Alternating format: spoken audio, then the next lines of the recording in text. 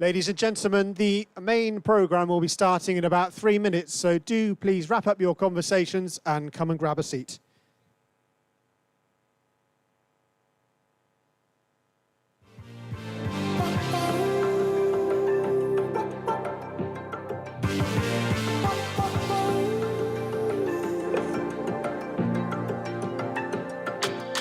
Sometimes I just can't take it.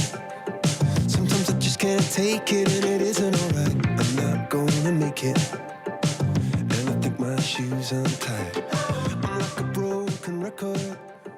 I'm like a broken record, and I'm not playing right. Just cynical, how about you kill me till you tell me on the heavenly phone. So hold tight, come on, come on. Oh, oh, come on, come on. Don't let go. Hold tight, hold tight. Oh, it's alright, you said. I got my hands up shaking just to let you know that you've got a higher power. Got me singing every second, dancing every hour. Oh yeah, you've got a higher power, and she really someone I wanna know.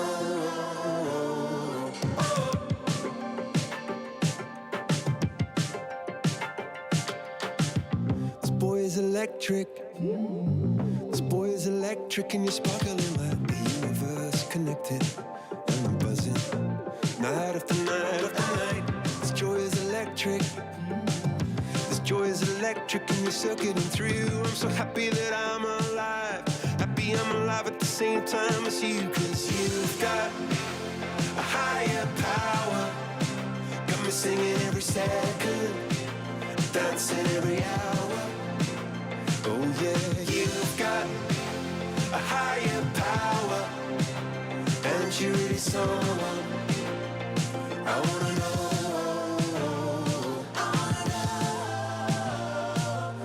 You got, yeah, you got a high.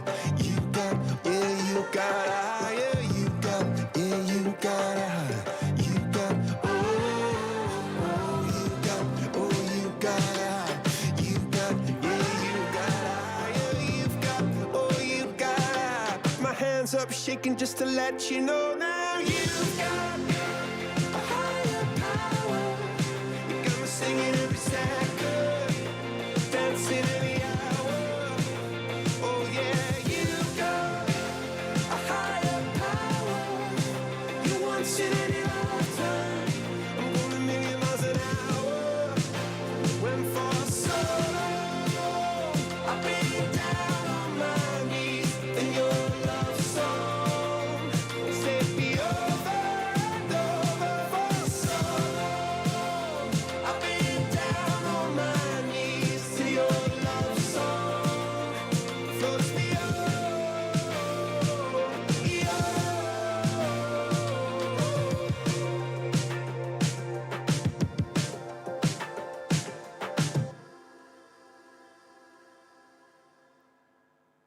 Good morning, everybody.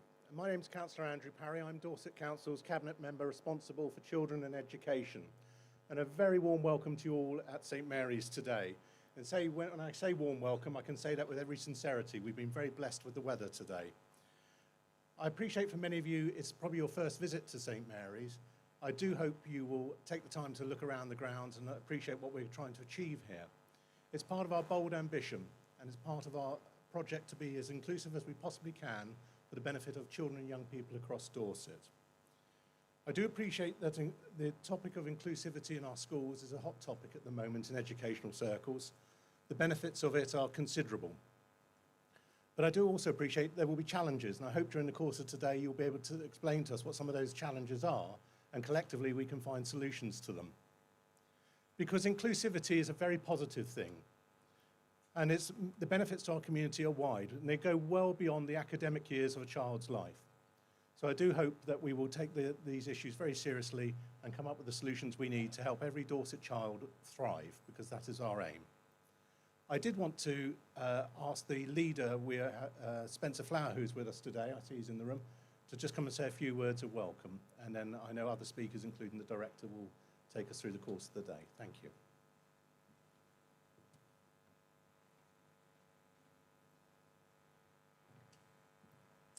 Thank you very much, Andrew, and welcome everybody.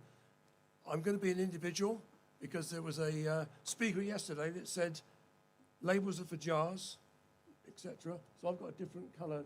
I got the one on that I had yesterday. There you go. When we bought, I just want to say a couple of words about. Andrew touched on it yesterday. He used the word bold today, but he didn't say ambitious. So I'll have to have a word with him later. I said in my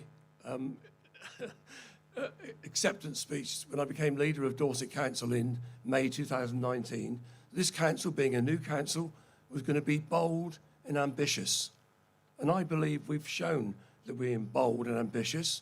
You know, we had the opportunity to look at St Mary's as part of a package of work that we're doing, investment that we're putting in to the futures of young people in Dorset, £37.5 million. This is part of that package of investment. It's an invest to save. You know, we bought St Mary's, 55 acres, with the school and so on, for £10 million. Make no secret of that. That was a steal. That was a steal. And the difficult bit for Peter and I, and Peter's here, we came across here when we got wind of the opportunity a year or so ago, and we looked around, and after about 10 minutes, we went, this has got to be done, hasn't it? It's really got to be done. There's some opportunities here. So obviously, like in any democratic institute, you have to convince others that it's the right thing to do.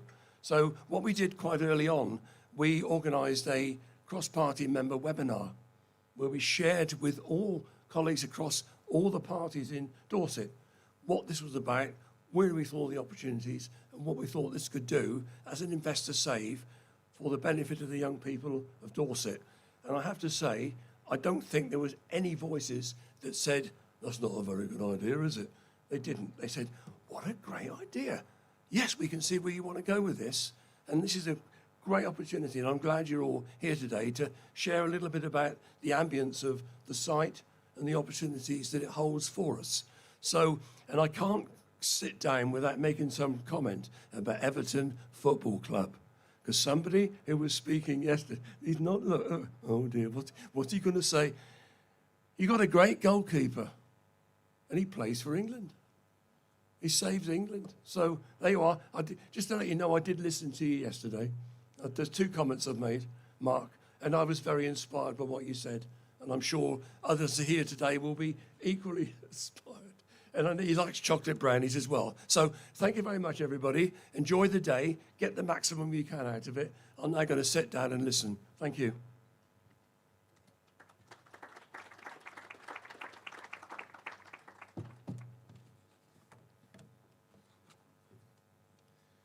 Thank you.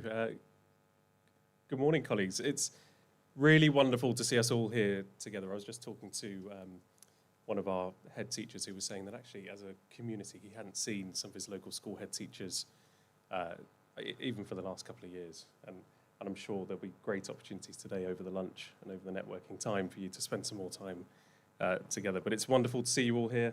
Thank you very much for coming and joining us. And it remains so important for us as an education community to be together and to have time to reflect and learn, just as it is for our children. And for our children and young people, both in our earlier settings, but all the way through school and into college. And in coming together, we are reminded that our education system is both what happens within the classroom, but also those vital things that happen beyond, such as in our communities, in our health system, and in our care system and beyond. And if there's one thing we have learnt, it is how quickly and effectively we can mobilise together.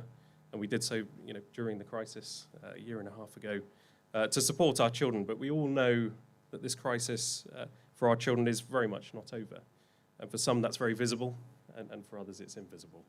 And quite often hard for them to communicate. So today, during our break, there'll be some opportunities to visit our market stalls, which are out on the grounds, as you can see over there, which have been led by a number of professionals who've, very thankfully given up their time really to present their offer. So we've got colleagues from Dorset Council, from Health Partners and others. And these are professionals who can challenge and support us to ensure that we can listen and understand the different needs of our children, but also to provide support to all of our children. So I encourage you over the lunch, over our kind of lunch period, to spend some time over in the market stalls talking to our colleagues and really talking about the offer that they can support you in the autumn when you return back to school. So as we go forward together, let us always be reminded that every scientist, key worker, teacher that's been so pivotal at this time started with a good education. And our children now will be the health professionals of the future.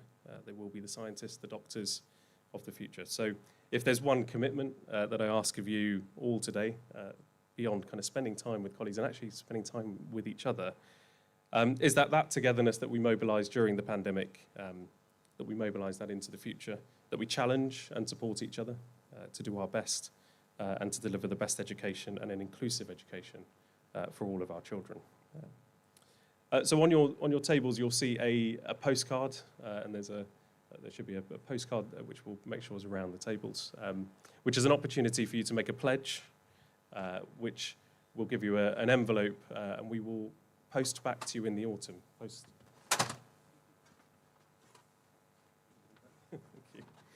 Which we will post back to you in the autumn, really to remind you of this day and this time that we've had together and the pledge that we are making to our children and young people. So as we go on, we've got some wonderful speakers here today. So Matthew Stevenson from the Department for Education, very grateful that you've been able to join us today. We have Mark Finnis, who'll be talking to us about restorative practice, and maybe some twisters, I think, and fabs, possibly, but really talking to us about relational practice and how we can work and really listen to our children and young people better. We'll be joined by Caroline Dulon from Ofsted to talk about the inspection framework, but also inclusion within the inspection framework. And John Diamond from the Mulberry Bush will be speaking to us about the fantastic work that they've been doing at the Mulberry Bush in terms of supporting children in their school, but also in the outreach they do. So really finally, our wonderful children filmed a video for us today, which is just fantastic. I've been very much looking forward to sharing it with you, really to celebrate the joy of learning, and we're so pleased to see our children back in schools. An empty classroom is a sad place in my world, so we always want to see full, busy classrooms. So before I hand over to Teresa, I hope you enjoy a short video from our children and young people. So let's check this.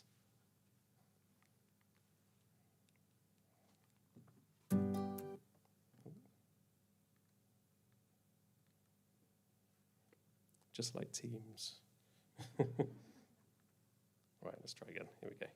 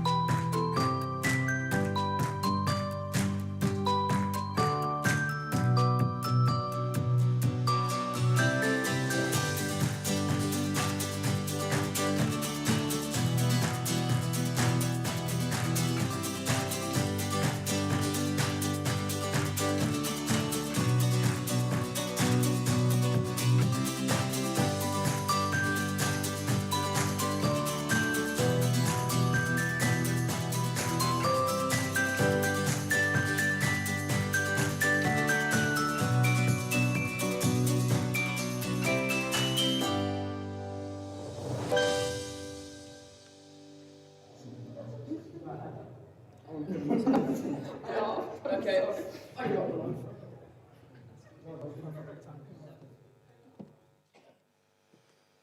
Well, they haven't forgotten how to be together, have they?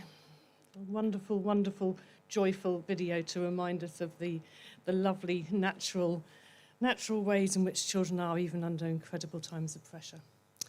Good morning, colleagues. I'm delighted to just take a few moments now to give you a further welcome to the fabulous Dorset Centre of Excellence that is St Mary's, but also back into the world of where we can all be together again. And it is a slow entry, absolutely, for many of us in terms of making sure that we stick to the position that we need to. But our conference yesterday, which was on the Strategic Alliance, and today does give us an opportunity to see in person again, rather than on Teams. I've enjoyed you all on Teams, I have to say. It's been lovely. Thank you for being there. Thank you for all of the daily initially and then weekly meetings that we've worked with together to make sure that we've actually had a relatively secure and safe period of time during this really challenging period of our lives. And so forgive me if I feel like I'm staring at you as we network today, because I kind of feel like I want to look deep into everybody's faces to really get a sense of who we all are, because that issue of really being together is so important to us, isn't it? That was a fly. We were slightly plagued by flies yesterday, so I hope we'll be better today, but we'll see. So, but for our children, for us, the time is now. Oh, this is going to be good.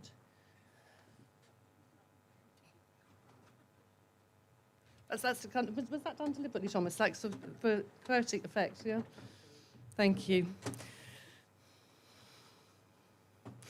For however well we have drawn together, come together, worked together, for however well so many schools remained open throughout and we've seen really good return rates for our children, for however well our frontline staff have remained stood up and continued to work throughout this whole period, the pandemic has caused and will have caused for some people, significant harm. And we know that for many of our children, families and communities, that harm will be worse where there's already significant challenges in their lives. Our most deprived communities, some of our more disadvantaged children, some of our children with additional needs, will have had a greater impact than others. I'm never that keen when children's services, I have to say, or local government even, are on the TV and radio news, because it's often not around great news. And the £3 billion financial pressure for local authorities announced this morning is a timely reminder that the pandemic came for us at a time of real challenge already across the world of children's services. Josh McAllister's Case for Change, the Care Review, talks about children's services being a very vulnerable Jenga block held together by sellotape. It doesn't really make us feel a very safe offer for our children. His initial reporting on Case for Change talks about the system being broken. I reject that for Dorset. I don't believe our system is broken. I believe our system is stronger than it's ever been before. But I do know that we have to go further.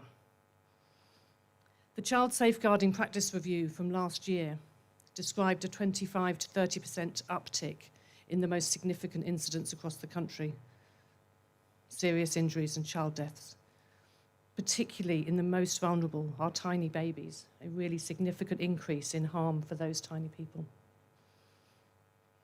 That's real, that's now, that's situational risk.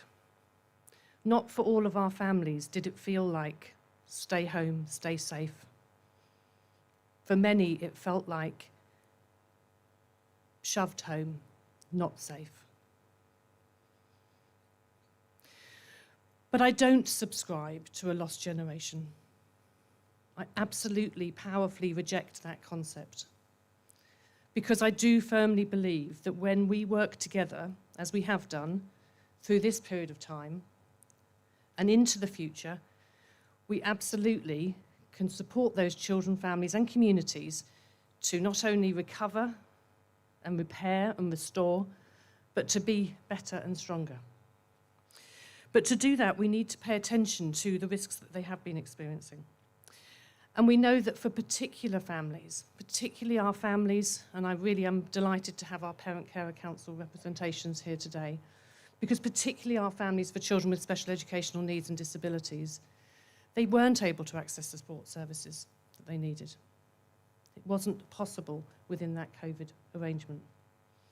And we know, therefore, that the fallback, the drop back, and some of the challenge for those young people will need to have particular conspicuous care as we go forward. And our children across the country told our Children's Commissioner, Rachel D'Souza, 500,000 children responded to the big ask. And they told us that, yes, they were worried about having missed their education. Absolutely they were. They wanted to be confident that they were going to be able to catch up in a manageable way. They told us they had missed their peers, they'd missed their families, they'd missed their friends. But mostly they told us, in very large number, that their biggest concern was mental ill health in themselves and in their friends and in their families. And that's not a new crisis, is it, colleagues? You know, being here yesterday with health colleagues, the crisis around mental ill health for our children and young people and adults was a crisis we were already living, now further exacerbated. So you could say, oh, wow, thanks for the motivational speech, Teresa. We can't hide from our reality. But for all of that challenge, and it's real, our opportunity is to now absolutely move towards a 10-year plan for our children. And my call to arms for us today and every day going forward is that we campaign for that 10-year plan for our children. That we really understand together that early intervention is in everything we do with children. Even when we're intervening at a crisis level, that's still early intervention. It's early intervention for the next 70 years of their lives. Any penny, any pound we spend on children's lives that has good impact is a saving and an investment for later. It wasn't that bad, Thomas.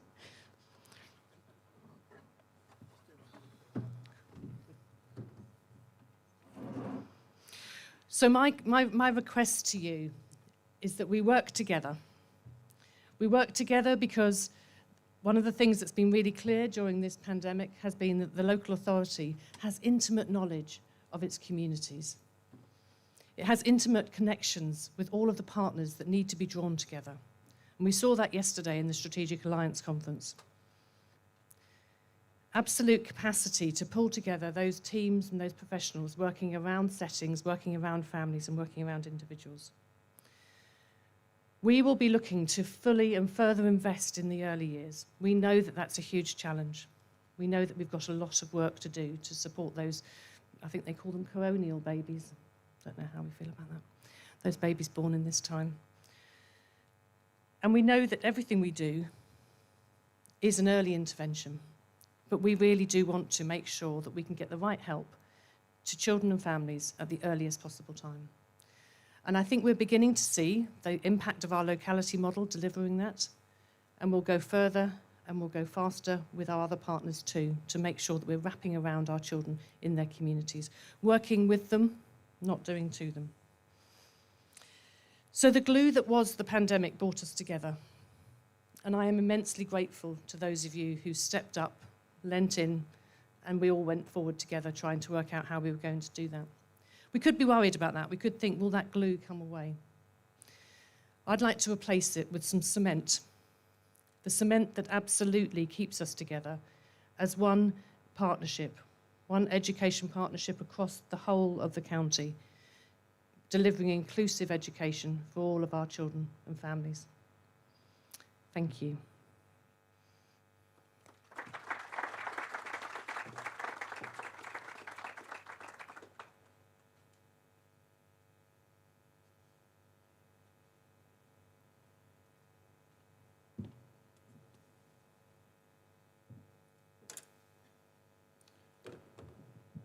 Just going to check this all works.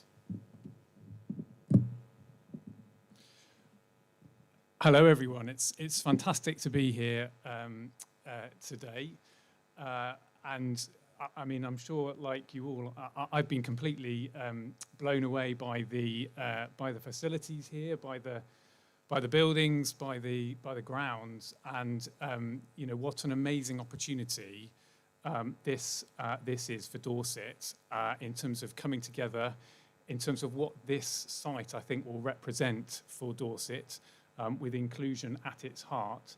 And you know, what an amazing opportunity to come together today after such a grueling year to talk about this. My name's Matt Stevenson. I'm Deputy Director in the RSC's office for the Southwest. And I did just want to start by, my slight issue here is I kind of need to see my own slides. Oh, they're down here. Thank you very much. So that will work, although I might start wandering around a little bit. I wanted to start really with a huge thank you to everybody. It's been a grueling year for all of us in whatever roles that we have. We've had to deal in schools with, you know, the trauma of that first lockdown of many school leaders having to run schools without children in them. We've had to deal with the trauma of remote education, of not seeing our most vulnerable children in schools. And I was a school leader myself up until about 18 months ago. So I do know what it takes to run a school, but I haven't run a school through a pandemic. And the challenges that I know that has brought to everybody have been absolutely incredible. Not least the challenges sometimes just wondering when the next piece of departmental guidance will come out, for example. And I know that those things have made things more difficult at times as well.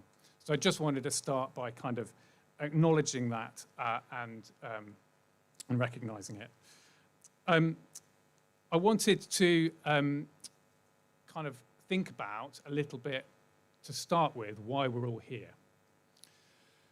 Teresa, I think, set this out brilliantly just now. And I think probably for all of us, certainly I know for myself, the reason I went in to the profession was about the most disadvantaged and wanting to make the biggest difference for the most vulnerable in our society, whether they're from poor backgrounds, whether they have particular additional needs. And I think it's just so important at times like these to come back and really reflect on why we are here. And there are some positive things to talk about here. If you look back over the last 8 years, nationally, the gap between disadvantaged children and their peers has narrowed, as you can see there on the slide. A little bit less good in the last few years, up to 2019, but it has narrowed. There are some positives here. And I also think, and this is my experience as a school leader too, that there is much more evidence that we now use within schools to frame what we're doing, to make sure that whatever it is we're doing, whether it's around curriculum, pedagogy, behaviour systems, is geared more to the evidence and geared to how that will best support particularly the most disadvantaged children. And the kind of, the EEF has been absolutely critical in doing that too. But of course, there's a huge but. There are huge challenges that still remain. And one of the, I'm going to come down, sorry, I don't know whether you can still hear me. I just can't try and keep my voice up with these slides. Oh, okay, yes, please, sorry. So I wanted just to kind of start, and I think this is in line with what Teresa was saying, really. I wanted to start by a kind of fairly stark picture of the gap that exists between disadvantaged children's outcomes and other children's outcomes. And this graph, the bigger the kind of the lines, the worse the gap is. And the blue line, as you can see, hopefully, is primary, and the orange line is secondary. And what they represent is the different regions of the country.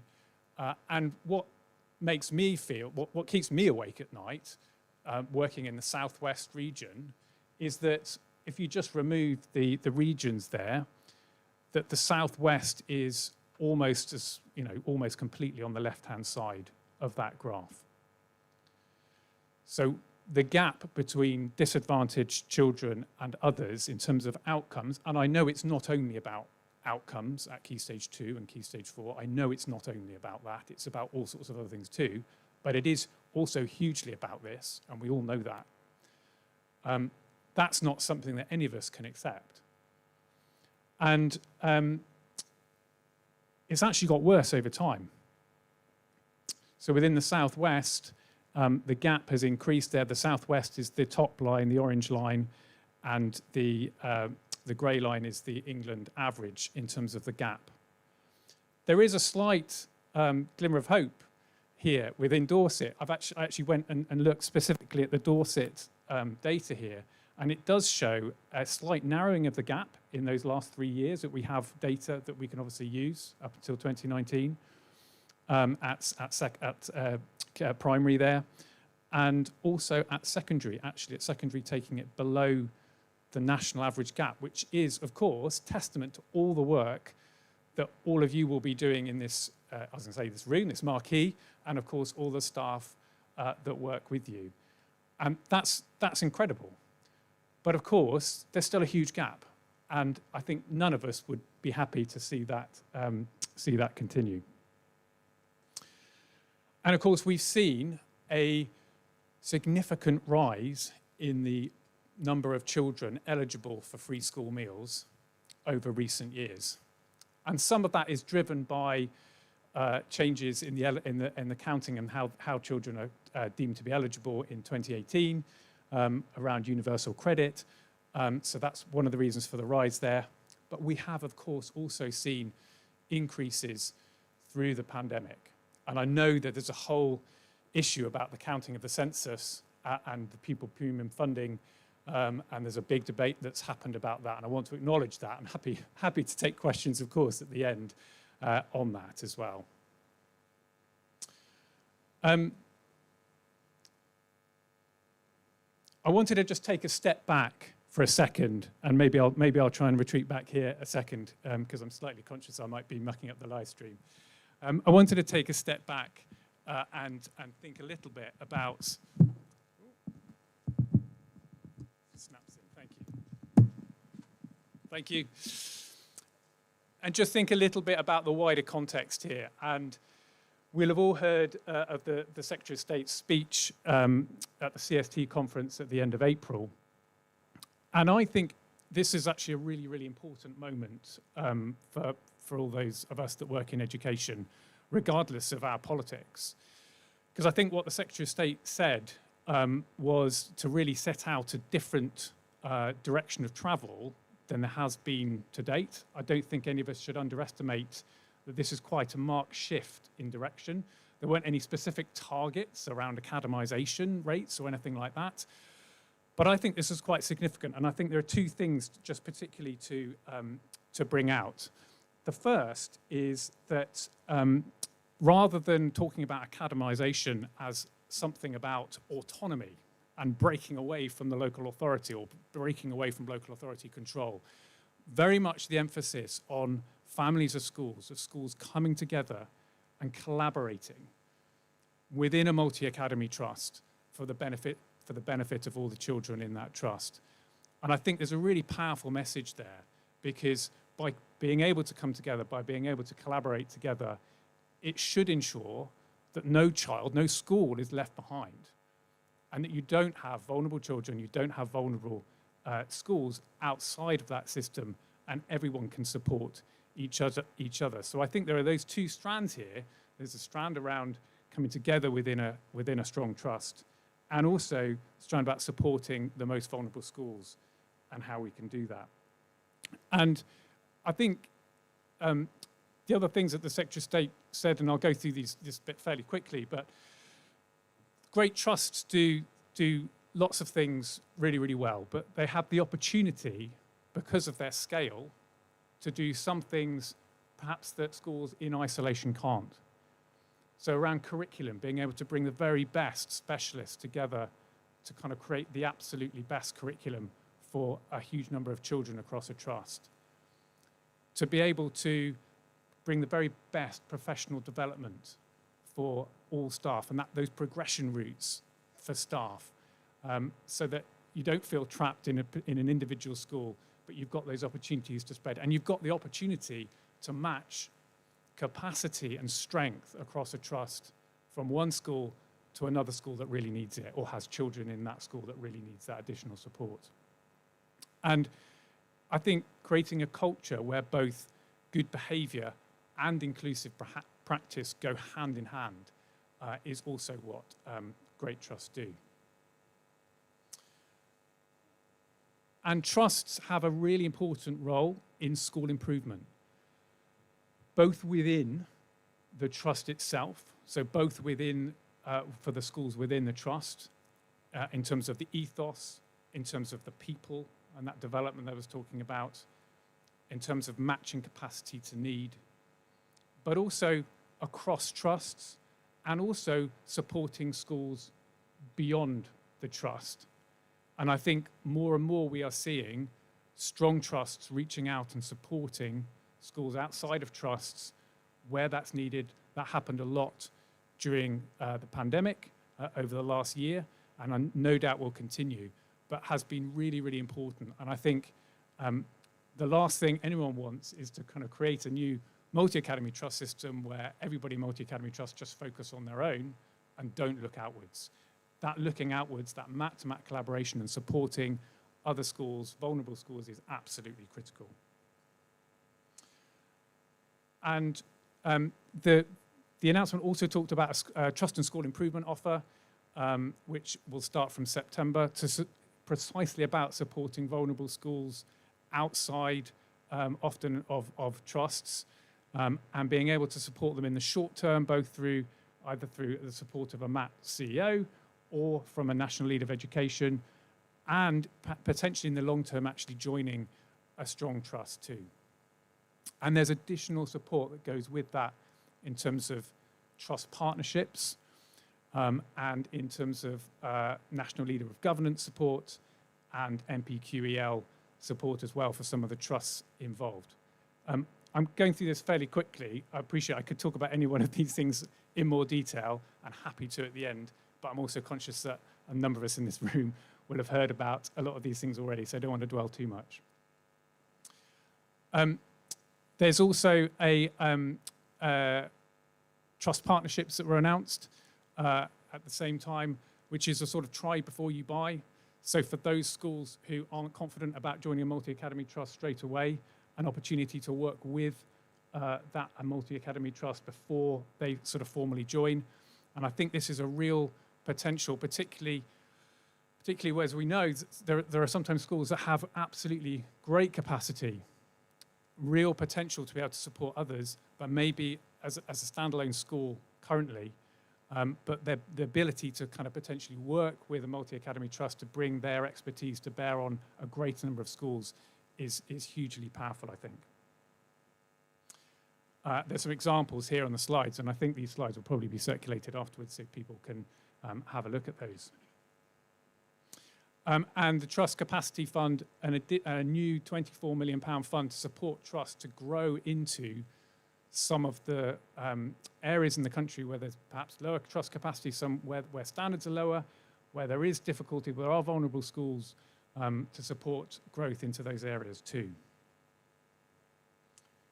And finally, just a kind of MAT assurance framework that supports trusts to be able to self-evaluate their strengths and weaknesses, and also work with other trusts to peer assess that as well. And there are a number of particular areas there. I'm just going to grab my...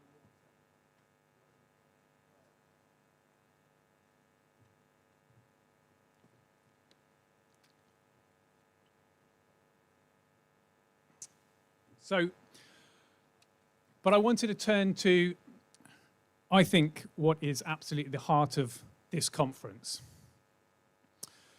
which is that great trusts, I think, are also inclusive. And I think it's fair to say that there is a variety of practice that exists when it comes to inclusion. We all know that there are some schools that bend over backwards to take children in, sometimes even when perhaps those schools themselves don't have the capacity to support those children, or because they've already taken so many children with additional needs that it's going to be a real struggle for them. We also know that there are some schools that don't. And I'm just going to name that because I think there is that. We all recognise that. And I speak from a kind of personal perspective here as well, because previous to this job, I worked in South Gloucestershire. We were a very inclusive school.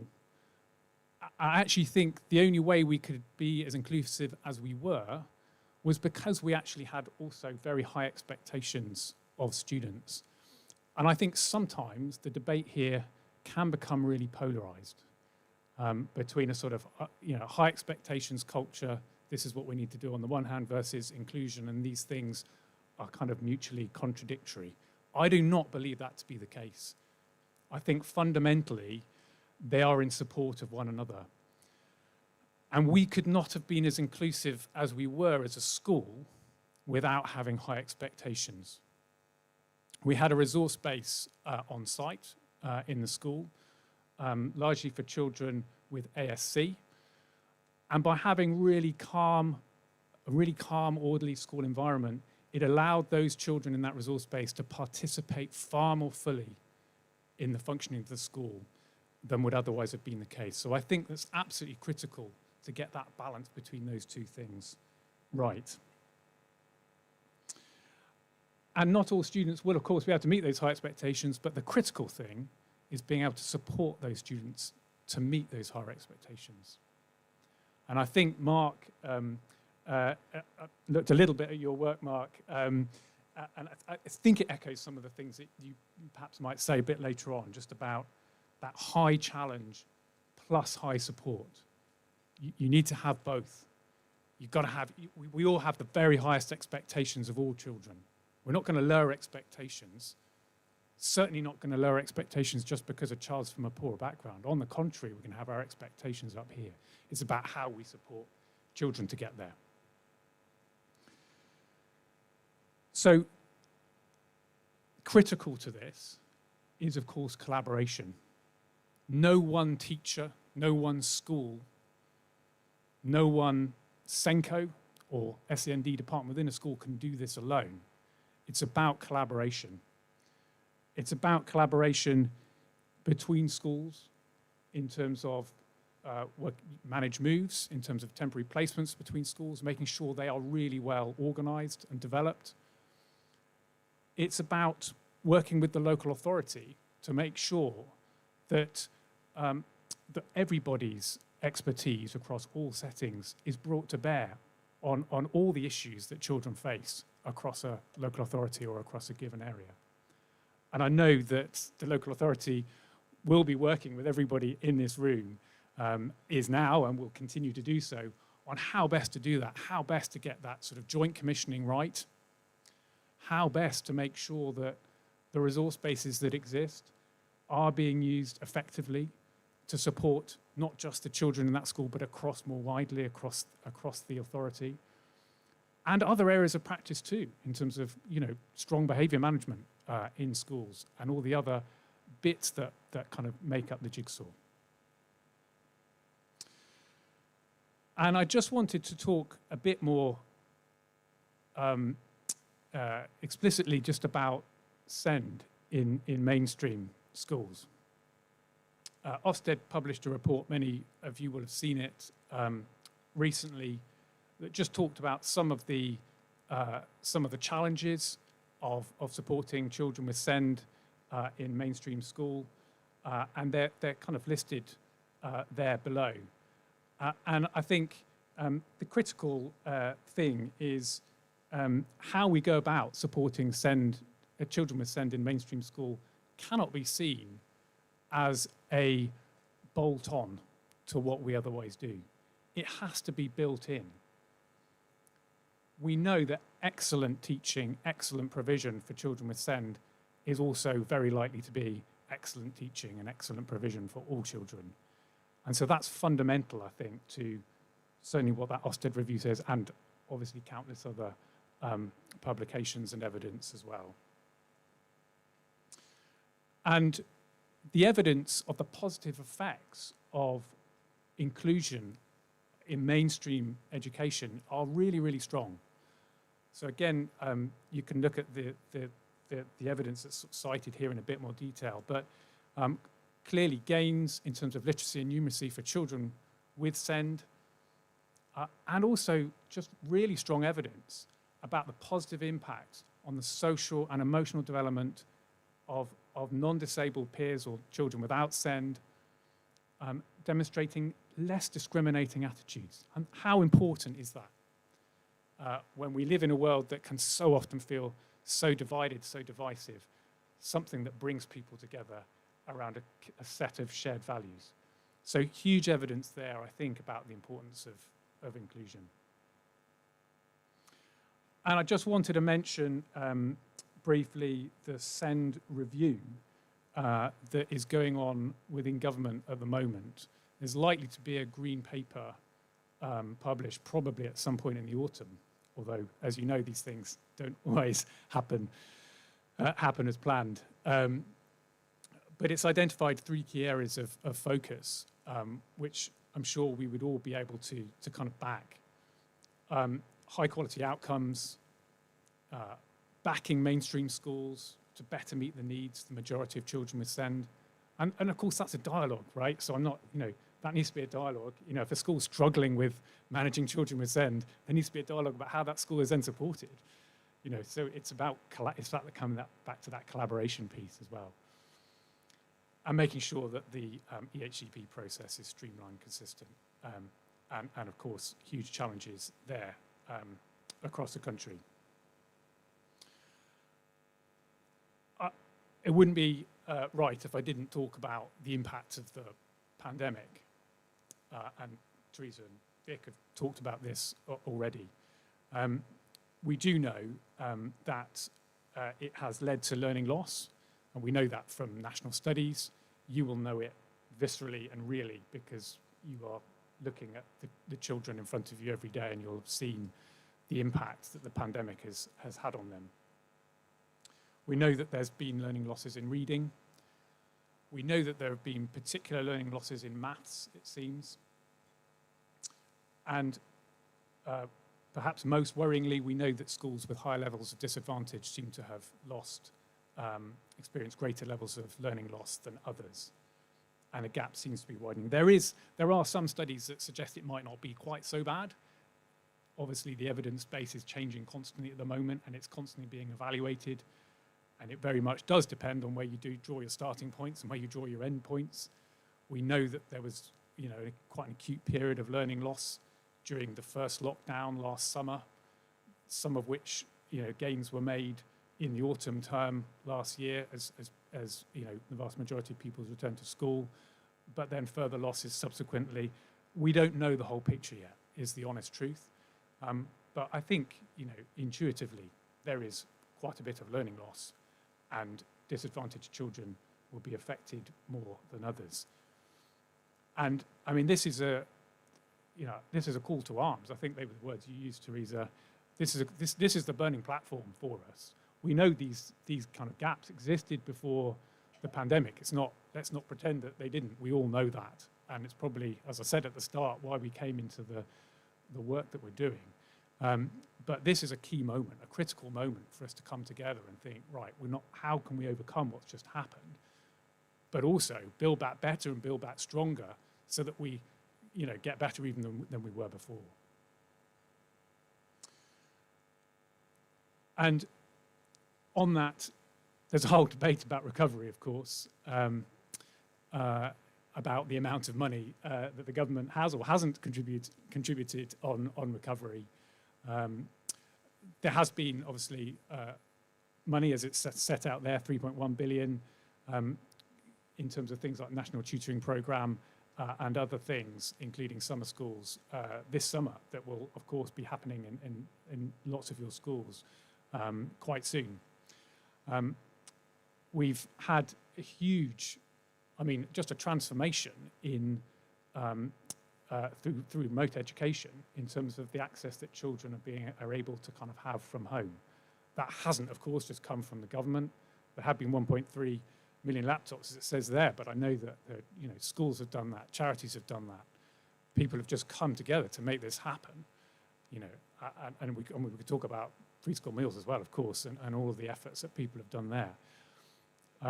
But this is for a long time, we've all worried about the digital divide and the difference there between advantaged children, disadvantaged children.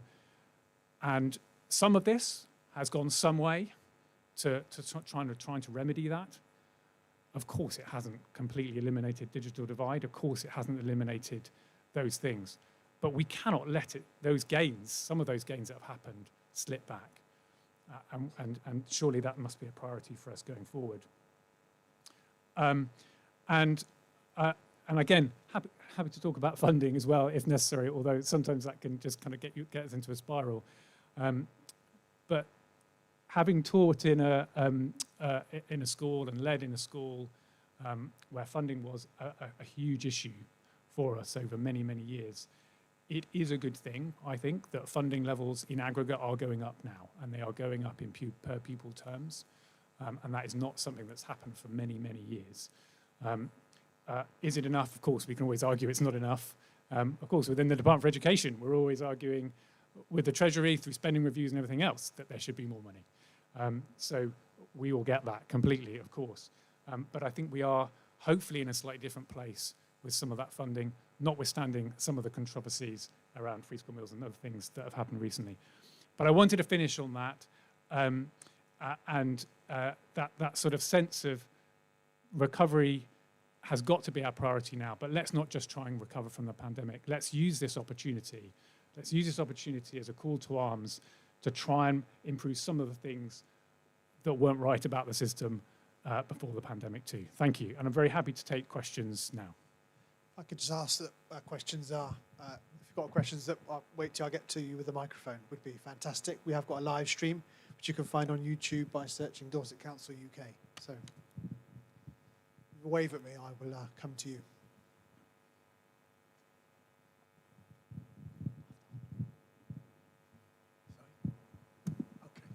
Peter Wolf, Deputy Leader of Dorset Council. When you said try before you buy, I'm interested to know what that actually means. And we've got a number of examples where academisation has not resulted in a lot of people applying, so we've only had one choice. We then get the pleasure of paying for the debts that they leave, and sometimes the academies that are proposed achieve discipline by high exclusions, which we then pay for. So my question to you is, how are we going to get around that, and how are you going to be, I think, a bit more sympathetic towards local councils in that particular area? Thank you. Well, I think it's a really, really good question. And, I think hopefully what came across from my presentation was that, I think all schools should be inclusive schools, whether they're academies or not. That really shouldn't matter. We all know that there can be academies that don't have the best inclusive practice. We all know that there are maintained schools that can have not the best inclusive practice too. I would certainly want to work with you and with the local authority to challenge any academies that aren't being inclusive and aren't working collaboratively in the local area, because it's in everybody's interest to do so. So I hope that answers your question. In that respect, the try before you buy is very much about, if a school, for example, a maintained school or a single academy trust is considering joining a multi-academy trust, but not quite sure whether that's the right thing, understand it's a long-term commitment, that's the point of it, then there's an opportunity that shouldn't go on too long. You need to kind of at certain points say, well, actually, we're going to kind of go in and we're going to come out. There's an opportunity to kind of formalise a partnership outside of the multi-academy trust, where the partners can work very closely together to see whether they want to move into that longer-term partnership. And that's something that, if people are in this room are interested in, please do reach out to our office, the RSC's office, to kind of talk about that. And it's something we would always be wanting to work with local authority colleagues on too.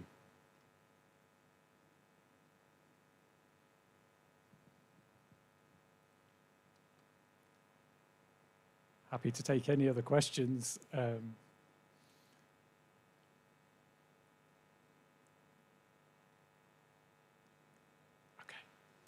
You're going to let me off very lightly. I wasn't expecting that. I was, at least a question on funding or something.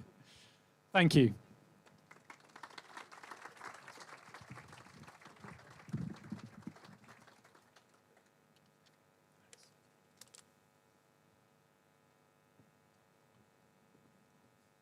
A little bit shorter for me, I think.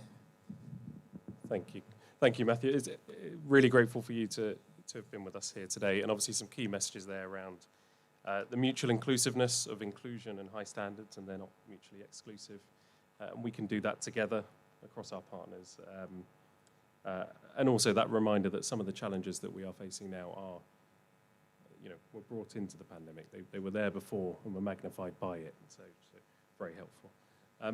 We'll take a short 15-minute comfort break now. There's some fresh tea and coffee over to my left on that side of the tent, marquee, sorry, and slightly larger tent. There will be some camping here potentially in the future, you never know. So if we take a 15-minute break, and we'll be back for about 11:10 for Mark Finnis, our next speaker. Thank you.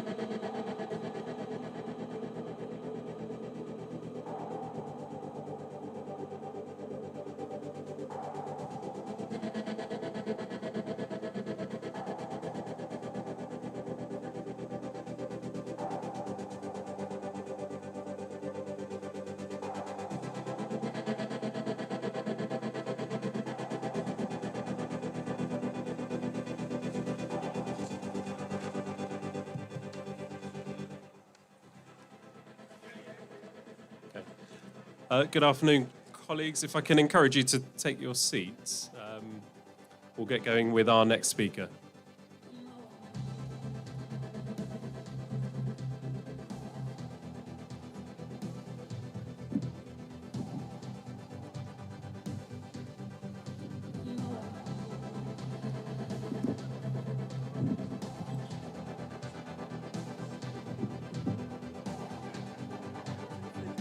Huh?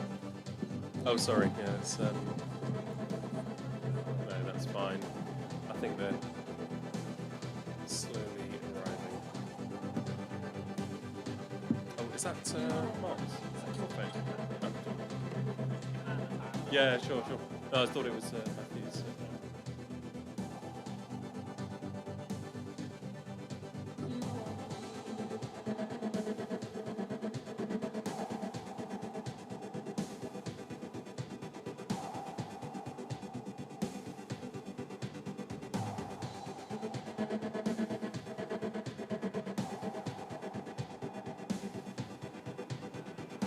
Right.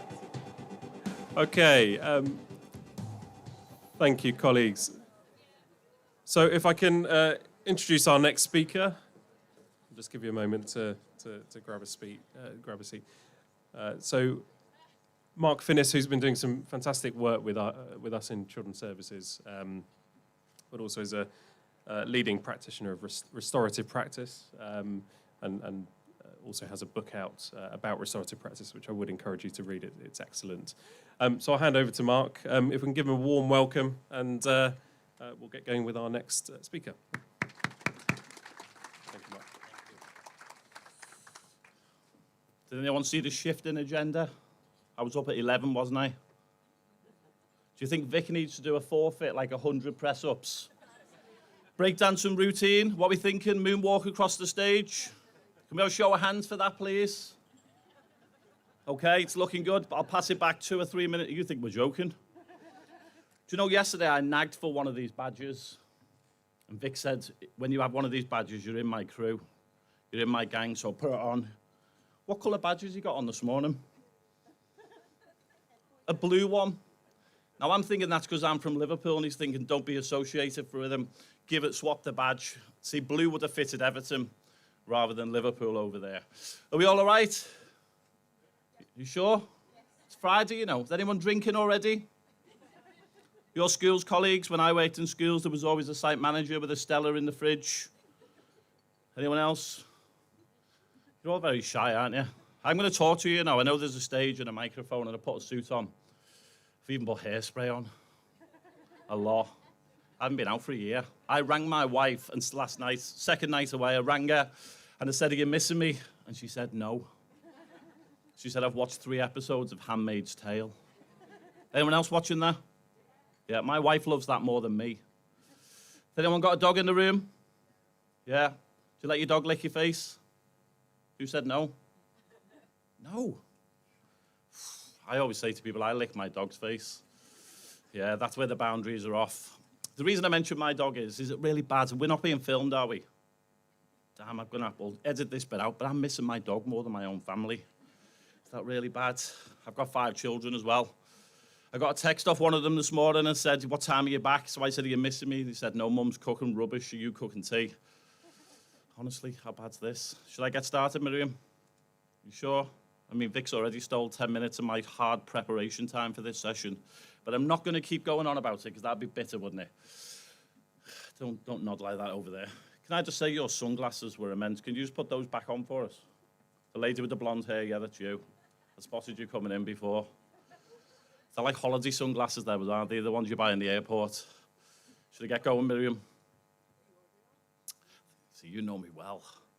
Colleagues, I'm going to talk to you about relationships, but if you don't know much about me, we're not going to build a relationship, even though I'm only here for less than 90 minutes now. But let's not keep going on about it.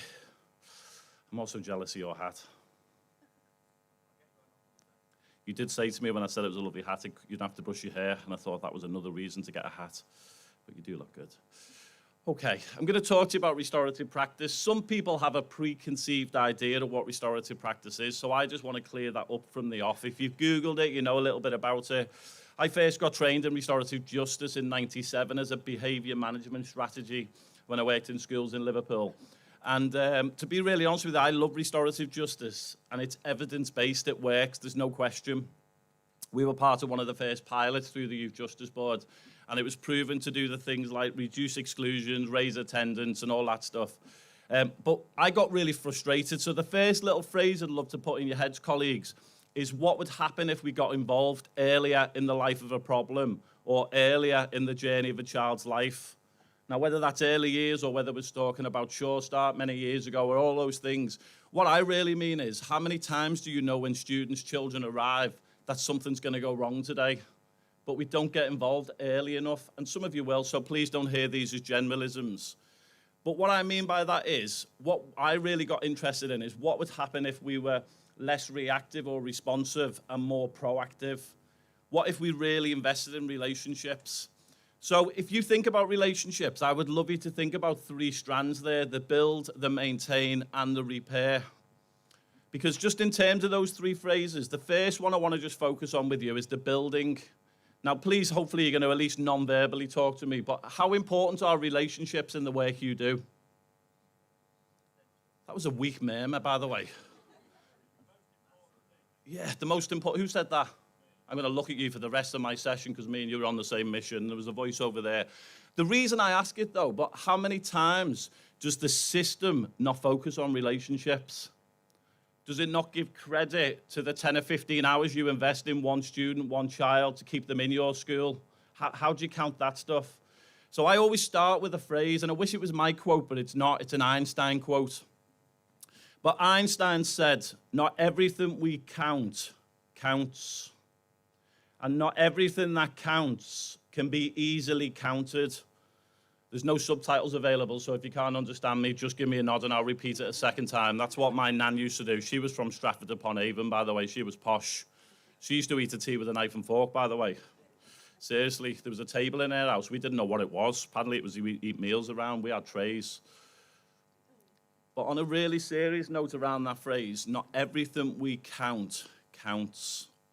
And not everything that counts can be easily counted. It's a question rather than a statement. Do we hit the target but miss the point with some of our children? And a little bit about the building of relationships. I could talk to you all day long about theories like social capital, relational capital, cultural capital. But I'd like to simplify it and talk to you about relationship banks. So if you're thinking through, often when I work with schools, we talk about relationship piggy banks, making deposits. Now, I've got 5 children who I love to bits, 4 daughters and a son, but I am enjoying being away for a couple of nights, I'm not going to lie. I'm dreading going back tonight. Can I not just do another one of these tomorrow? Brilliant, thank you. I'll just tell them, I don't have to. But just in terms of that part, in terms of the bit around investing in the relationship bank, my 5 children get lots of top-up at home from my wife and I, from our family and friends. So I hope they go to school with enough top-ups in their relationship bank that it doesn't really matter whether it's a teacher in college, secondary school or university. They're probably going to have a fairly good day. But I worry about the students who don't get that topped up enough at home. And I was also flipping the mix during COVID yourselves. So I have a phrase that I'd love you to think about, which is know our children well, know our students well, but allow them to know us well. Now, I would encourage you to make that one of your school values. But if your values are on a website and on a lanyard, they're probably not your values. So what does it really mean to know your students well? Because we talk about 3 Ps in relationship-based practice: personal, private, and professional. We don't want any of you to go into the private self in school, but we've got to give a little bit of yourself. You've got to give a little bit of yourself. You know, in Liverpool, football's far more important than life itself. So I already asked you, red or blue, didn't we? Got into that before, and we had a bit of banter yesterday about Everton and Liverpool. But in terms of that, that's my personal self. The dance we do between our professional and personal self is a challenge. Because I talk about a phrase, the ability to relate to each other. In theory, we call it relatedness. But just if I can relate to you and you can relate to me, surely that's the heart of good teaching and learning. Now, the reason I'm throwing that phrase in is people think restorative practice is a behaviour management strategy. It's not. What it is about relationships for learning, relationships for leadership and governance, safeguarding. Because I always say to people, paperwork doesn't keep children safe, people do. Interventions don't change lives, people do. And in case you think, oh, it's just some strange Scouse bloke banging on about relationships, Dr. Robert Lowe at Cambridge University has found the direct link between relational capital in the classroom and the impact on achievement and attainment. You know, so if you're thinking about that, the Department for Health found the single biggest protective factor for children around safeguarding is always down to the quality of the relationship between the professionals and the child and their family involved. So thinking about knowing your children and families well, family means different things to different children. I did grow up on an incredibly brilliant but tough council estate in Liverpool. Some of the most significant people in my lives were 2 aunties called Auntie B and Auntie Pat, but they weren't my aunties, they were my mum's best friends. One of them made the best homemade chips you've ever had. You know, where the chip pan hasn't been cleaned for like 9 years, it's got black bits floating in it. You know, if you change the oil, you ruin them, don't you? Some of you look more engaged by the chip pan conversation than the content I'm delivering. Do you know, I'm slogging it up here. I've got a suit jacket on. It's so hot in here. I want my shorts back from working online. And you know, I was meant to start at 11 o'clock and panic to go to the toilet, because normally on Zoom you just put people in breakout rooms to drink your milk in the cereal or go to the toilet, don't you? But I won't keep going on about it, Vic.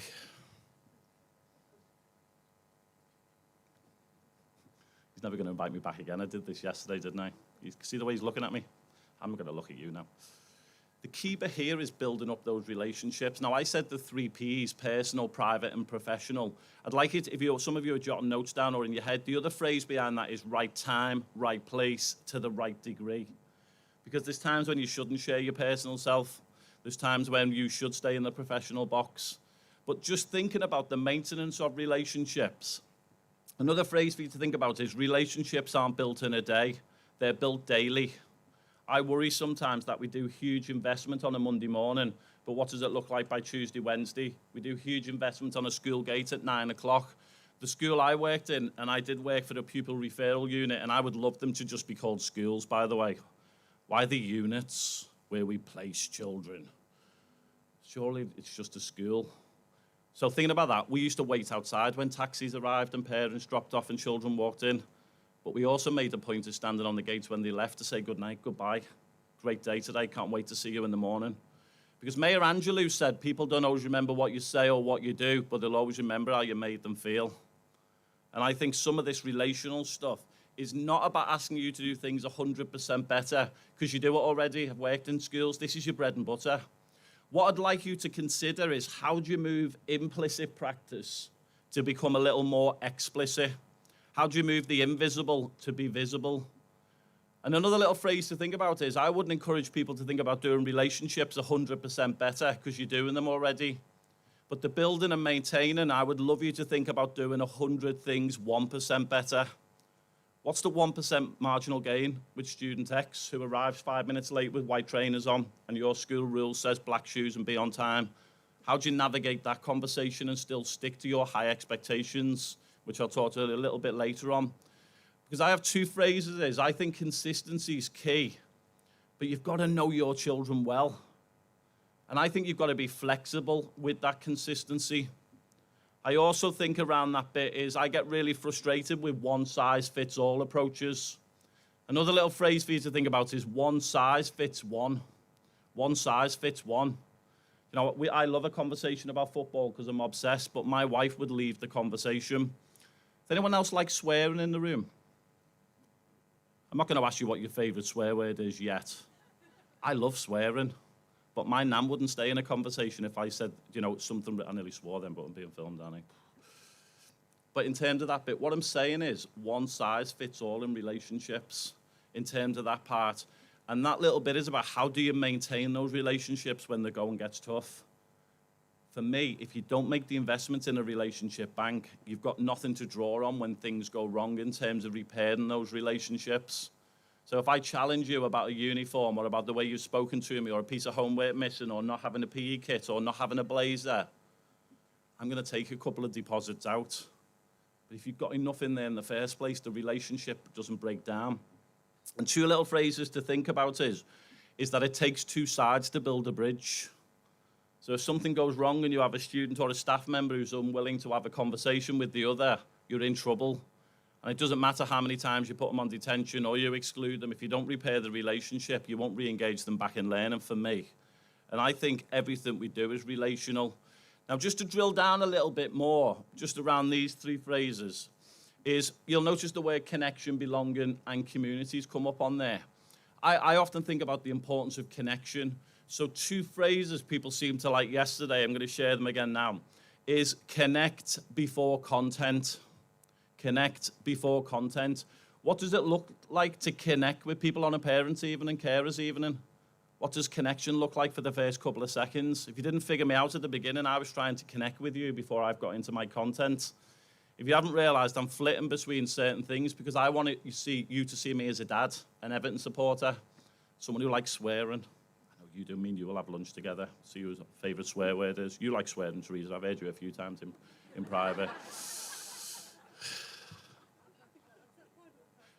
Should we get a microphone out?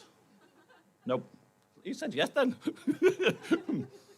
But that's personal, right time, right place. For me, the importance of connecting with people could be about being an educator, could be about an accent. You asked me where was I from in Liverpool, and you said Crosby. He's posh. He's posh. But the key bit around those, you can connect over lots of things. The second phrase I'd love to put in your heads is connect before correct. Connect before correct. If you're called to a classroom, how do you connect with the adult or the child before you get into correction? What does it look like at a reintegration meeting at a more formal end of a continuum when the family arrive in reception, whatever family means to people? Because if you're not involving significant, important others in children's lives, don't be surprised if professionals and services become the solution. And if you keep sorting things out for children, then if you're not careful, children's families in a broader sense will see you as the solution. So a question to think about is, what's the school service alternative? In terms of the alternative, let me just track back a little bit, but the services or the school's involvement, what's the family or community alternative to what you're doing? Because the challenge is, if we keep sorting things out, it's just creating dependency. And I get really frustrated when I worked in schools when people used to say, what are you going to do about my child being bullied? Well, are you a passenger in this process? Because I'm not. I've got 5 children. My youngest is 17. When they've had difficulties in school, I'm not a passenger in their education. I'm part of the crew. I'm not part of the audience in meetings. I want to be part of the cast. So what do your meetings look like? Because a little phrase to think about, colleagues, is thinking about relationships and connection, is the removal of threat is not the same as creating safety in your meetings. So saying to parents, this is a safe environment, doesn't mean they'll feel safe. It's the connect before content or the connect before correction. Remember the phrase before, 1% marginal gains? What would happen if you met them in reception and chit-chatted about the World Cup? What if you shared how excited both your children were? What would happen when you got into the meeting if there was a cup of tea and a plate of Jaffa cakes on the table? Anyone else eat a whole packet of Jaffa cakes? I can't eat one. I've got to eat the whole. There's 10 in there as well. I count them. There's 10. But what would happen if there was biscuits or some fruit? What if the layout of the room wasn't professionals on one side and family on the other? What would happen if you didn't hold meetings just in your school? We had a great school in Hull called Sydney Smith, and Jason Blount, the deputy, they started a whole reintegration meetings in the Freedom Centre a mile down the road, because the voice and influence of children said, we don't like coming into school, we feel unsafe. Now, you can get defensive, or you can seek to understand rather than seek to blame. And the key bit is, if we don't listen to our children and families, and we stop listening, before long we'll have children and families who are unwilling to talk. And I think some of this stuff, even just getting into the basic values and principles of restorative practices, we have to model it. The key little phrase is, you've got to model the model. The other bit is, if we're not modeling what we're teaching, then we're teaching something different. So we've got to model the behaviors you want to see in our children. I'm not saying you don't do this. I don't know any of you. So please don't hear any of these statements as a generalism. But if you want to create belonging and community, the starting point's relationships. You know this. Don't you give me a nod if this is anything new. I mean, should we just get lunch now? Do you all know it well enough? Lunch was good yesterday as well. There's a lot of pressure on our catering staff in the back, by the way, if you're listening in, because lunch was wonderful yesterday. There was a little scone at 3 o'clock as well. Look out for that. I didn't get mine. People kept chatting to me, and then the flies were all over it. Fuming still. Didn't sleep well last night. Can I just also throw out, it had jam on first. I was born in Cornwall, colleagues. Talk about conflict resolution. Just thinking about connection and belonging before I do a couple of other slides. And to give you the heads up, I'm going to give you a minute or so with the person closest to you, just to do a little bit of reflection before I move it on again. But I also struggle around the language we use, because I think some of the language we use with our children and families creates disconnection rather than connection. So I'll say this phrase twice in case you want to steal it and process it back at school or your agency. But the language we use creates the reality we experience. The language we use creates the reality we experience. So do you ever hear phrases like hard to reach? Who does that phrase blame? Yeah. What if you changed it to, I'm struggling to build a relationship with the wider family? Instead of hard to reach, difficult to engage, what would you say? I'm finding it difficult to engage student X in my class. Because all we're talking about here is reframing the language to separate the behavior out. You know, please forgive me because it was on your slides there, but I really struggle with disadvantaged. Because on paper, I was disadvantaged child. I was in a single parent family. I hate that word, single parent. My mum wasn't a single parent, colleague. She was the best parent you will ever find, who did double jobs, and she wangles Father's Day presents and Mother's Day presents out of me. This is where I got my deviousness from. But on a serious point, you have to put it on a slide, because that's how we track the data. As schools, that's how you all track outcomes and impact for children. But if you're not careful, the language we use creates the reality our children experience. Vulnerable is another one. You might have classed me as vulnerable. But my wife and I have got pretty good jobs now. We live in a village. Pay 15 grand extra where I live to live in a village, but I call it the estate. But I would say my children are more vulnerable than I was as a child because my wife and I work ridiculous hours. My children let themselves in from school. I mean, they're older now. And in case you're sitting there thinking, you're a really bad parent, I am. But on a serious note, we of course looked at people around us to be in and out. But I worried about our children. But on paper, two parents with a good job, probably a better postcode than somebody else. But the reality is, what does vulnerable mean? I've worked with some children who I wouldn't class as vulnerable. I would class as incredibly resilient. Because some of the stuff they navigate, I couldn't. I struggle when a hotel room's warm. Some children see the most awful things every single day. Some children don't eat. Some children get the clothes out of a washing basket on Monday morning because nobody washed them. And other children ridicule them for smelling. Some children don't have deodorant in the house, and teachers belittle them for the way they smell in the class. A student once told me in a school, without naming it, that they were made to sit by a window because they smelled. Talk about public shaming. So if you think about the language we use creates the reality we experience. What is some of the language we use in school? Lack children. They're children we care for in Dorset.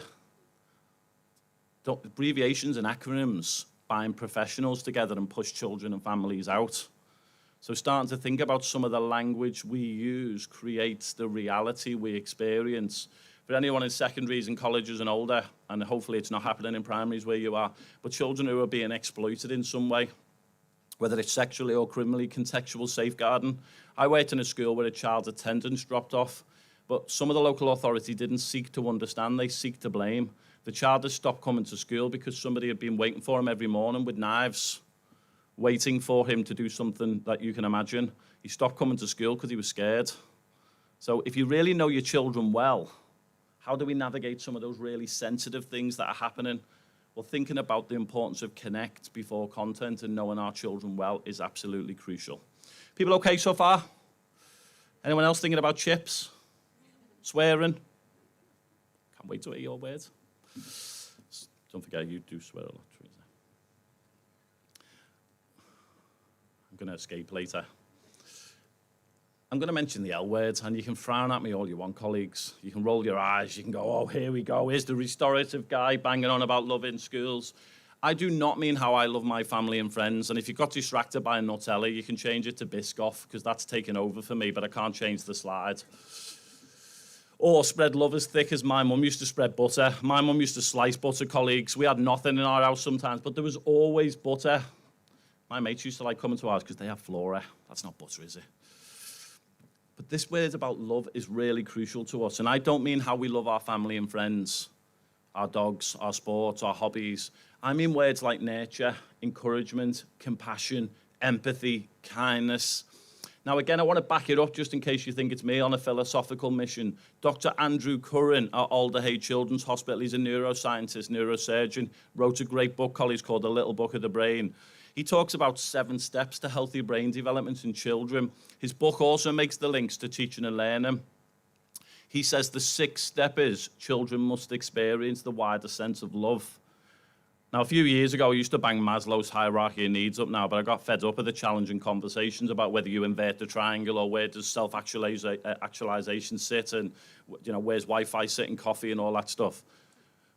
But the basic needs of people on the bottom, of course, we need to make sure our children have had breakfast, feel safe, feel warm, all the other stuff without naming the first 2 layers. But the third one up is belonging. And a quote that flies around in education for the last 10 or 15 years is all behaviour is a display of an unmet need.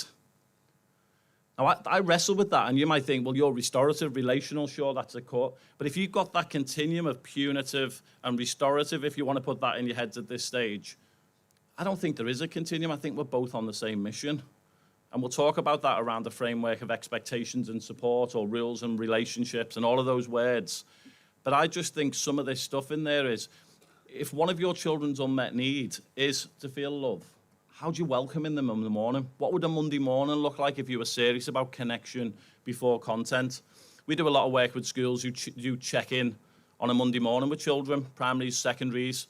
you know, around that part. Carmanor Community School in Leeds does 3. They do check-in on a Monday morning, check-up on a Wednesday, and check-out on a Friday. 10 minutes, 3 times a week, where they just invest in relationships. They moved away from tutor groups because it was very hit and miss. So instead of 30 children, they have 8 to 12, and every adult has a group of children. Because the other phrase to think about, and you can't do a session like this without shining a light on the inspiring Rita Pearson, can you? Anybody else got a crush on Rita? Yeah, she's absolutely inspiring, you know, in terms of that part. But this notion of a champion, but if you don't know your children well, how can you champion them? How can you know which children need you to champion them more than somebody else? I'm a big mouth. I'll come bounding into your classroom and want a bit of attention. But if you think about the language we use creates the reality we experience. I was described as attention-seeking in school. My wife still says that now. You're nodding as well. What if you change that to attention-needing or attachment-seeking? You know, because I remember an educational psychologist when I worked in Liverpool, Simon Ward, his name was. He had a referral from the school. This child is displaying attention-seeking behaviour. He wrote on the bottom, good, give it to them, and sent it back to the school. It's brilliant, isn't it? But because if you just think about that, if somebody needs attention, give them a bit, maybe the behaviour stops. But even just going back to that bit, some children come to school ready to learn. You know those children. They own 85, 90% of children. But the other 10 or 15% don't come to school to learn. They come to school to be loved. And they don't say, can I have 5 minutes of your time to emotionally offload from my previous evening? They act out in certain ways. And colleagues, you can either spend your time proactively filling up children's cups before things go wrong, or you can spend the time afterwards dealing with the outcome and the behaviours we see. The choice is yours, I think. And that's the challenge where people think restorative practice is a bit wishy-washy. We'll come to that in the next part and the third part. But relationships are the foundation to absolutely everything we do. And this little bit on there, it's not on that quote, but I wanted to put a picture of Rita Pearson to give her full credit. But she says in her TED Talk, every child deserves a champion. During COVID, I'd changed that every professional needs a champion. I love child-centred practice, but I think we should be talking about professional-centred practice as well. The other bit on there, though, she says irrationally obsessed with them being successful. I don't want to lose that word irrationally. We don't build tables in a factory.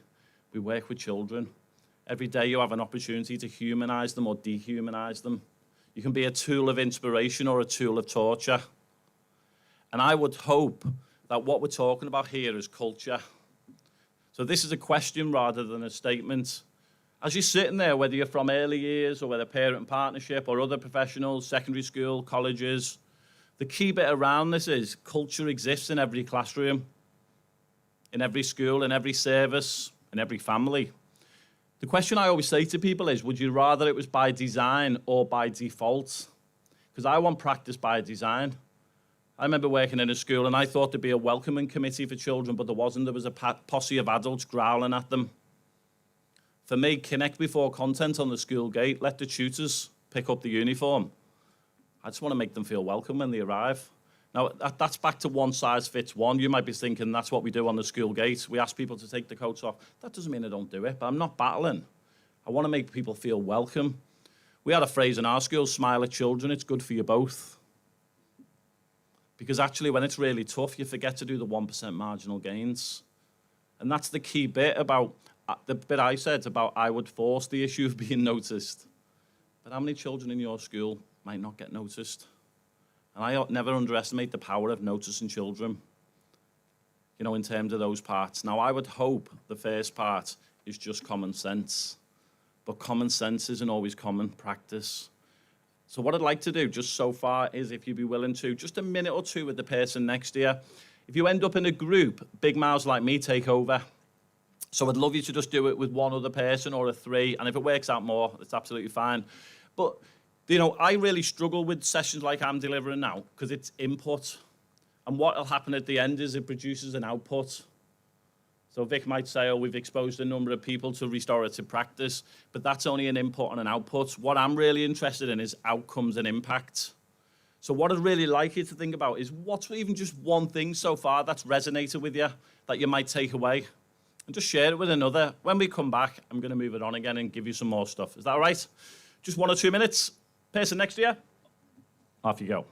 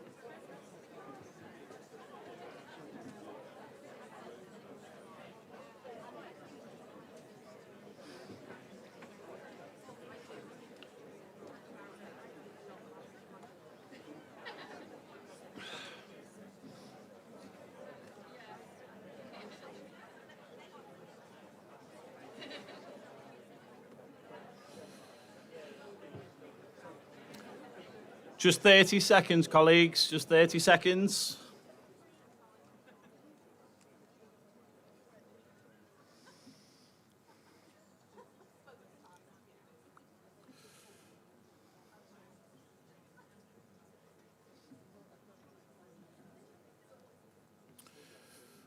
"24 seconds.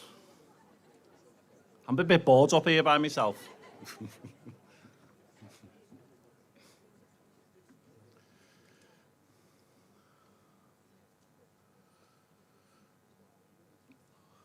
Okay. The reason I'm going to do that a couple of times, and you know, if I had it for longer, we'd be doing things in a different way. So it's just trying to make sure you're not a passenger, but you're part of the crew. Because questions require engagement, answers don't. So by just thinking about a question, what's one thing you take away? Hopefully it'll get your brain kicking in a little bit. The other bit I would ask you to think about is a phrase, the mantra I really work on a lot is think big, but act small. So the reason I'm asking you to think about just one thing you might take away so far is that small ripples create big waves. All the research in organizational change says big steps don't work. They get overwhelming, they're unachievable. So even if you left my session the whole day, your whole week, thinking about what's one thing, two things, three things, then maybe they happen more. What would happen if in a school, everybody did one thing and you had 100 things, 1% better? That's how easy it is. You know, if you're into sport, you'll know marginal gains. Sir Clive Woodward and Dave Brailsford, you know, talking about changing stitching in a top to make cycling a bit more aerodynamic.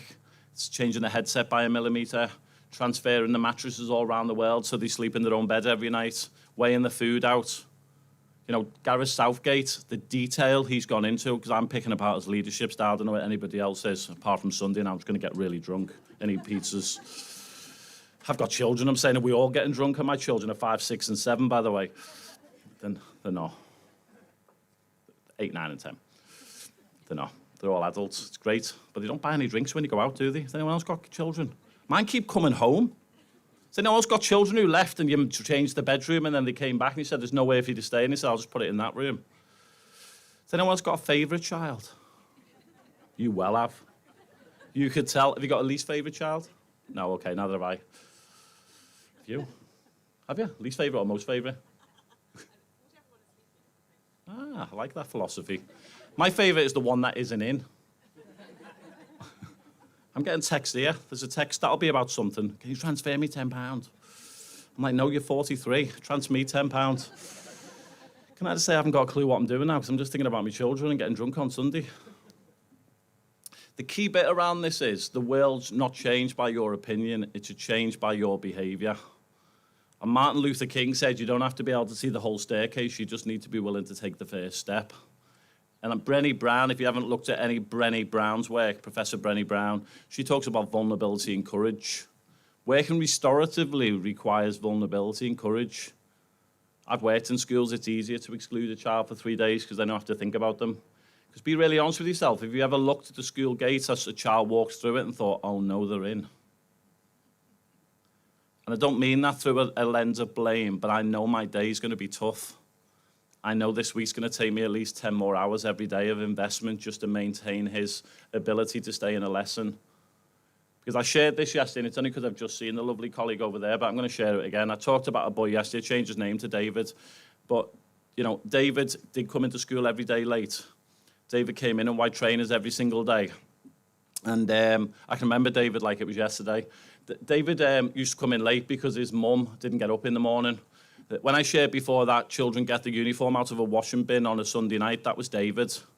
In terms of that, David did come in late with white trainers on, but David's got a hole in his shoe. If you look carefully, David's put cardboard in that shoe so the water doesn't get in. David's not wearing white shoes to look cool. You triggered the story for me because I can see you in the corner, and we had a chat about it afterwards. That's what's just triggered it. But just in terms of that part is David leaves lessons early, but he's not leaving lessons to go to the toilet as he's masking. David's leaving the lessons early to ring and text his mum because he was the person who found her on the kitchen floor after a heroin overdose. You know, David's behaviour is described as challenging. I would describe David's home life as challenging. I would describe David as currently distressed rather than challenging. And that moves me to a place of empathy. Because if you've never heard of the phrase, empathy drives connection, sympathy drives disconnection. David doesn't want my sympathy, but he does need my empathy. He does need me to offer a hand on his shoulder. You know, David didn't want a hug, and I mean an appropriate one, but he did want me to stand close to him. David said to me once, you're one of the few people who stand close to me. Everybody else says a smell. Just think about that. I've been to David's house, not a carpet in the house. David hasn't got his own bedroom. He's got a mattress in the kitchen. David goes to sleep when his mum's gone to sleep because then he knows she's safe. David's 11. So if you think about relationships as soft, they're not. They're about knowing the children with David's needs that you've got to meet. Or they'll be on the pile of exclusions, and they'll be on the pile of children who enter other stuff, whereas we draw them in closer. And there's an African proverb that David always gets me to trigger, that if we exclude our children from our village, they'll come back and burn it down to feel its warmth.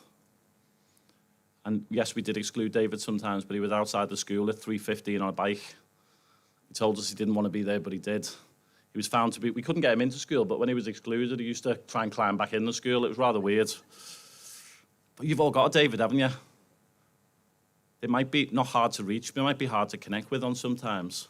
But the more investments you make in the relationship bank, maybe you know the student well, maybe you know the thing, and this is the key bit about humanizing people. Okay. I want to introduce you to this.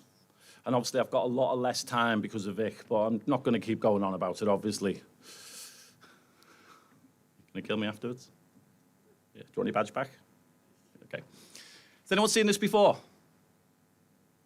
No? Yeah, a couple of people. So this is what we call 4 ways of being. Now, if you've got a bit of paper, feel free to draw it down. If you've got those little tiny pads, feel free to tear 4 pages off and create 4 little windows on your table. If you're just happy listening because you've had a really busy week, just sit and listen.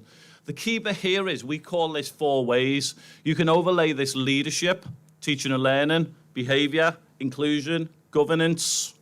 The key bit around it is we want to start to consider the words challenge and support. So in terms of those, you'll notice it's colour-coded, so I'm not looking to hide anything from you. But the key bit on there is we've got 2 axes, one of challenge and one of support. When we say the word challenge, you could replace that with expectations if you want. You could change that to boundaries, rules, expectations. You could also change it to outline and worries and concerns, name and behaviours. When we say support, we mean words like nurture, encouragement, compassion, empathy, kindness. We do not mean packages of support. We mean supportive behaviours. People get that one wrong in terms of that part. Now, what I'm going to do is just take your brains for a walk for a little bit, just for a few minutes, and just get you thinking about those 4 different practice domains. So I've noticed some of you are going to jot a few things down. That might help your brain work. The other one, if you're not jotting down, just think it through. If you were practicing in the top left-hand domain, the amber one, this is where there's really high levels of challenge, but really low levels of support. So if you're sat there, and if we were a smaller group, I might ask you more questions. If we had more time, I might put you into groups of 5 and give you a piece of flip chart. But I'd love you to just take 10 seconds or so. What words would you use to describe that style of practice in your school or organisation? How would you describe that style of practice if it was high on challenge but low on support?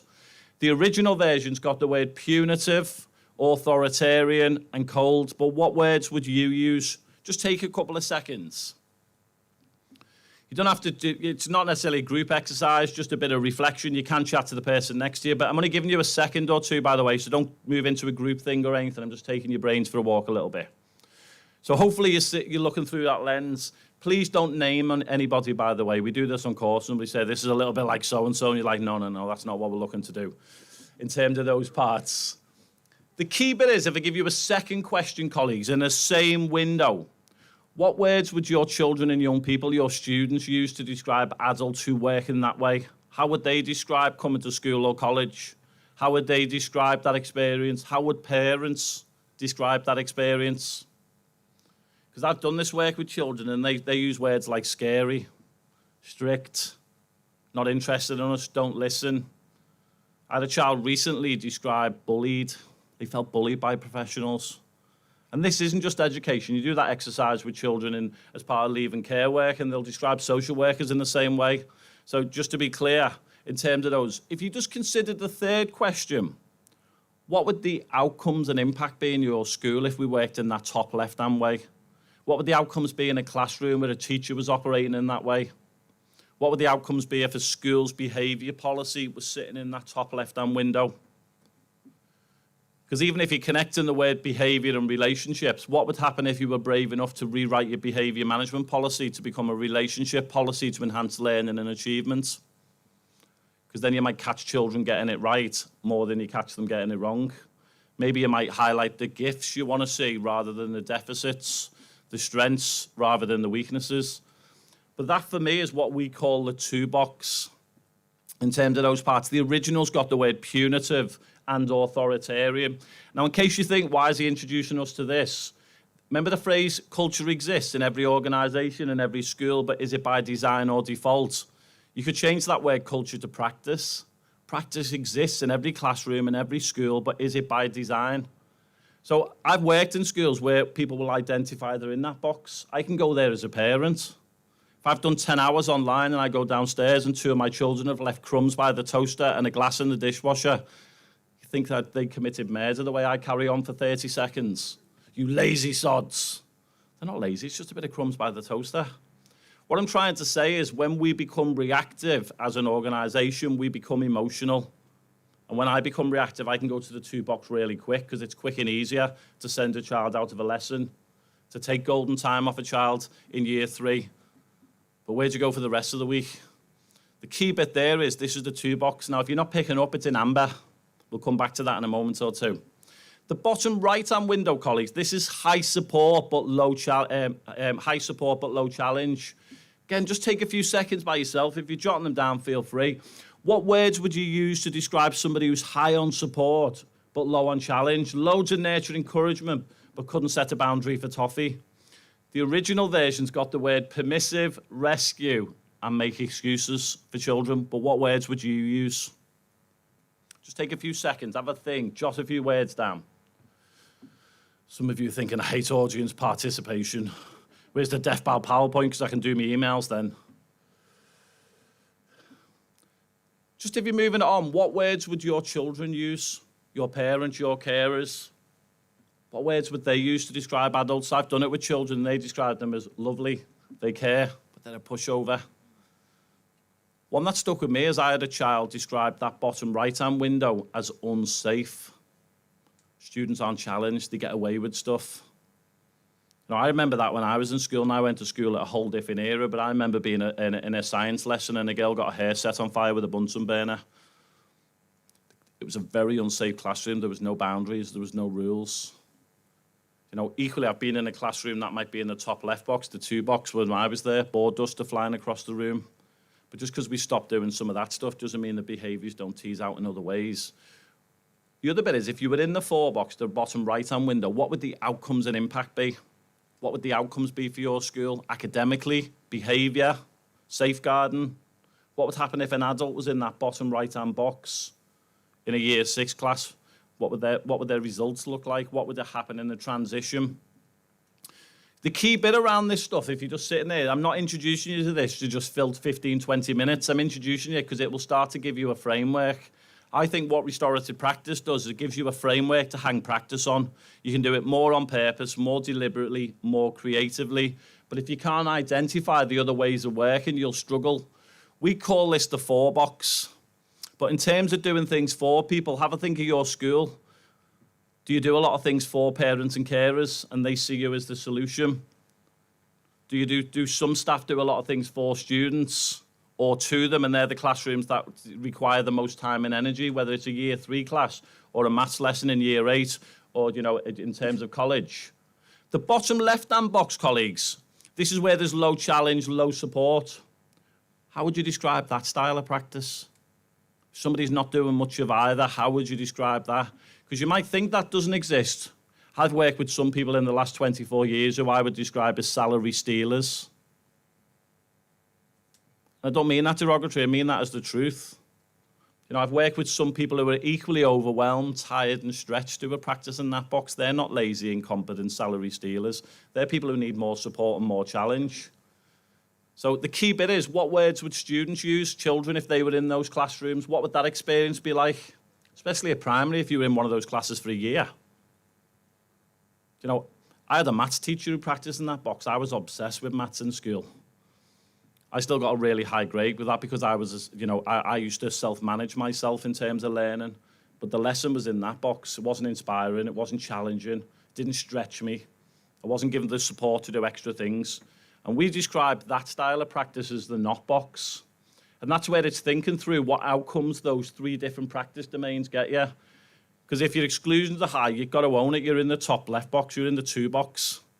If detentions are high, I used to do detentions. You know, it was like a scene from Wacky Races with some staff. They put them on detention and they'd be gone. I was the ones chasing around for an SLT on a Friday detention. Sometimes you realise the definition of insanity is doing the same thing over and over again and expecting different results. It's an old quote, but it's so true. The one we're interested in is the high challenge, high support, colleagues. So again, just to find a little bit, what words would you use to describe somebody's practice if they were high on challenge, but equally high on support? How would you describe that leadership style? Governance, pastoral?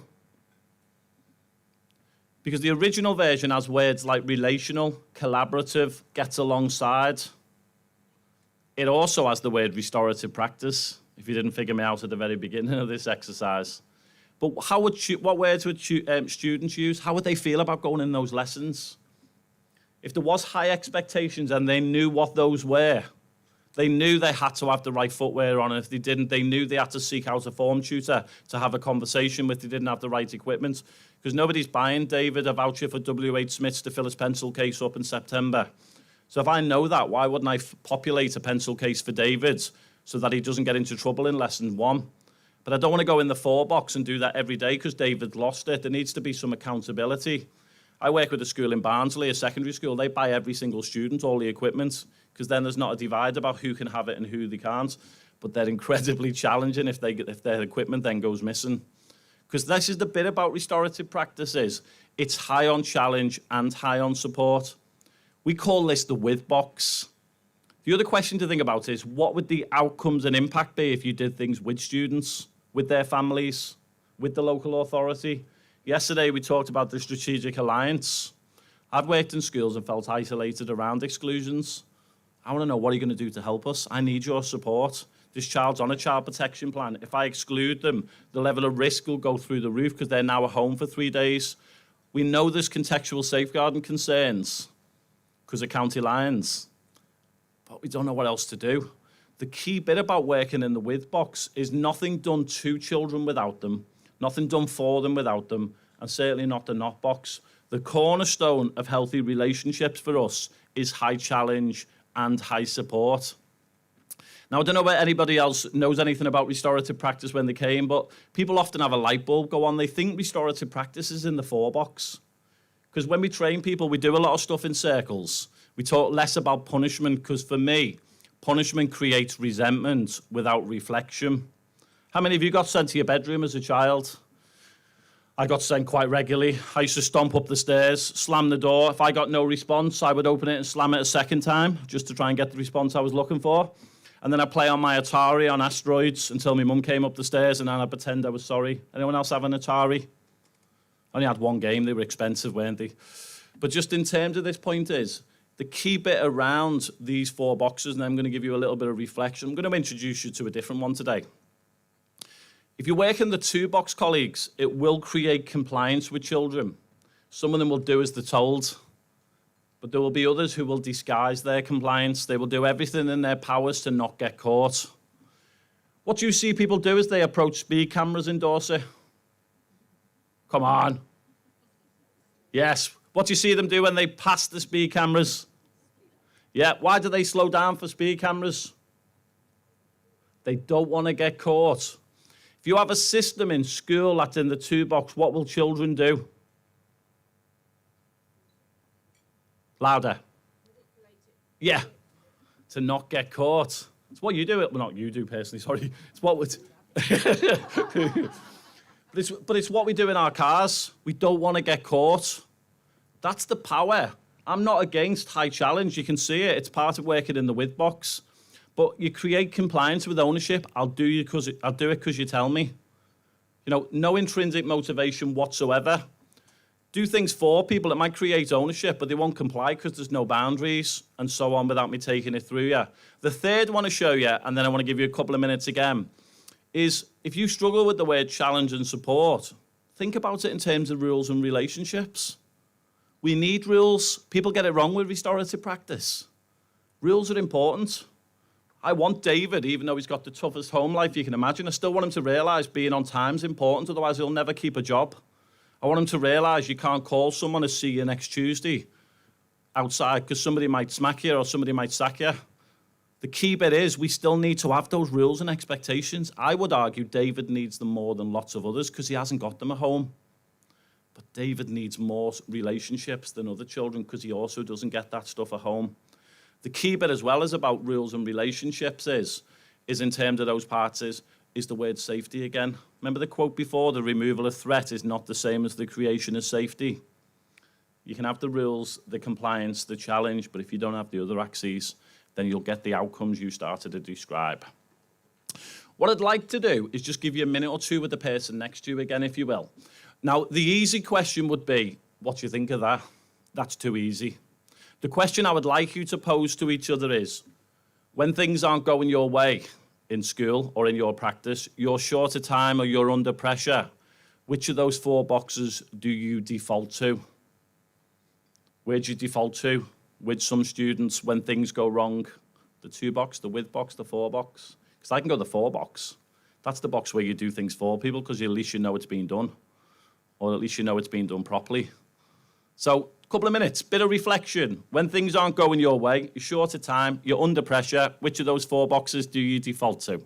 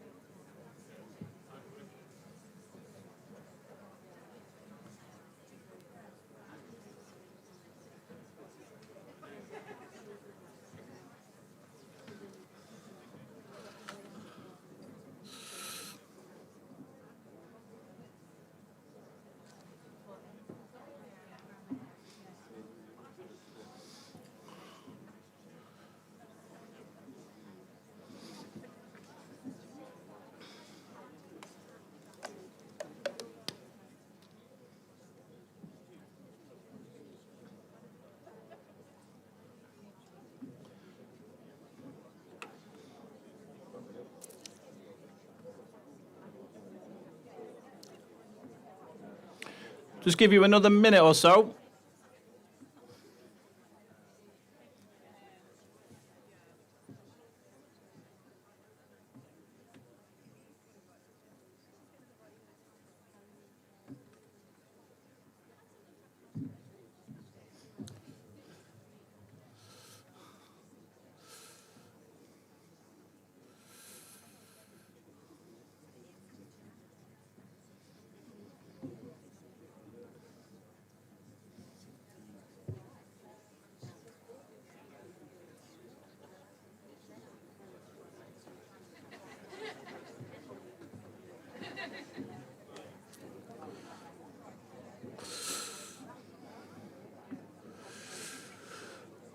Okay, just about 20 seconds.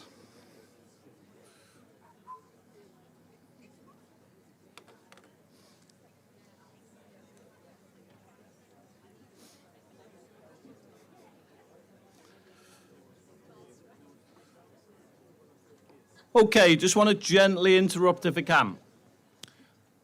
The other thing is I just wanted to model in 1 or 2 minutes how you can use that as a reflection piece. Because what you can start to do is link your outcome framework at school, college, or your service, and you'll determine what some of the outcomes are. So the key bit is, what would WID look like, sound like, and feel like in your school? I'm working with a school who used that framework as teaching and learning. You know, they got feedback, they were spoon feeding children in the 4-box in some lessons. So what would it look like if we upped the expectations? Some schools are using that as a leadership model for middle leaders to really start to get them think about what are the conversations we need to be having, high challenge, but how do you do that in a way that supports people to meet the expectations of the school? Please don't laugh, but I used to have that on my fridge at home. Because why wouldn't you want a parent in that way? Yeah, I might change it to firm but fair. But why would I not want to have really high expectations of my children? But why would I not want to give them the support to achieve those expectations? You know, my wife's got a busier job than me, and COVID's been an absolute, I mean, she looks exhausted. She works for a director of a charity, and I wrestle with that. Where do I go as a husband? Because my wife doesn't want me to do it for her. She doesn't want to be smothered. She doesn't want to be asked all the time how she is. But she equally doesn't want to be challenged about working 15 hours a day, because she's got to work 15 hours a day. What I'm trying to model to you is this is a way of being. Now, I know that's a bit grandiose on a Friday especially, but what I'm saying is you can introduce that. Parent and colleagues partnership, have I got that name? Council, Parent Care and Council. But we were chatting yesterday, weren't we? And then we were chatting about some of the work in Stockport. Now you're all linked. But it's a great framework to introduce to parents. What I'm trying to say is that is easy to learn, but hard to live. You try and put that in your organisation, colleagues. You know, talk about complexity. So what you've got to start to do is name the behaviours you would want to see in which of the boxes. So if you weren't doing the to and you were doing the with, what would the difference be? You know, that's the key bit around those parts. People okay? Yeah, you sure? Because if you said no, I would have played a game. Do you know those things people do? Do you want to do a game? Do you? All right, if you stand up for me, if you will. You've asked for it. I was actually joking. And the people with an injured arm over there, you get up as well. We were chatting yesterday. So if you could get yourself into a pair, socially distanced if that feels comfortable. If you have any health conditions and you don't want to be close to somebody, just step out of the game, colleagues, just to say that. It's about personal responsibility. Richard, you're hovering in the doorway. Get a partner, please. Okay, everyone in a pair? Everyone in a pair? If somebody isn't on the outside, it's a bit like dancing at a wedding. You've got to grab hold of them and get them up. That's what I do. Anyway, I'm a great dancer, me, when I'm drunk. What I want you to do in pairs is just count to 3, but the way you're going to do it is this. The reason I will model it. Stay there, if you will. So 1, 2, 3, 1, 2, 3. Try that one. Try that 10 seconds. I'm going to get you to do 3 further things. Just try that in your pairs. You're not going to pair. You come with me. There you go, you're a pair.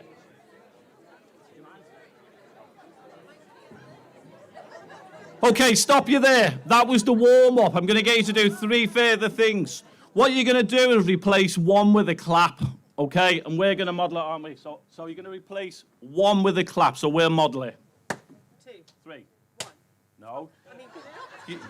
You just do the clap. You don't say it out loud. Is that all right? You know what you're doing, or should we put Lorraine under more? Let's put Lorraine. Go on, ready? 2, 3, 2. 3, 2. Try that, 10 seconds. Ready? 3, 2, 3, 3. Just stop you there. Was that one easier or harder than the first one? Has anyone got what I call a nodder, where they go, as they do it, as they go through? Right, you're going to replace 2 with that, okay? So you can't say 2 out loud, but because it's so much fun seeing Lorraine struggle, Louise, sorry, I called you Lorraine. We're going to model it for you. You ready? 3. 3. It's a year on the road, colleagues. Try that 10 seconds in your pairs. 3. 3. 3. I love the delay. Okay, stay there. We've got one more, Louise. Was that one easier or harder than the first one? Easier. Why was that one easier? Yeah, you've only got, so it goes a bit more non-verbal. In terms of that, anyone think they can multitask in the room? Well, let's put it to the test. Come on, Louise, you're with me now. With your left hand, draw a circle in the air. Yeah, left's on the left-hand side, colleagues. And with your right hand, try and draw a triangle at the same time. By the way, at this point, this is just for my amusement. If you still think you can multitask with your left hand, hammer a nail in. With your left hand, you've got to hammer a nail in. With your right hand, try and saw a piece of wood. Again, this is just for me. This is how I dance when I'm out. Woo! The final one of the 1, 2, 3 game is you're going to change 3 to a thigh slap, okay?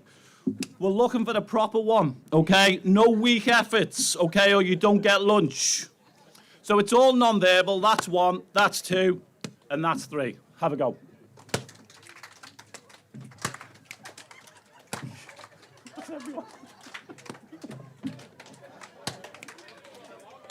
Yes, we've done it. Grab a seat when you've had enough. I loved it too. Is anyone exhausted because you haven't exercised in a year? Yeah, I need a defibrillator. With your left foot, colleagues, with your left foot, get your left foot going in a clockwise circle. Okay. So left hand foot, left, clockwise circle. And then with your left hand, try and draw a 6 in the air. Again, you fall every time. What are you doing? Okay, I've lost even more time now, haven't I? I'll still get through it. People feeling better for that? Yeah. Cool. So just thinking about working in the with box, you did a little bit of reflection, got about 15 minutes left, and then it's lunch, your favourite bit of the day. But the key bit is working in the with box requires us to be open that when things go wrong. So I've talked a lot about build, maintain. I put a framework around relationships to give you some really clear direction that we're talking about rules, boundaries, expectations. But when things go wrong, I think if we're not careful, the adult's perspective becomes the truth. And I always say in every situation, there's always more than one perspective. I always say to people, there's always at least 3 truths. My truth, your truth, and the truth. The key bit in that phrase is, if you're looking at that picture and it hasn't moved at least once, you probably need a little bit of support later on. It is meant to move. The key bit, though, is can you have the same situation in schools and 2 people see it from totally different perspectives? Whether that's an adult and a child, 2 children, 2 adults, a parent carer, and a school. The bit I love about working with people is that you've got to start to think about inviting people into the space. And I don't know what it is with conflict, but people are nervous. I think conflict is absolutely essential. Conflict's healthy, but what we do with it isn't. And that's where I think you can default from the to box back to the with box by facilitating conversations. People often say to me, well, what do you do when relationships don't work? I say increase the dosage. What do you do if love doesn't work with David? Increase the dosage. But that doesn't mean things don't go wrong. So if things go wrong, how do you repair relationships in a way that repairs harm and repairs the relationship? Because if I'm stood in front of 30 children and somebody tells me to F off, It's humiliating. 29 other children are looking at me going, how are you going to handle that now? The problem is, even if somebody's sent out of class and is excluded, they're going to appear back in my class.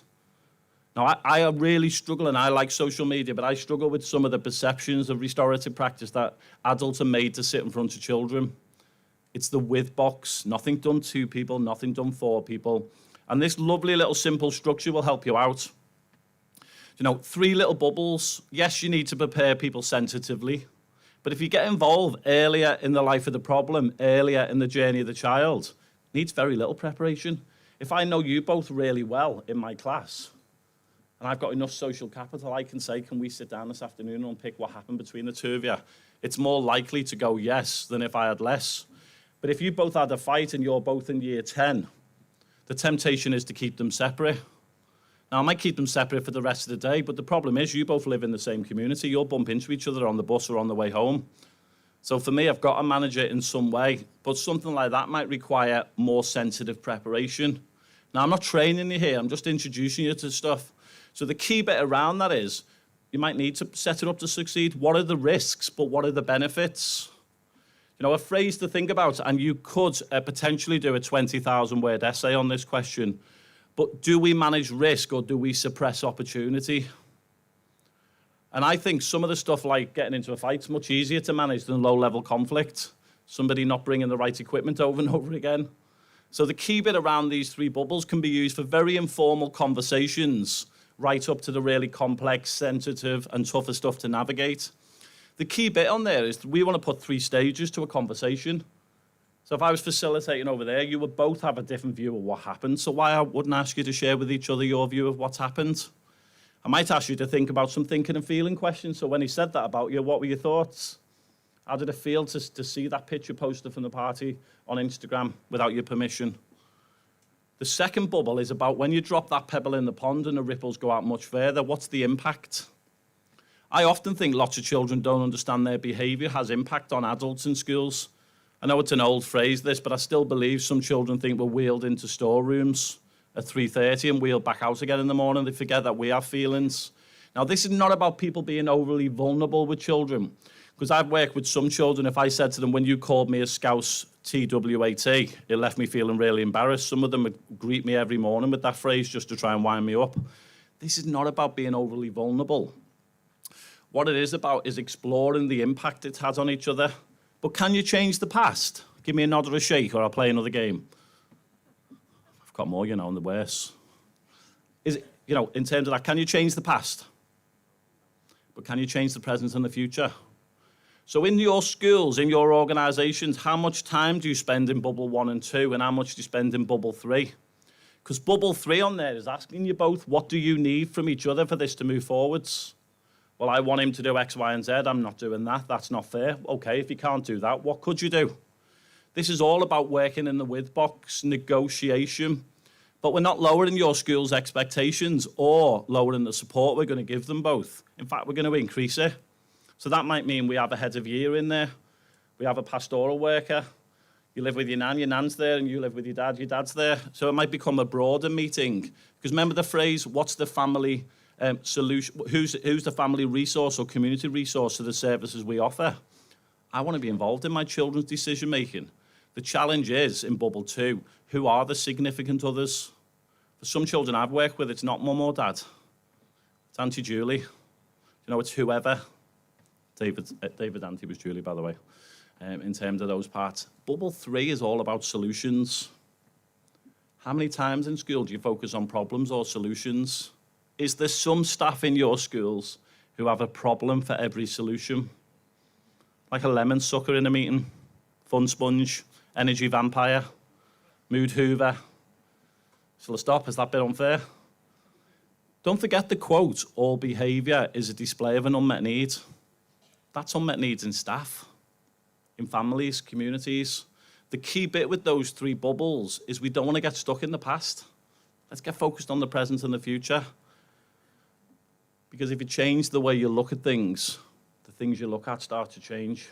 If you focus on problems, what do you get more of? I'm going to play another game if you carry on. Don't you be going all tired before lunch. The key bit on here, come back to that in a minute. thought I'd tease you with it. The key bit with those 3 bubbles, if you focus on problems, you'll get focused more on problems. The bit I just wanted to drop in here, if you focus on the solutions, the challenge, I could leave it as the elephant in the room, is punishment, exclusions, you know, the other stuff that you might find challenging. And I read this research a while ago, which is by Team Teach, you know, whether you can see it on there. But they found in their research that sanctions, punishments, whatever way you want to call it, is only 20% effective. Would you do a teaching and learning program that was 20% effective? There's no way you would do it. So why do we still view punishment as the traditional way of doing things? The other one that they found is that, in terms of that, is natural consequences is 90% effective. But before you make a note thinking, yes, we've hit gold, it's highly unethical. It's like not putting a fire guard on a fire and letting a toddler walk up and burn their fingers. Maybe they won't do it again. That's natural consequences. Not putting a child gate on the top of the stairs. They fall down the stairs, they go, I'll never do that again. So it's not, it's in terms of those. And the example that came up on there was, this is an example of natural consequences in action. And, you know, I just quite like this short film in terms of those parts. But it's where things are natural. You know, he maybe doesn't punch a sign again. The one I'm interested in, I want to drop you in to get you thinking about, is what we call logical consequences. Now, I hope you're making the link to relationships, high challenge, high support, asking more questions and giving answers, the 3 bubbles. Because in bubble 3, if the consequence, the punishment, the sanction, whatever word you want to use, isn't logical, it means nothing.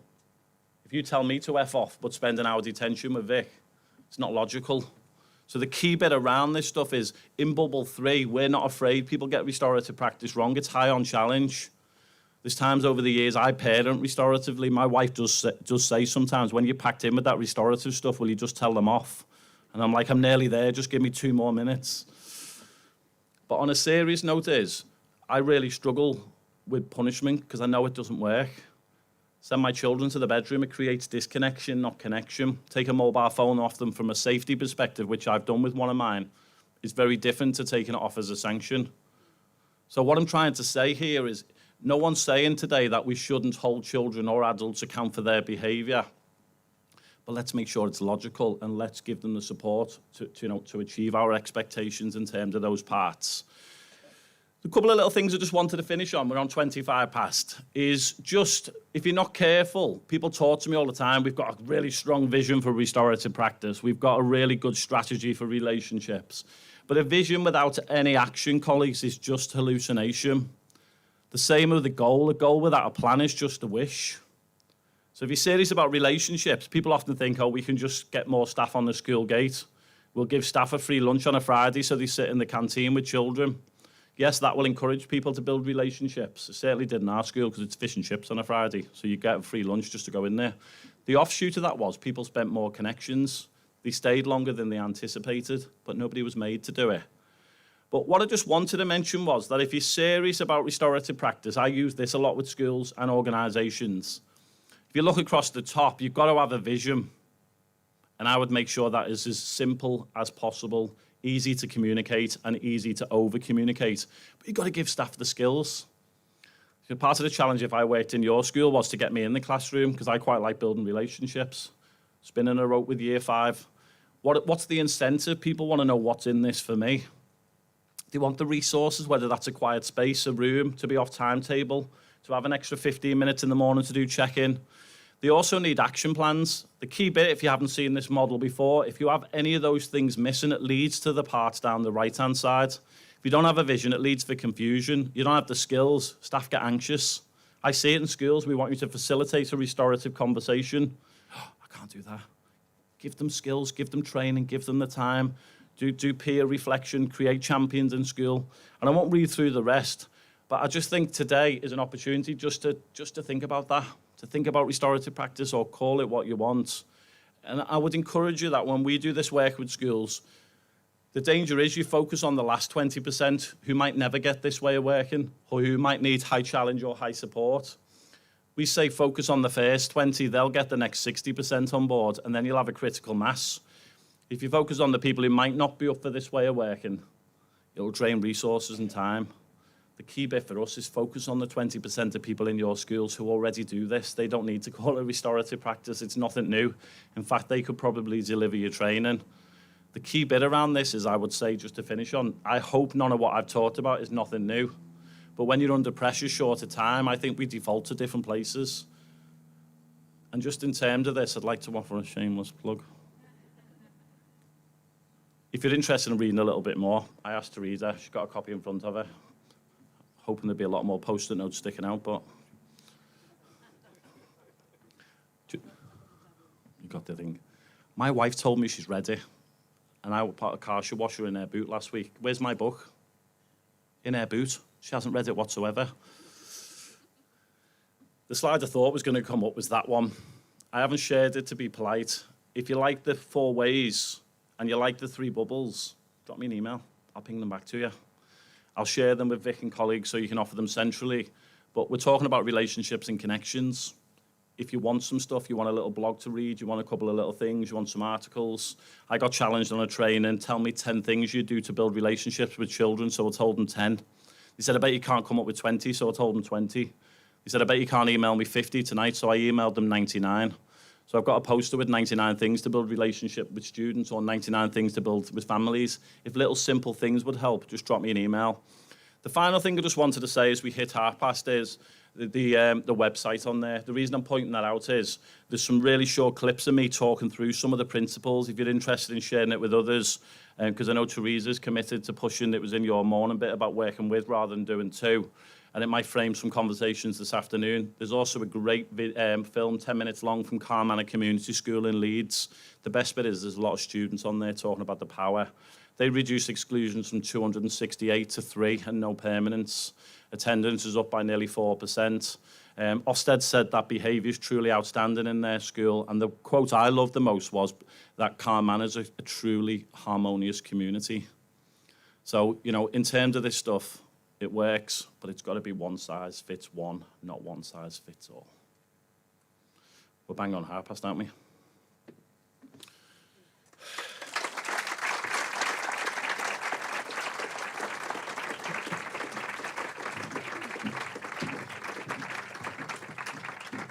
Thank you, Mark. I think you've earned your scone for this afternoon, so we'll get one over to you. Scone's gone. Has it gone? I say soon, sorry. And so much of that you can't do on Teams. I've met Mark on Microsoft Teams, and you don't get that performance, you don't get that support, you know, and the work that we can do together. So relationships obviously so important for each other in this room today, and so many of you haven't seen each other. So many people I've met online, head teachers, So one of the reasons we've left a slightly longer lunch, so you might be thinking, why have they put a 90-minute lunch in? Well, actually, it's so that you have time together, both to have some time to talk as a community, as a big group of educationalists, but also to visit our market stalls and get to know some of our wonderful teams as well. In terms of the market stalls, so we've got early years team, family information service, early years support, education challenge lead, school administration. I go on, they're all in the agenda, but do take the time while you have a bit of time to go and meet them and say hello, and you know, they'll tell you all about the great work they can do. So we're breaking for lunch until 2 o'clock, and there's an opportunity to enjoy the grounds. The sun's still out, which is excellent. If you've ordered a kind of vegetarian meal, just let one of the staff know when you go through, and they'll take care of you. Yep. Thank you. Excellent. So enjoy your lunch, and we'll see you back at 2. Thank you.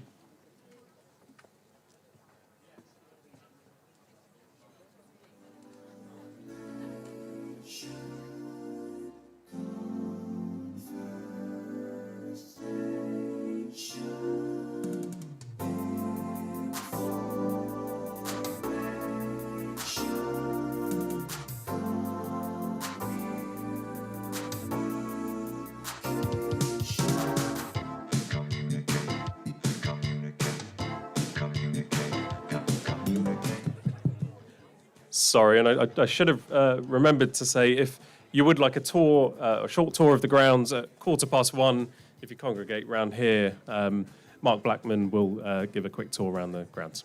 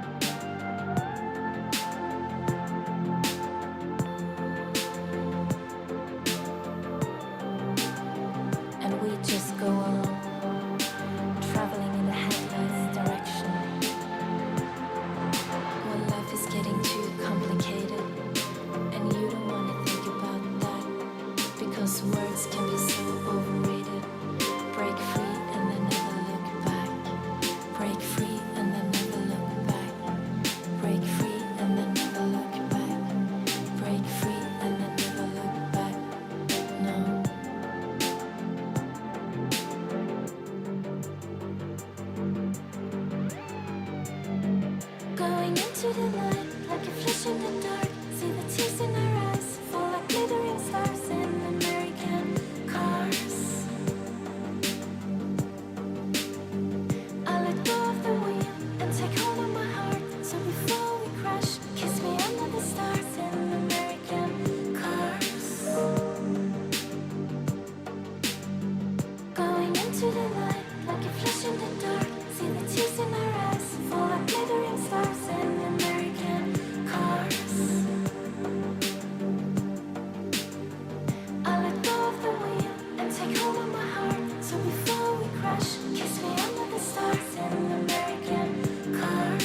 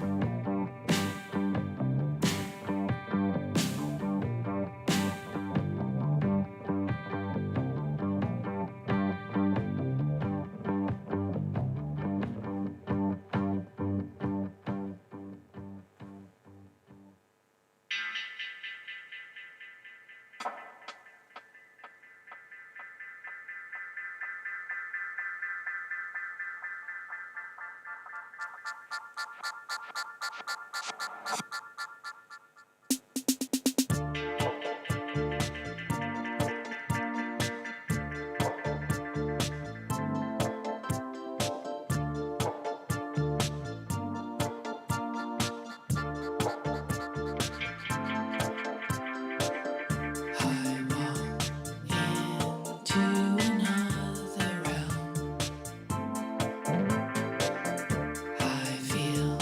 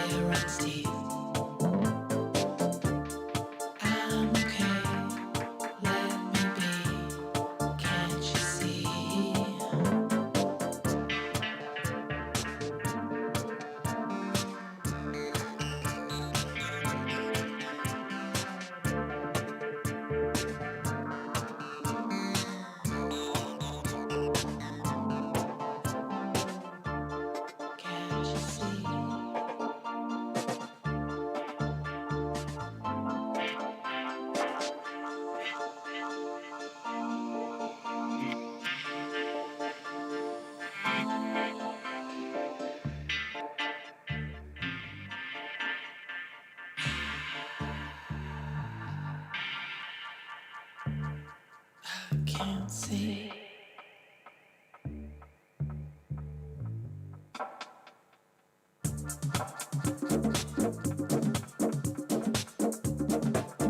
Can't see.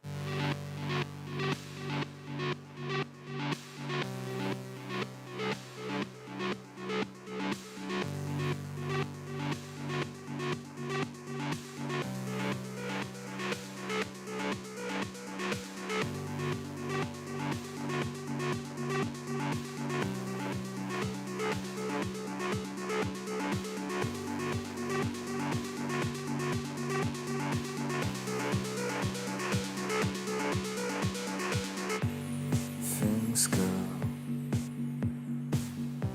to never come back, but circling,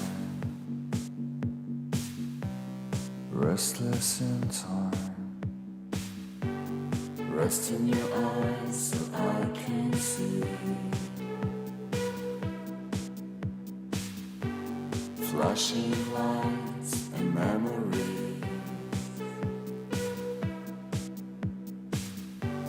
Calling them all along the way.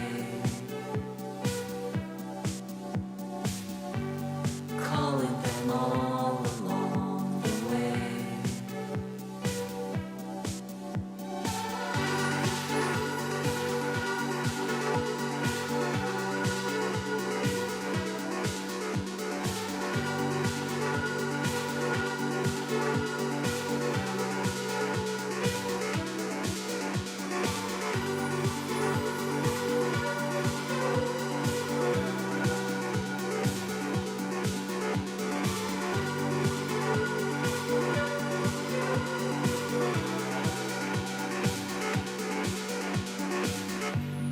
Rest in your eyes so I can see.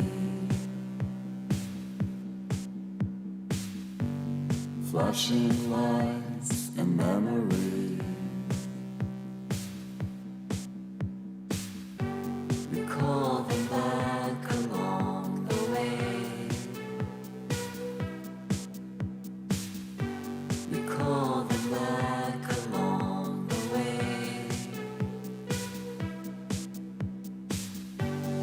Rest in your eyes so I can see. Future lights as memory.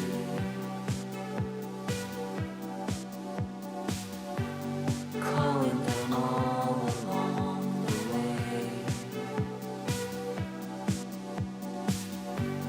Calling them all along the way.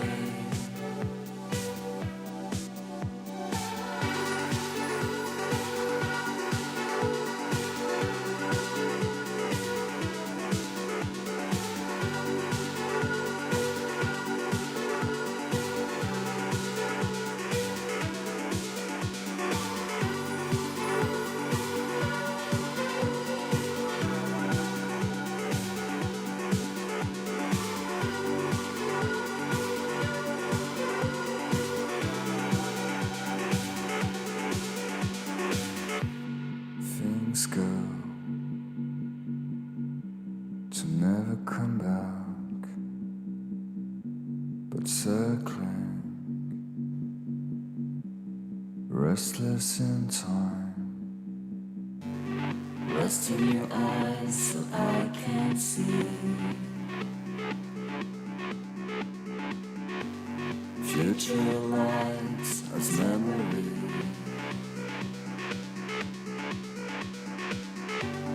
Calling them all along the way. Calling them all along the way.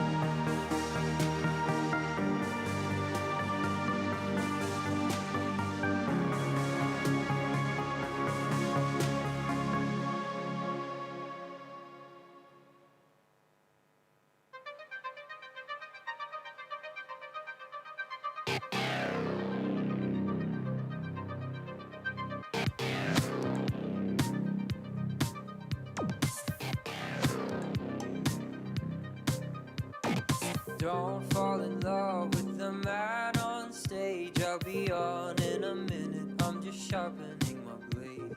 Don't fall for his flattering tune. He'll promise you the world until you drink that perfume.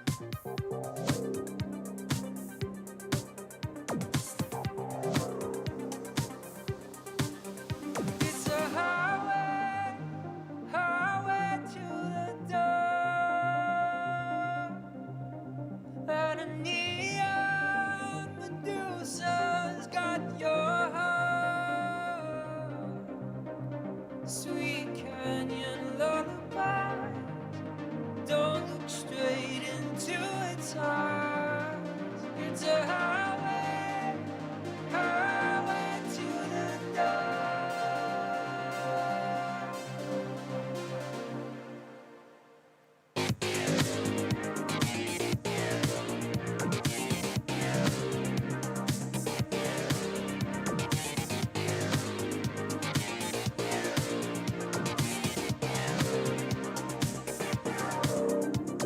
There's only two ways to make it in this town.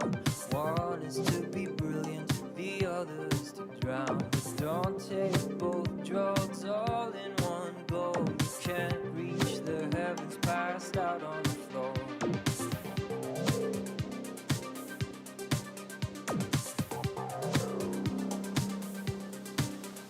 It's a highway, highway to the door, and a neon Medusa's got your heart. Sweet canyon lullaby, don't look straight into its eyes. It's a highway, highway to the door.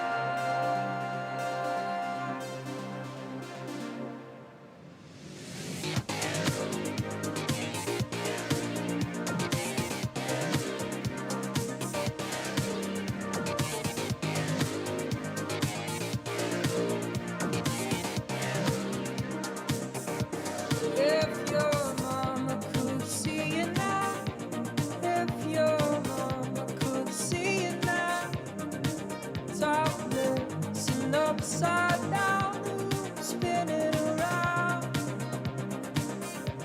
If your mama could see you now, with the party lines coming out, are you lost or are you found? Are there too many mirrors in this heart?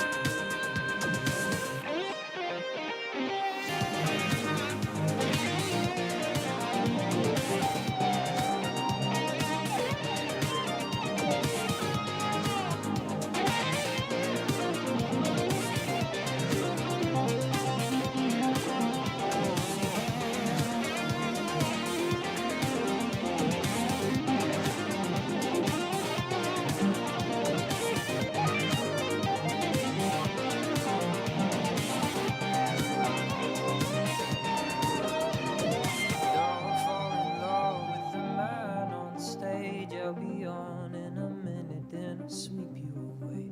Don't fall for the monsters in this maze, but I could love you forever if you'd meet my gaze.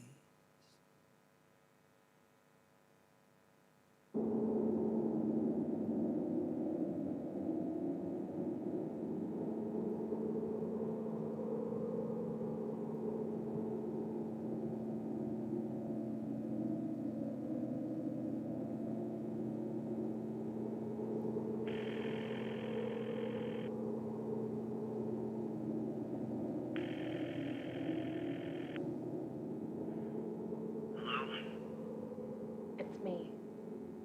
I need you to see something.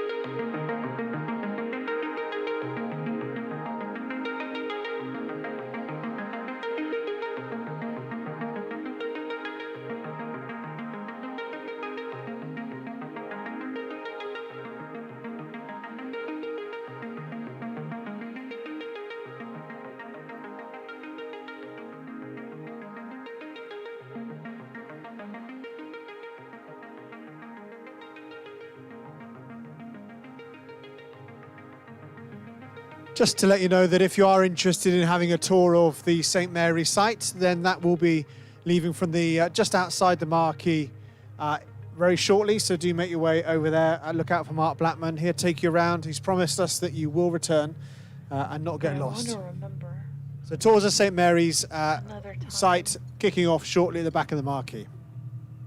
I want to remember living. I want to remember what it was like to feel and to love and to laugh.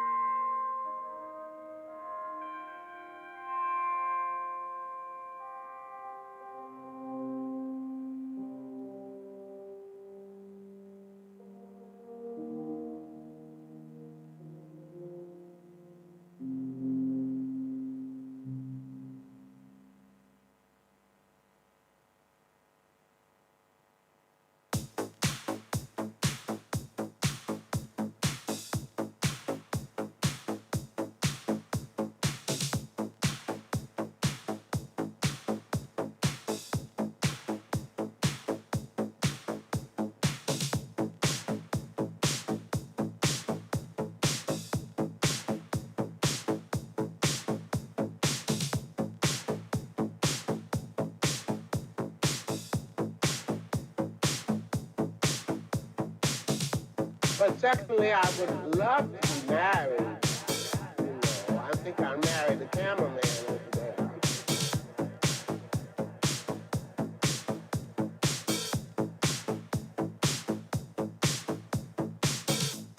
I would love to be married. I have a man of my own, but that's second to my music. My music, nothing takes its place. Nothing.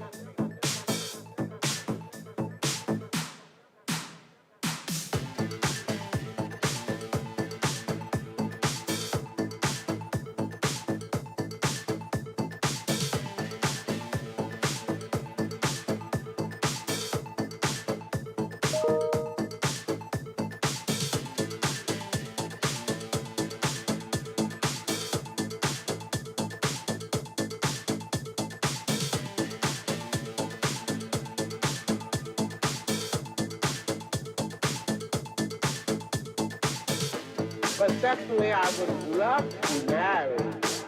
You know, I think I'll marry the cameraman over there. I would love to be married. I have a man of my own, but that's second to my music. My music, nothing takes its place. Nothing.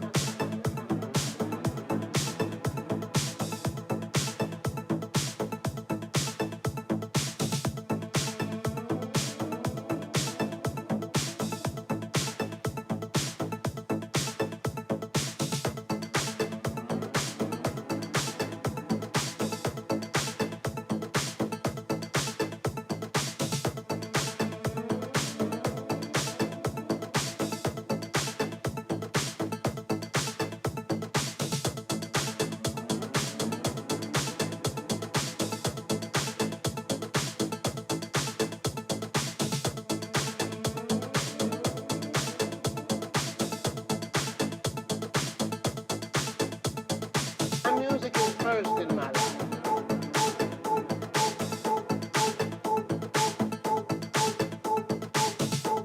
I don't sacrifice anything for my music.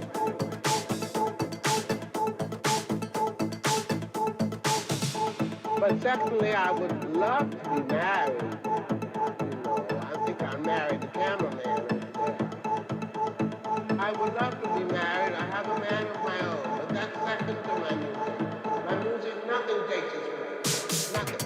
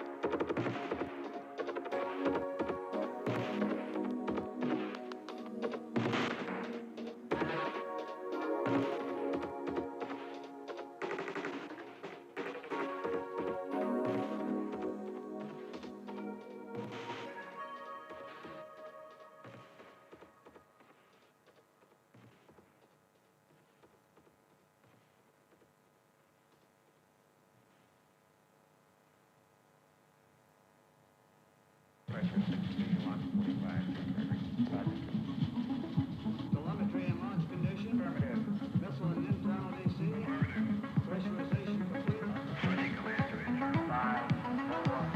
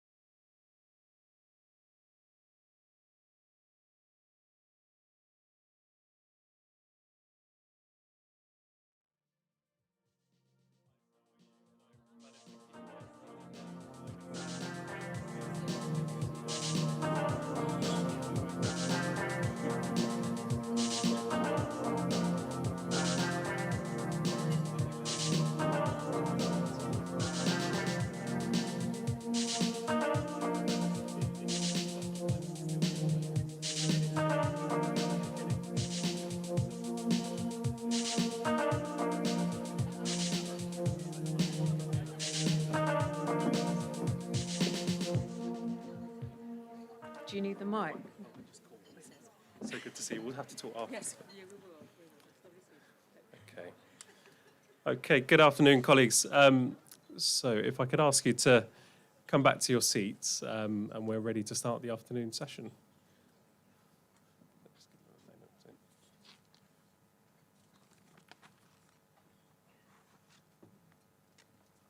Wonderful, thank you. Well, so we're joined this afternoon for our first session by Caroline Dulon, who is the Assistant Regional Director for Ofsted, to talk a bit about the inspection framework and also how inclusion is embedded within that. So if we can give Caroline a warm welcome to Dorset, and thank you. I'll hand over to you.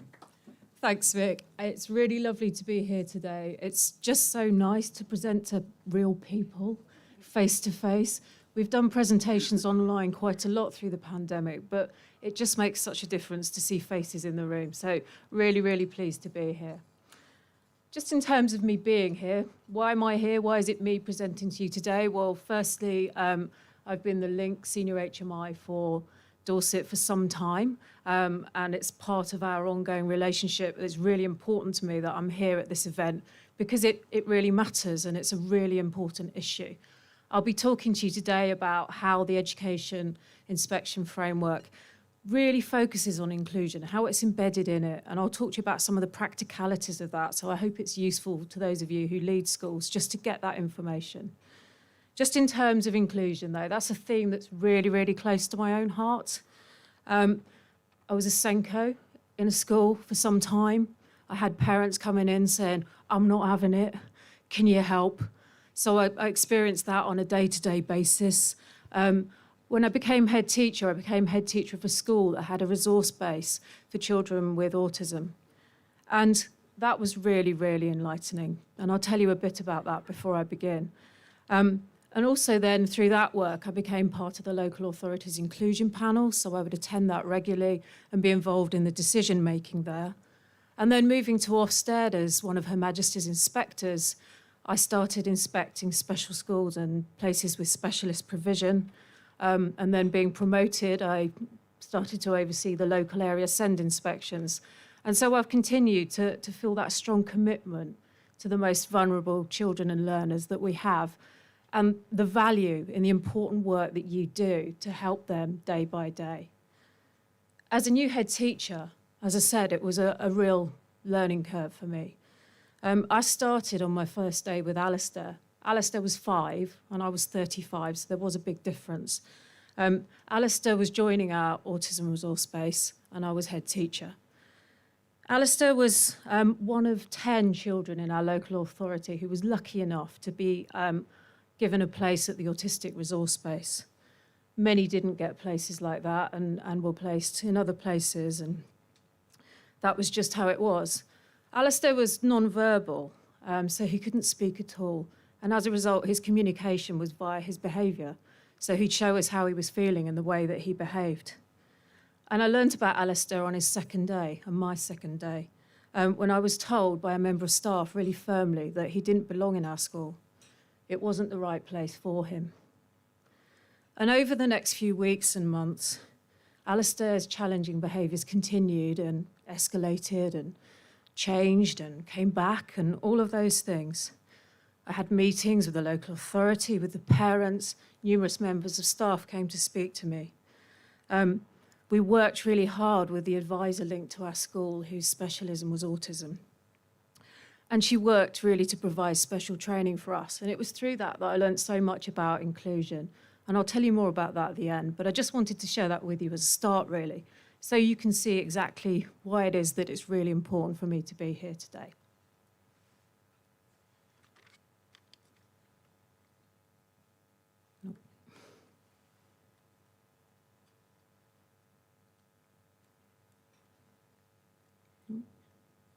There we go. Just get the slides right. So I'm going to start just by setting the framework into context for you. The frameworks very much aim to be a force for improvement in the education available for children and learners with special educational needs. We want to be clear that special schools and mainstream provision that has high proportions of learners with SEND will be able to be judged good or better. The criteria are clear that the expectation is that all learners receive a high-quality education.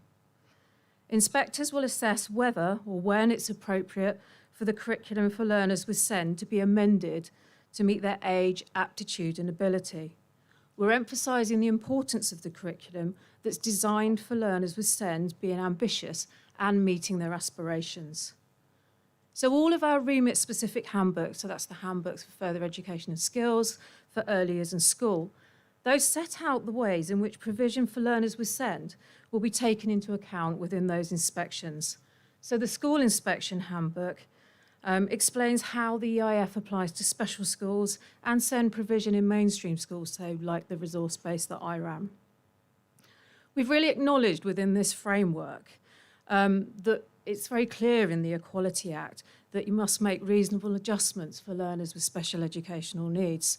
So that may include amending the curriculum, adjusting the provision of information that's available to individual learners. It may also include reasonable adjustments in terms of behaviour policies. And we hope that by having set that out clearly, how the EIF applies to SEND provision, that will help us to be that force for improvement for all learners with SEND, and ensuring that no provider, and this is key, no provider is at a disadvantage in terms of inspection judgments simply because they've got a high proportion of learners with special educational needs. And HMCI was clear that some learners were not having access to high quality education. She's raised concerns very publicly that there are pressures sometimes to remove low attaining pupils from the school roll to protect examinations results and progress scores. And we're concerned, and HMCI was concerned, that these practices are affecting the most disadvantaged and those with special educational needs. So this framework is about making sure that there's equal access to high quality education for all learners. The criteria make clear how important it is that high quality education is there and is available for those learners. So that means we'll consider whether the education providers offer inclusive education. So for example, whether schools are including children with SEND or considering the opposite, whether schools are removing some children from their roles solely to improve published outcomes. And also to think about whether the curriculum available for the most disadvantaged learners is ambitious and meets their needs.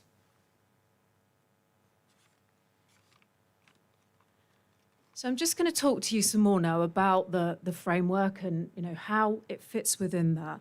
And just start with that overarching view, really.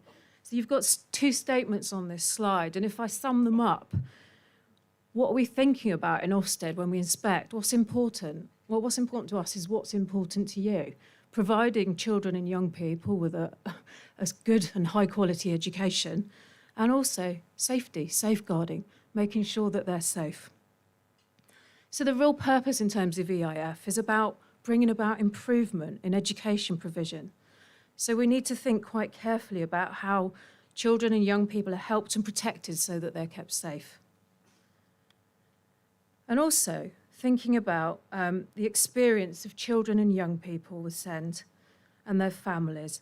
And so the EIF has really focused on giving those children and young people and their families the prominence that we need. We also know from research that disabled children are at an increased risk of being abused compared to their non-disabled peers.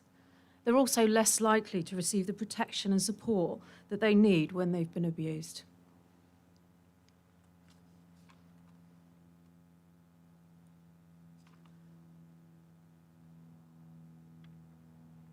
So this is just to show you really that the framework is in itself inclusive. So all parts of the EIF apply to state-funded and non-maintained special schools.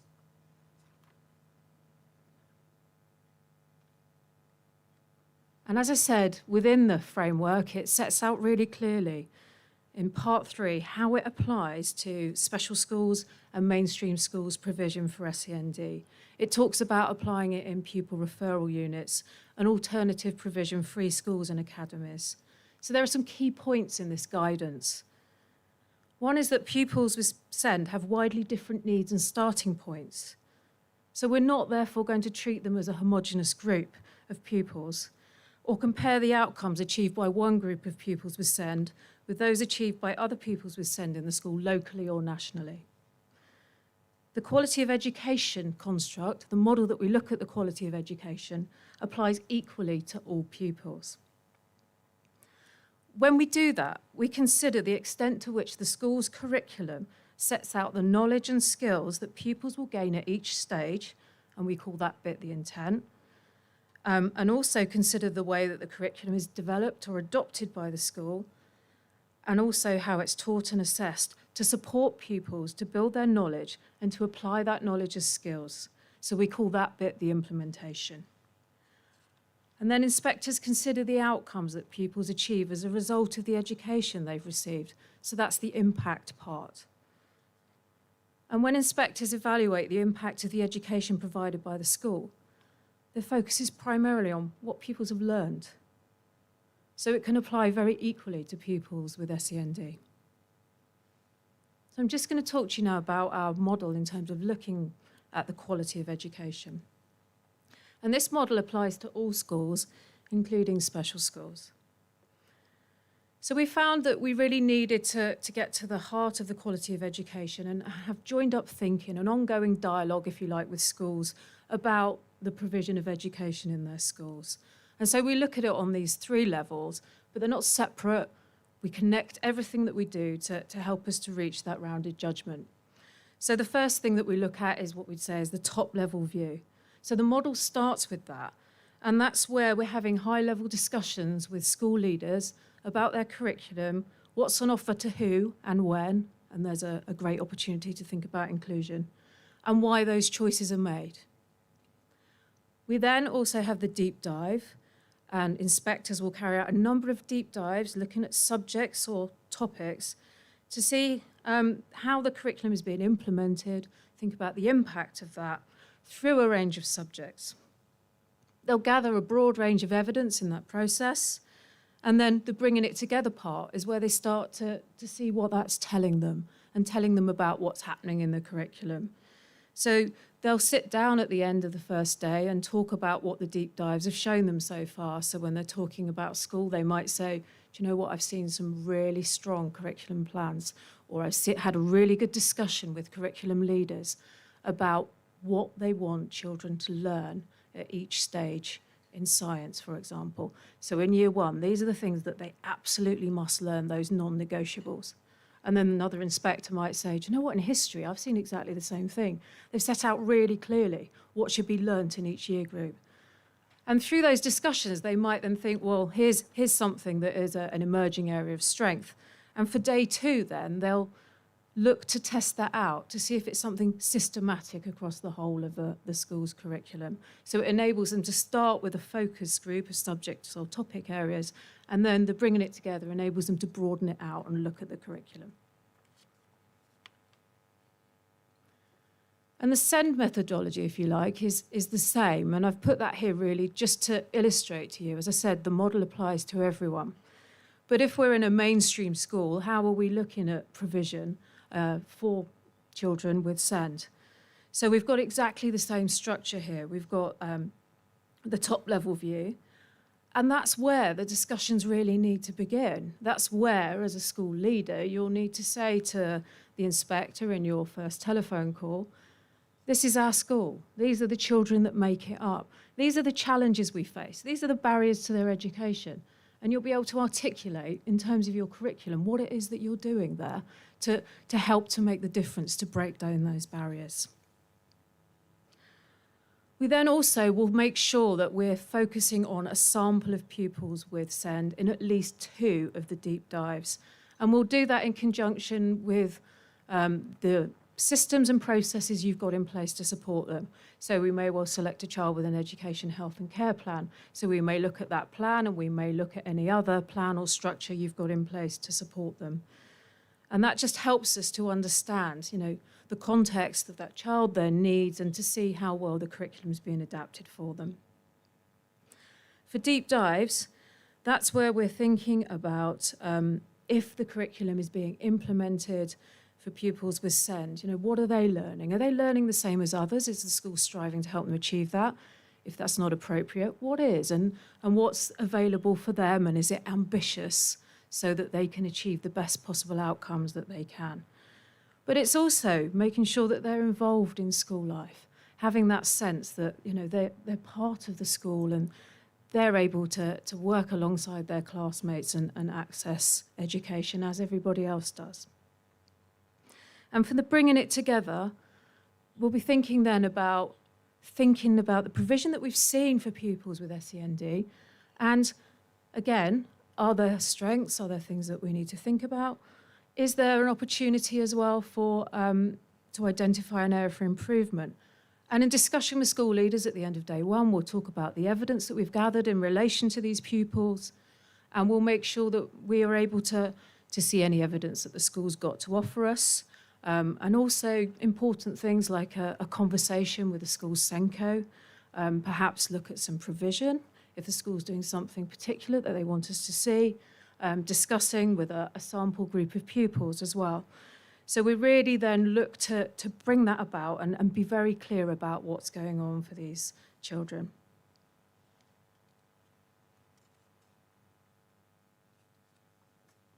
And I'm just going to talk to you a little bit about some of the processes as well to see how that fits into how it actually happens.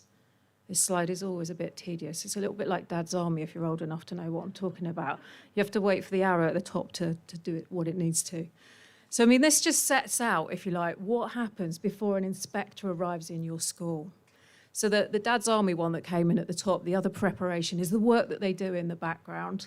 And if you're an expert in the EIF handbook, which you may well be, you'll know that there's a section that sets out all the things that an inspector needs to do. And part of that is looking at the school's website. It's looking at policies. Not because they want to spend hours combing through your policies. As an inspector, I can tell you that's not where I want to be, actually. I want to see what's happening with the children.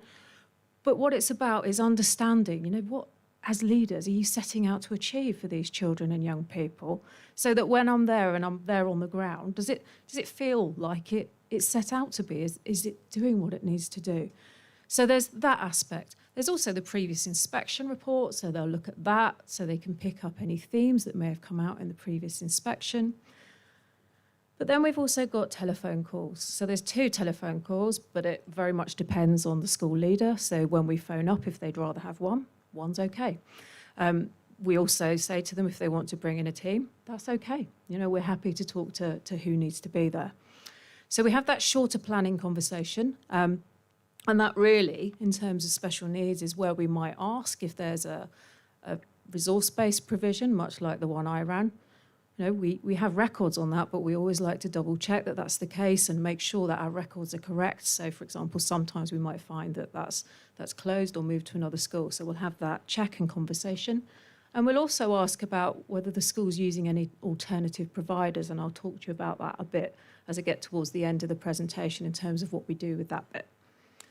For the education-focused conversation, that's where we have a more in-depth discussion about the curriculum, about the quality of education, and talk about that with school leaders. And I'll move on to that now.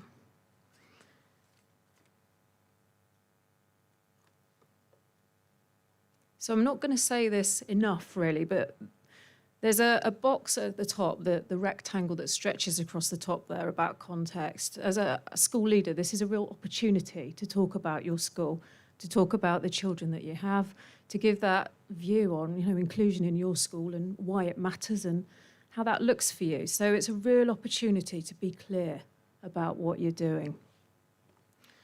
And also there's the curriculum part, so that first conversation with senior leaders. And that's about your vision, but it's not just about your vision. We want to talk about what your plans and actions are to ensure and assure a strong curriculum in each subject. So keywords there. What do you do to ensure? So what have you set in place? And how do you assure yourselves it's actually happening? Because having been a school leader, I know that sometimes you think you've really got something going, and then the reality might hit you on one of your walks around the school that day. So it's thinking about those 2 things. So we'll be asking things such as, you know, how confident are leaders that the scope of the curriculum is at least as ambitious as the national curriculum. We'll be asking about if the curriculum in each subject contains well-chosen content. So as that example I gave you, have you thought about the knowledge that you really want children to secure in that subject in each year group? Whether it's sequenced coherently so that you're able to teach them one thing that, if you like, sets them up for the next stage in their learning. So thinking about how that's going to support them. Whether the content is planned for that, and thinking about that future learning and thinking about enabling knowledge. What do you need to be able to do whatever it is that you want them to achieve? And also, whether there's enough structure in terms of teaching to allow children to know and remember the curriculum. It's all right to do something again. It helps me a lot. If I sit and watch a webinar, it's not enough for me. I need to keep going over it. So it's that aspect. Are there planned opportunities for children to practice so that they can remember and embed it in their long-term memories? And also in this conversation, we're particularly considering how the curriculum is designed to meet the needs of all pupils, so including those with SEND and those who are disadvantaged. So this is a real opportunity to set out your stall in terms of what you're providing.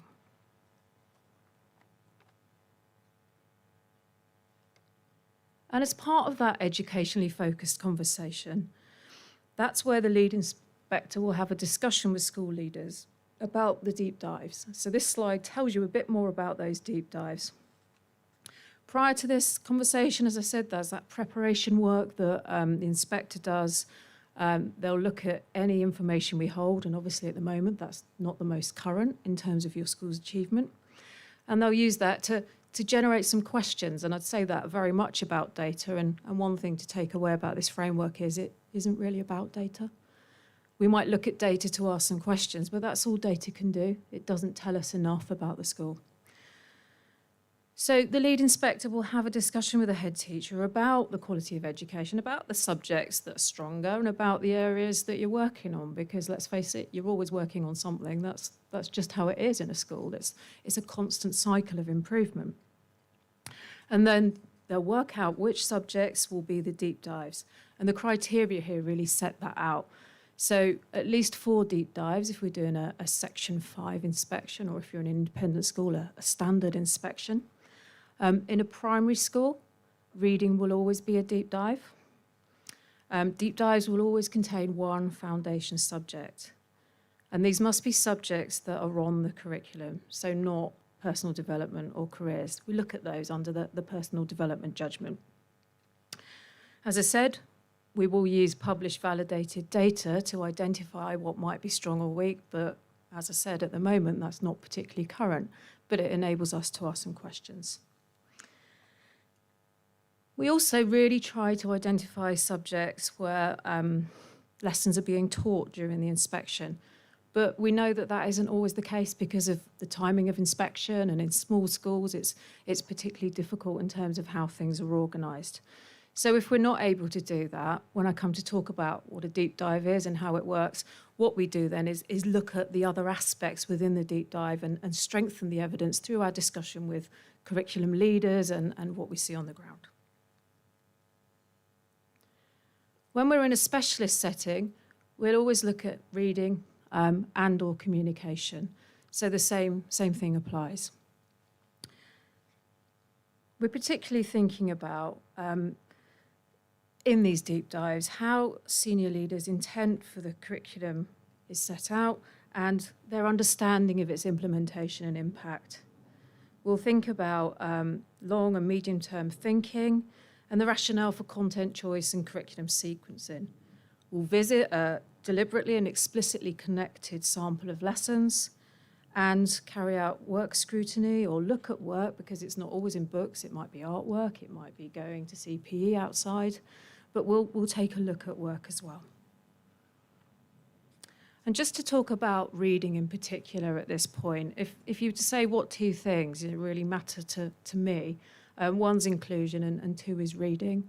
As a head of a primary school, I always thought that actually, if you boil my job down, what's the most important thing? Getting every child to read, beyond keeping them safe, of course. So, we know that good readers do well at school, and some children they don't. They struggle to grasp it. And some of the reasons is that reading and phonics are not always taught as well. Maybe there's not enough clarity in terms of how to improve and develop reading. Perhaps sometimes they don't enjoy reading, sometimes not high enough expectations of who can learn to read. So we've really deliberately focused on reading, which is why reading is a deep dive in all primary schools, and it's why reading and/or communication is a focus in terms of specialist settings. So we're very much looking at how well the school has implemented systematic synthetic phonics. We're looking at seeing whether that is right from the start. And I'm not talking about the minute they walk into the reception or nursery class and they haven't found their little peg, but as soon as you possibly can in terms of getting them in and getting them focused on this really important learning. We think about how well leaders have placed a strong focus on reading and a high importance in terms of making sure that staff have high quality training and professional development so that they're experts in teaching reading. And also thinking beyond the phonics, thinking about how the school develops a love of reading. Because phonics has been shown by research to be the most effective way to secure the mechanics of reading, particularly for the most disadvantaged, and children with SEND. But actually, there's the mechanics of learning to read, but you've also got to want to read, haven't you? And what you decide to do in terms of your curriculum, in terms of deliberate choices for your curriculum and giving children access to stories, poems, rhymes, all kinds of high quality literature, non-fiction books as well, is all important in developing that love of reading. When we're on inspection and we're doing that deep dive into early reading, we pay particular attention to the pupils who are below age-related expectations in terms of reading. To think about, how well they're being supported to catch up if they need to, or keep up if they need to, or be supported to be able to access that. We make sure that we listen to some low-attaining pupils, so those who aren't where they should be on inspection. We try to do that as much as possible by asking them to read to a familiar adult. The reason we do that is because nobody really wants to read to somebody they've not met, especially when you're a small child, and it's upsetting and off-putting. And it also is really helpful to see how that adult supports the work the school's doing to teach reading, actually. So the work that they do to promote the strategies that the child's learnt in class. So that's all important too. And the other thing that we look to do as well is to see whether children read the books that match the sounds they know. As they're learning to read, it's really important that children are able to read books in which they are able to decode 98% of the words. When you start to get away from that, they start to get really demoralised. So it's absolutely critical that they have a book to take home which matches what they've learned already in phonics and not anything that they haven't learned. And that's really important in terms of building up their confidence, but also ensuring that they are able to experience fluency, because we want children to be fluent readers too. And I can't emphasise that enough, really. It's one thing that we've seen in terms of the inspections that we've done. If there's one thing that schools haven't quite got to yet, it's that. But it's really key in terms of making sure that they're able to build their confidence. And I'm sure, like my school had, you've got other books available, but those are ones that perhaps they can share with an adult. And it's okay for them to read the same book several times to build up that confidence too. Again, it's that practice, that is that opportunity to build. So just to talk to you a bit more about the deep dives and the structure of the deep dives, I've already mentioned Dad's Army. This is my blockbusters slide. I'm sure you're familiar with blockbusters too. And the point of blockbusters here is to say that it's all connected, which emphasises what I said before. So if we're not able to see much in terms of what's going on in teaching in a subject, we might do more of the other activities to get as broad evidence as possible. So these are the things that are included in a deep dive. So we'll evaluate senior leaders' intent for the curriculum, as I say, in that initial telephone call, and seek to then go out and see whether their understanding of its implementation and impact is the same as what we see. We'll also look at and talk to curriculum leaders, and ideally we try and do that as soon as we can, but we recognise that's not always the case, and we work with that and we're flexible. But then we're able really to get alongside them as much as possible. And a word I'd use a lot for EIF inspections is dialogue, actually. It's important that we're able to have dialogue with leaders so that we understand what it is that you're trying to achieve, so that you're able to share important evidence with us as well. But it's all key, because actually, yes, we're there to inspect, yes, we're there to give a report, and we give that report without fear or favour for the children and young people in the school. But actually, we're also there really to support improvement. And those conversations are actually where a lot of the improvement happens, in the moment, the conversations that you have with curriculum leaders. We visit a selection of lessons, ideally if we can, with the curriculum leader, just to see the teaching in action, the curriculum in action, in terms of, are you able to do what you've set out to achieve, and think about how it fits into that sequence of learning. When we're in those lessons, we quite often will identify pupils that we can speak to. We, of course, wouldn't do that while the teacher's talking, because that's not right or helpful. But actually, when we can, we speak to pupils, and from that, we identify a sample group of pupils who we speak to. So again, there's that connection being made. And we often ask them to bring their workbooks to us, to have discussions with us, so they can show us their work, and it gives them something to talk about when they meet with inspectors. And of course, we recognise that that doesn't necessarily always go well. You know, by matter of chance, we don't necessarily pick the ones who could talk for hours about their geography book. But sometimes we do. But actually, we're able to talk to them about the things that they know and remember from what they've been taught, what's helped them to learn, what's really made a difference. And we will include pupils with SEND in that, because it's helpful for us to talk to them about what's helping them to learn too.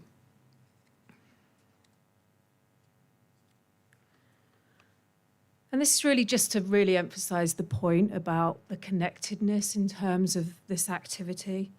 So the discussion with the senior leaders happens on the telephone the day before. You can see that clearly there. Ideally, we aim to meet with curriculum leaders as soon as possible, but we understand that it doesn't always work that way, and we work as best we can. Really can't emphasise enough how connected it is, but what we seek to do is to connect the evidence back to the intended curriculum that the leaders talk to us about at the start of the inspection. So we really do try and make sure that we're making those connections. When we visit lessons, for example, we're not there to stare at teachers and notice the minutiae of what they're doing. We're actually there to say, you know, how does this fit into that sequence of learning that the leaders just told me about? How does it look on the ground? Are the strategies that they're using really helping children to know more and remember more?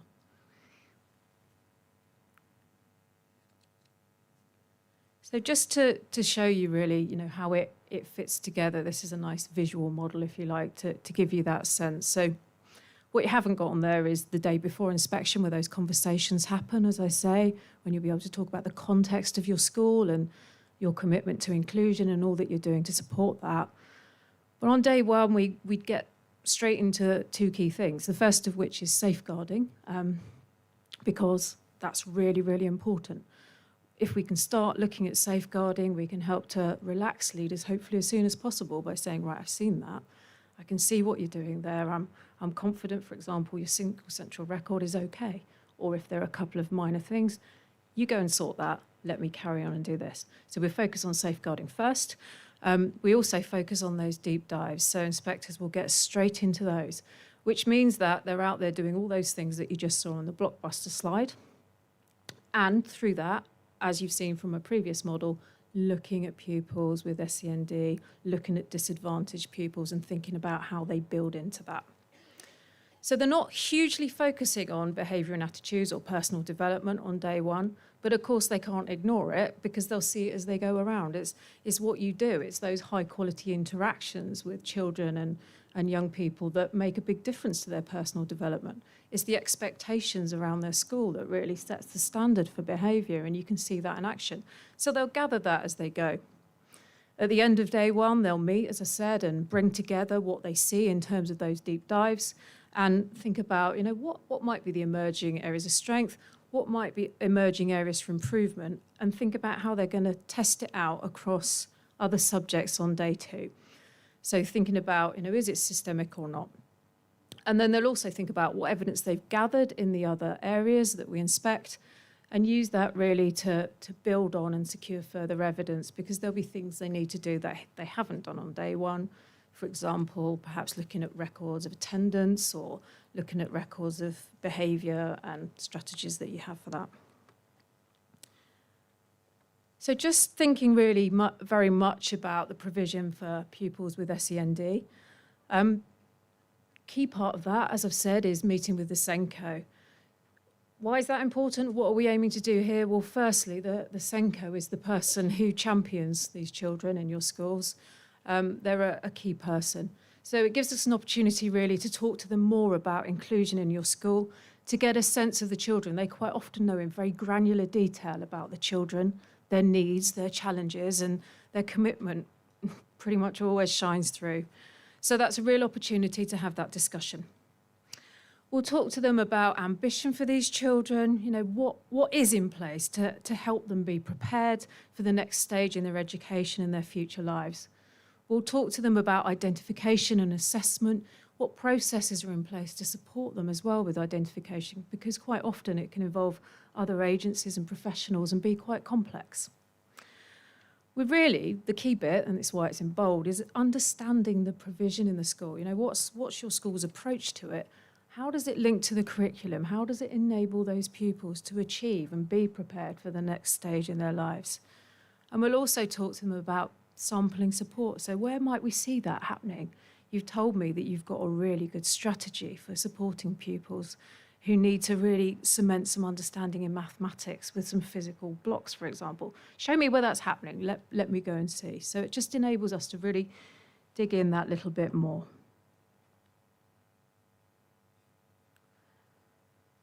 And from the start of your conversation, really, we want to talk about SEND as much as we can because it's such a key part of the framework.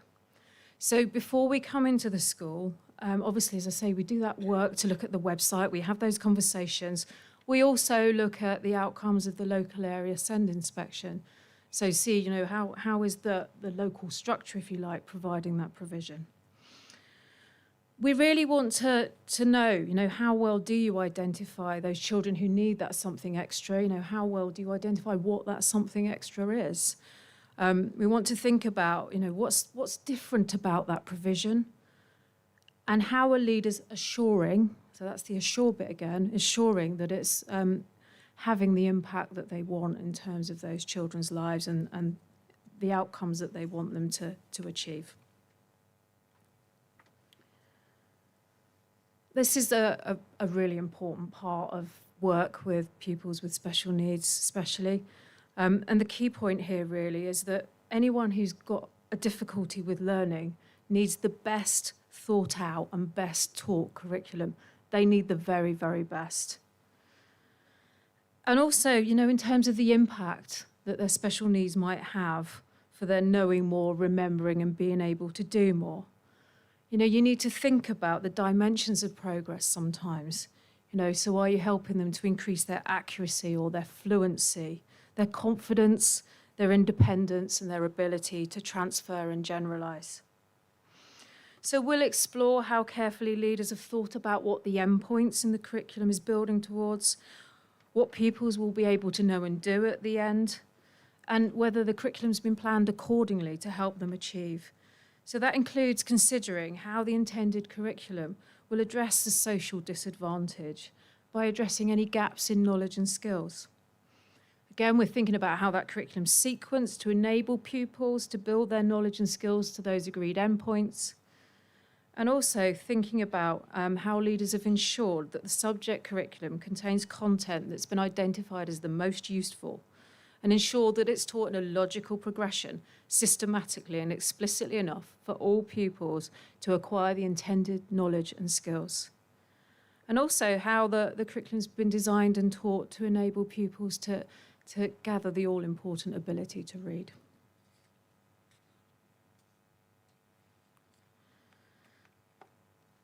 So this is a descriptor for the evaluation framework for the quality of education, and it's a good descriptor.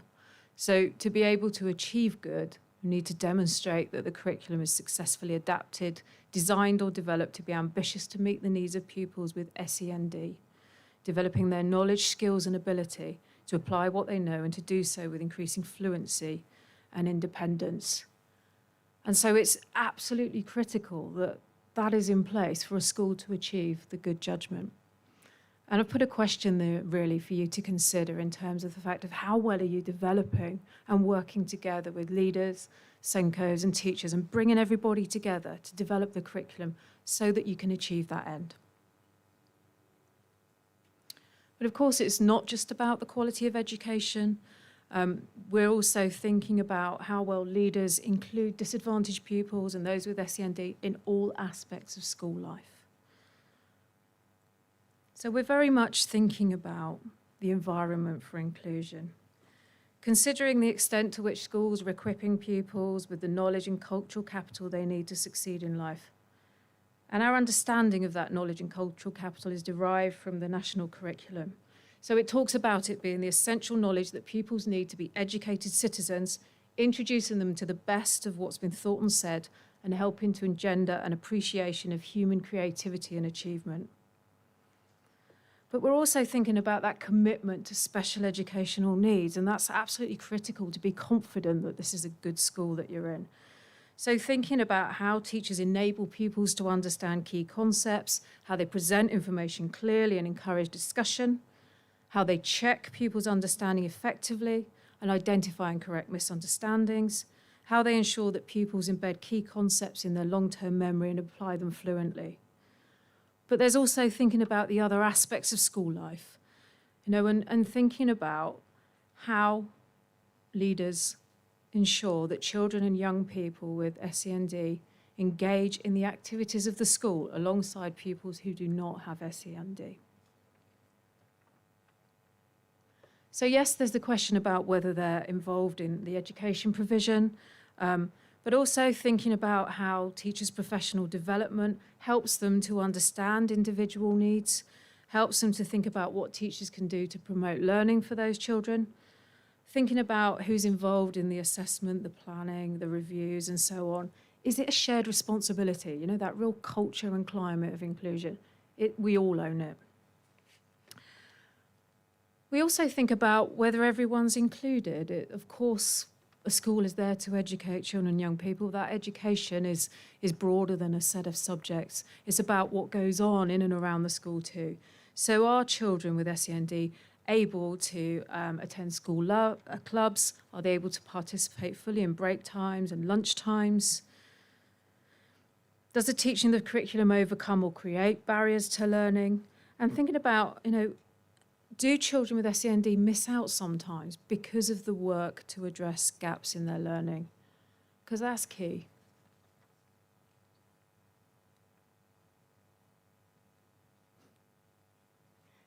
Wrong button, sorry. So, as I say, there are a range of judgments that we make. We also make judgments, obviously, for early years and sixth form. But when we're looking at those, we're looking particularly at the quality of education within those areas, if you have those in your school. So just to talk to you about behaviour briefly, and I'm not going to run through every single one of these. The slide is going to do its work and put them up for you. But these are the kind of things we're looking at when we're considering behaviour and attitudes and making a judgment about it. But in terms of inclusion, the handbook makes provision, really. As I said, there's a real determination that we don't penalise people for being inclusive, for having children with SEND, for having children with challenging behaviours in their school. So paragraph 204 in the handbook sets out in terms of children with very particular needs.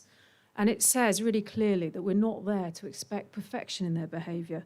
We'd be looking to see about what the school's doing to support them with their challenging behaviour and effecting a positive incremental change. So it's understanding, actually, that you're not going to fix it overnight. As I said, that behaviour is communication. For personal development, we look at these areas particularly. And I think really for me to highlight to you the things that you might want to pick out here. So developing confidence and resilience for pupils with SEND is a key piece of work. thinking about careers and aspirations and that readiness for next phase or training or employment. In terms of equal opportunities, going back to that point about access to clubs, children who arrive on transport, so in a taxi and leave in a taxi, are they still able to participate in those clubs? We also make a judgment about leadership and management, and we're looking really at important themes here. Integrity, which is there to the right, and how well leaders develop staff, and I'll talk a bit more about integrity in a moment. But actually, we're also thinking about the impact that leaders have on those 4 areas in the middle of the slides, the impact that leaders have on behaviour and attitudes or personal development, for example. When we think about leadership and management in terms of SEND, we are thinking about, where do leaders' ambitions for pupils come from? Is it combining a deep understanding of children's starting points and needs and high expectations and aspirations for the future? You could describe this as outcomes which open the door to a future which carries the same high level of aspiration for all pupils.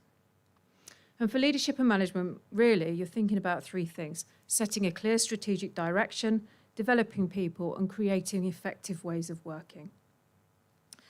The SEND-specific dimensions of leadership really is about having that real ambition for children and young people, ensuring that the provision is effective, that there's effective co-production, so you're working well with partners, parents, and so on, and really making everything mesh together to bring together the best possible support. And just to talk to you very briefly about safeguarding. Now, this is the model that we use when we look at safeguarding, so we look at how well leaders identify children in need of early help. And really a point in terms of inclusion is thinking particularly, as I've said, that disabled children are most at risk in terms of abuse, and thinking about children who are very vulnerable and perhaps not able to communicate as well. How well do you prepare your staff to be vigilant so that they can identify those children's needs and get them the help that they need? So the help part is really about getting timely action, the right thing at the right time. And when we think about manage, we think about how well leaders and governors are managing their responsibilities, so safer recruitment, getting the right people in the door at the first place and keeping the ones that we don't want out, and also responding to allegations against staff. In leadership and management, we also meet with governors, and we aim to meet with the right people, so this slide illustrates that. But actually, when we're meeting with governors, we're particularly thinking about the vision, so the ethos that they set, and obviously thinking about inclusion. Is that part of their vision and their ethos and that approach to SEND? And we also think about that strategic direction. So is there an ambitious curriculum for disadvantaged and SEND pupils? How well are governors engaged in that to ensure that those children get the knowledge that they need to succeed in life and move on as they should? And this just really underscores that point, which is about adopting or constructing a curriculum that's ambitious, particularly for disadvantaged pupils and pupils with SEND. And that's something that I really like to explore with governors when I'm having that discussion. At the start of the presentation, I spoke to you about HMCI's determination to be a force for improvement for the most disadvantaged pupils. She was really keen to do 2 things in terms of developing this new framework, one of which was to focus on the substance of education, so that's the quality of education, that real emphasis on curriculum. And the other one is integrity, which is actually that leaders do the right thing by pupils. So thinking about practices such as off-rolling and gaming, and thinking about actually recognising and reporting and celebrating the schools that are inclusive, that do all they can to keep children there and give them what they need. So in terms of off-rolling, we have a definition for that, and this is it, and it's set out in the handbook.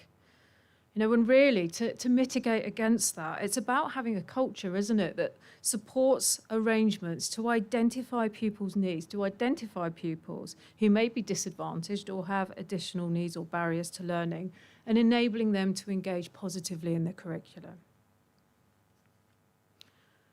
As part of this work, inspectors will look at patterns and they'll be interested in if there are high numbers of pupils moving or off role. And this we're talking about here is pupil movement. And in some schools, that's actually really common and not a problem. It's perhaps part of their cohort. So, for example, some schools that serve service families, for example, will have a huge transfer of children. But actually, they really want to look at the patterns of that. And if they start to have concerns that children are being asked to move, perhaps because of their particular needs or their challenges, then obviously we're looking at a very different direction. And so there's provision in the handbook to do so, to make sure that schools are inclusive. As part of that, if we were concerned, we'd be thinking about what governors and leaders know about this movement, whether there's a particular issue. Is it something that's happening for pupils in year 10 and 11 at a particular time?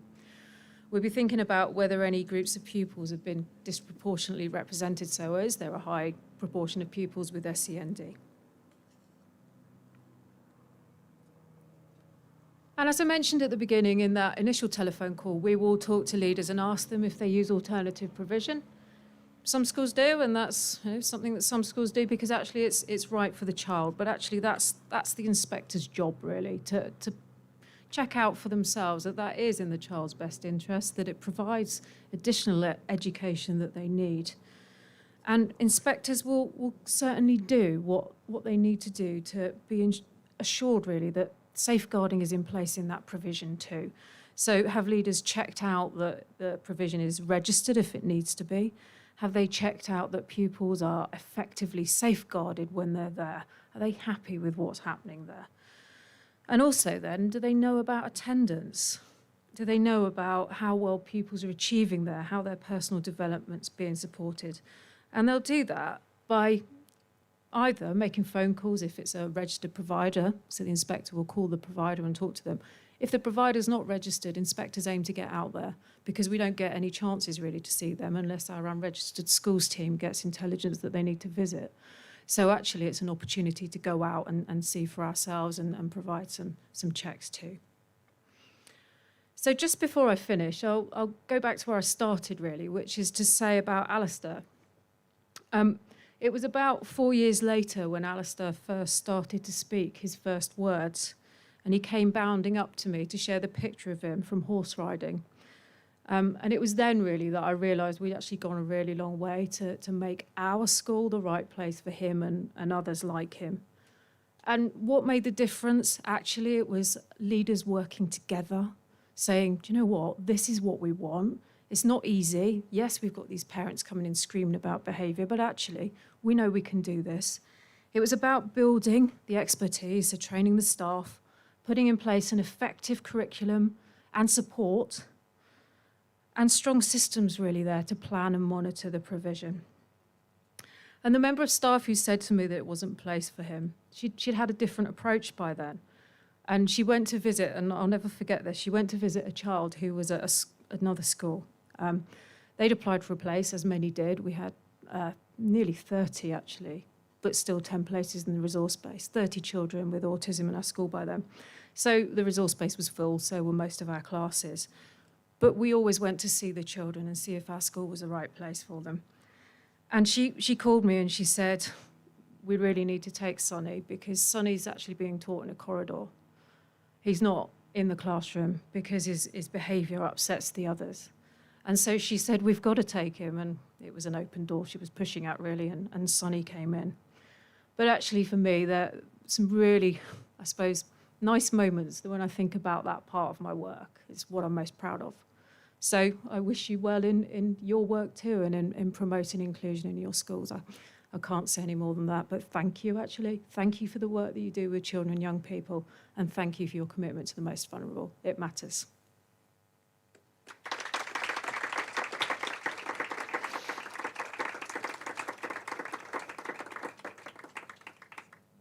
Yeah, do you want me to? Have I got time? Okay. I do have a slide for questions in case anybody wants to ask any questions. I was pretty close on time. Does anyone have any questions? If not, if you... Oh, hello. Just wait. My question is about inspections after the pandemic. As a head of a special school, we've had to pare down a lot of what we ordinarily would have done over the last 18 months. And so I'm obviously concerned that when Ofsted come in, which is imminent, they're not going to see our full school in action. Have you got any comments about that? Yeah, absolutely. There have been some adjustments to the handbook to reflect the pandemic, and there are conversations, the conversation right at the start. So inspectors will begin a dialogue about that too. And again, that's a really good opportunity, isn't it, to talk about what you've done and why. And they are expecting to have those conversations. In fact, you'll know we've been having different kinds of visits and conversations with school leaders about the pandemic all the way through. So it's just really important to share that and explain the context, and we have provision there to understand.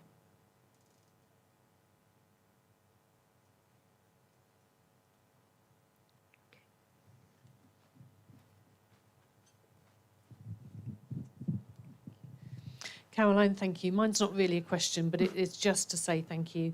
I think that for many, many of us in this room for many years have really wanted to see the voices of those with the least voice really loud and proud in the Ofsted framework. So I'm really grateful for that. I think it's absolutely beholden upon us all to really prioritise those young people with additional vulnerabilities and really think that good schools are schools that really support those children. So thank you very much. Thank you, and that's why I love the framework, because it does that. Thank you. Okay.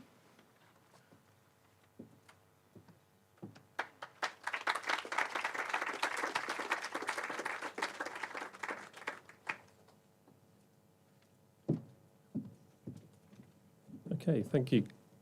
Thank you very much, Caroline. It's absolutely excellent. So we'll take a short break now for 15 minutes. There should be some coffee over to my left.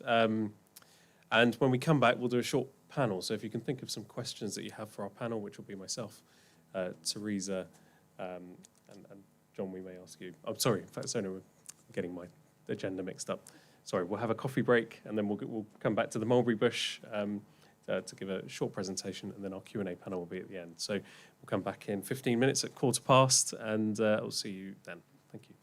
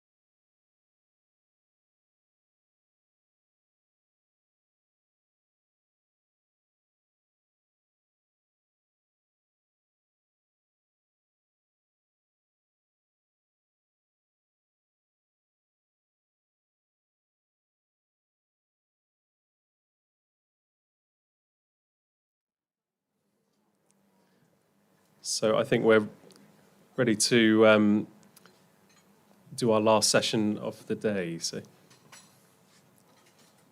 just give everyone a chance to sit down.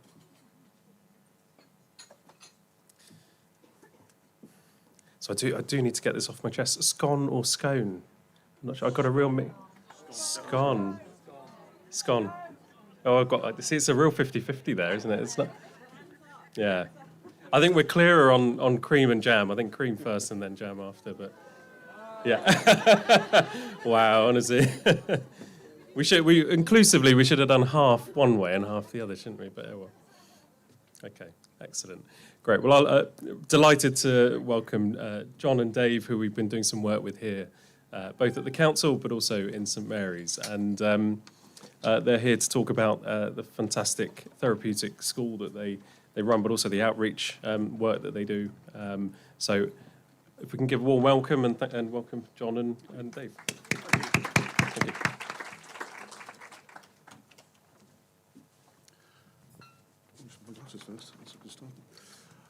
Good afternoon, everybody. We're really delighted to be here, and a huge thanks to Teresa and Vic and Mark and the team for inviting us to get involved with your project here at St Mary's. It's a really exciting thing to be involved in. And first of all, I'm just delighted that we're in a room together, with colleagues who really seem to understand the importance of relationships and belonging. And I wanted to start really this afternoon by saying that I think at the Mulberry Bush, and for most of the people in the room, inclusion really means belonging. If you have a sense of inclusion, if you feel included, you feel that you belong. And certainly that's a central tenet for the work we do at the Mulberry Bush School and the charity with the children and for the staff as well.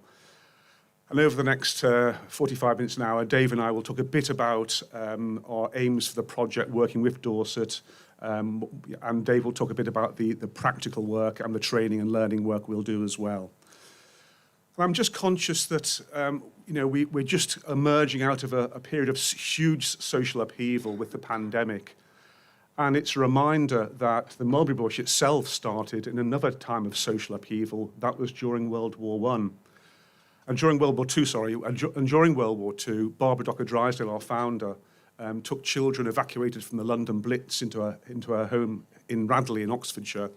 And then in the post-war construction period in 1948, she bought the Mulberry Bush School in Stanlake, and that became the residential school for children who had been dislocated and traumatised by the events of World War II, especially the London bombing, and for evacuated children. And really, our story started in 1948, and the school continues today. And it's probably fair to say over the last 10 years, the charity has evolved further than just the school. So now we're a charity delivering a range of services, meeting the needs of traumatised people.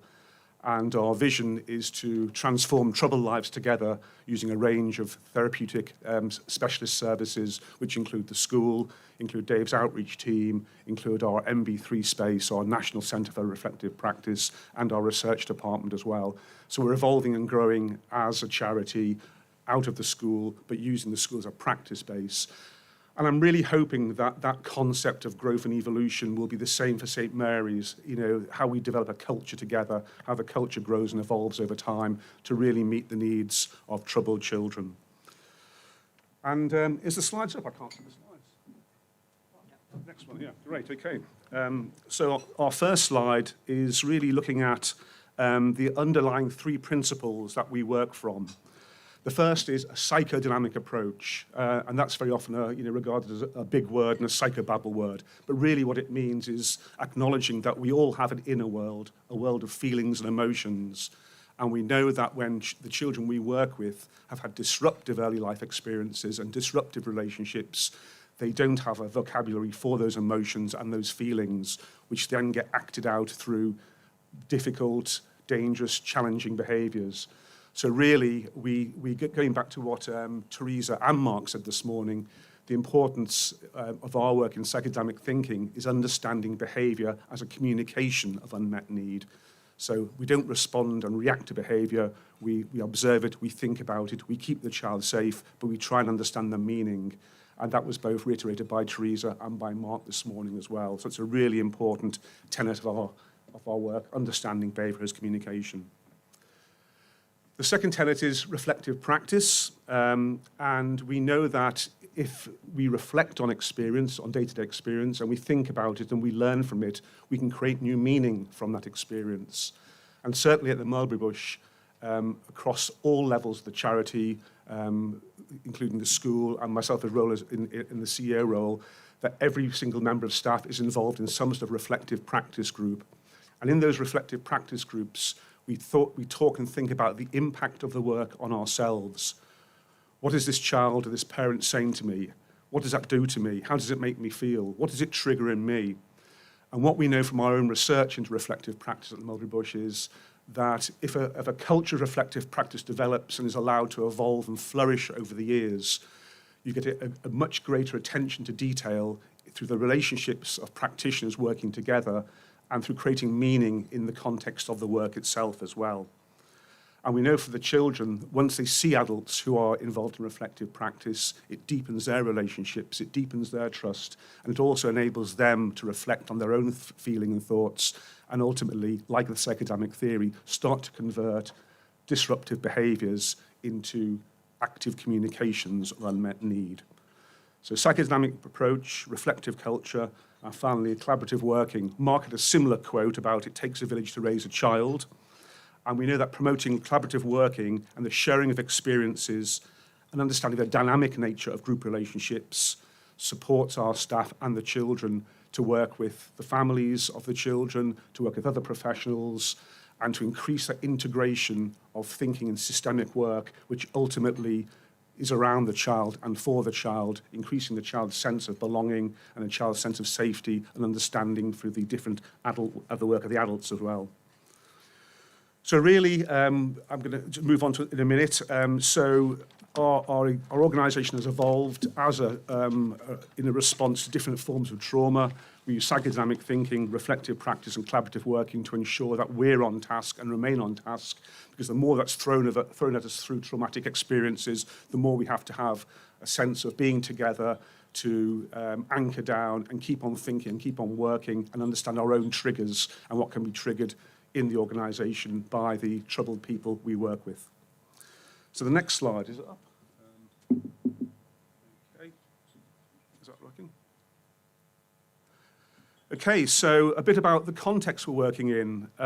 Emerging out of a pandemic after 18 months, I think we've all been troubled by that. We've all been affected by it. And even before the pandemic, there were around 80,000 children in the care system across England and Wales. We know that there's currently about 320,000 children at risk, and rates of domestic violence and abuse have increased, and rates of inequality have increased as a result of the last 18 months as well. So we're left with a huge issue around our management of children and meeting the needs of children and young people over the next few years. There are roughly 360,000 plus children with special education needs and disabilities in the UK. And across Dorset and nationally, from 2018 to 2019, SEND figures increased by 11%. So we really having to, as Teresa said, we have to acknowledge and stay with these realities too and think about them. In Dorset yourself, there's 70% education health plans are for ASD and social, emotional, and mental health difficulties and corresponding speech and language difficulties. And this combines to push spending to unprecedented levels in Dorset and for all local authorities across the UK. And we would argue that by developing a reflective culture, an evolving culture, which is in tune with its psychodynamic thinking, in tune with reflective practice, and working collaboratively, we really believe that Dorset and other councils can save money over time by integrating and bringing services together and really increasing the thinking and ability of staff. And if we get that right, you'll find that burnout in staff reduces and staff retention increases too. So we have a real belief in getting the baseline of this model right, and it will contribute to, we think, a healthier and more wholesome council service.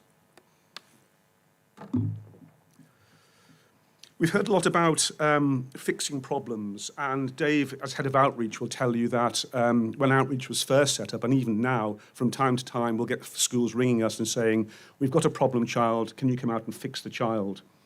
And the team's response is, hang on a minute, this, we can't put all the responsibility, all the blame on the child. What can we do to support you as a school to think about how you include that child? And so our work is really around supporting the teaching teams, the staff, and ideally the senior leadership to cascade a culture of understanding and evolution in the school as well. So as Mark and Teresa have said, this cascading of the senior leadership down, really focusing on the needs of the staff working with the children, and through the training and learning and using psychodynamic thinking, reflective practice, if we can strengthen the staff teams, then the single individual problem child becomes less of a problem, and we can think about a group dynamic and group context for delivering educational and pastoral care in schools as well. And we know from our work at the Mulberry Bush, this does work over time when a culture beds down and evolves, and we have a genuine belief. And we hope to project that into you this afternoon, that belief that things can really change and cultures can be strong and children grow as a response to feeling and sensing a meaningful, caring, empathic culture. Okay, I'm going to move on to the next slide, I think. I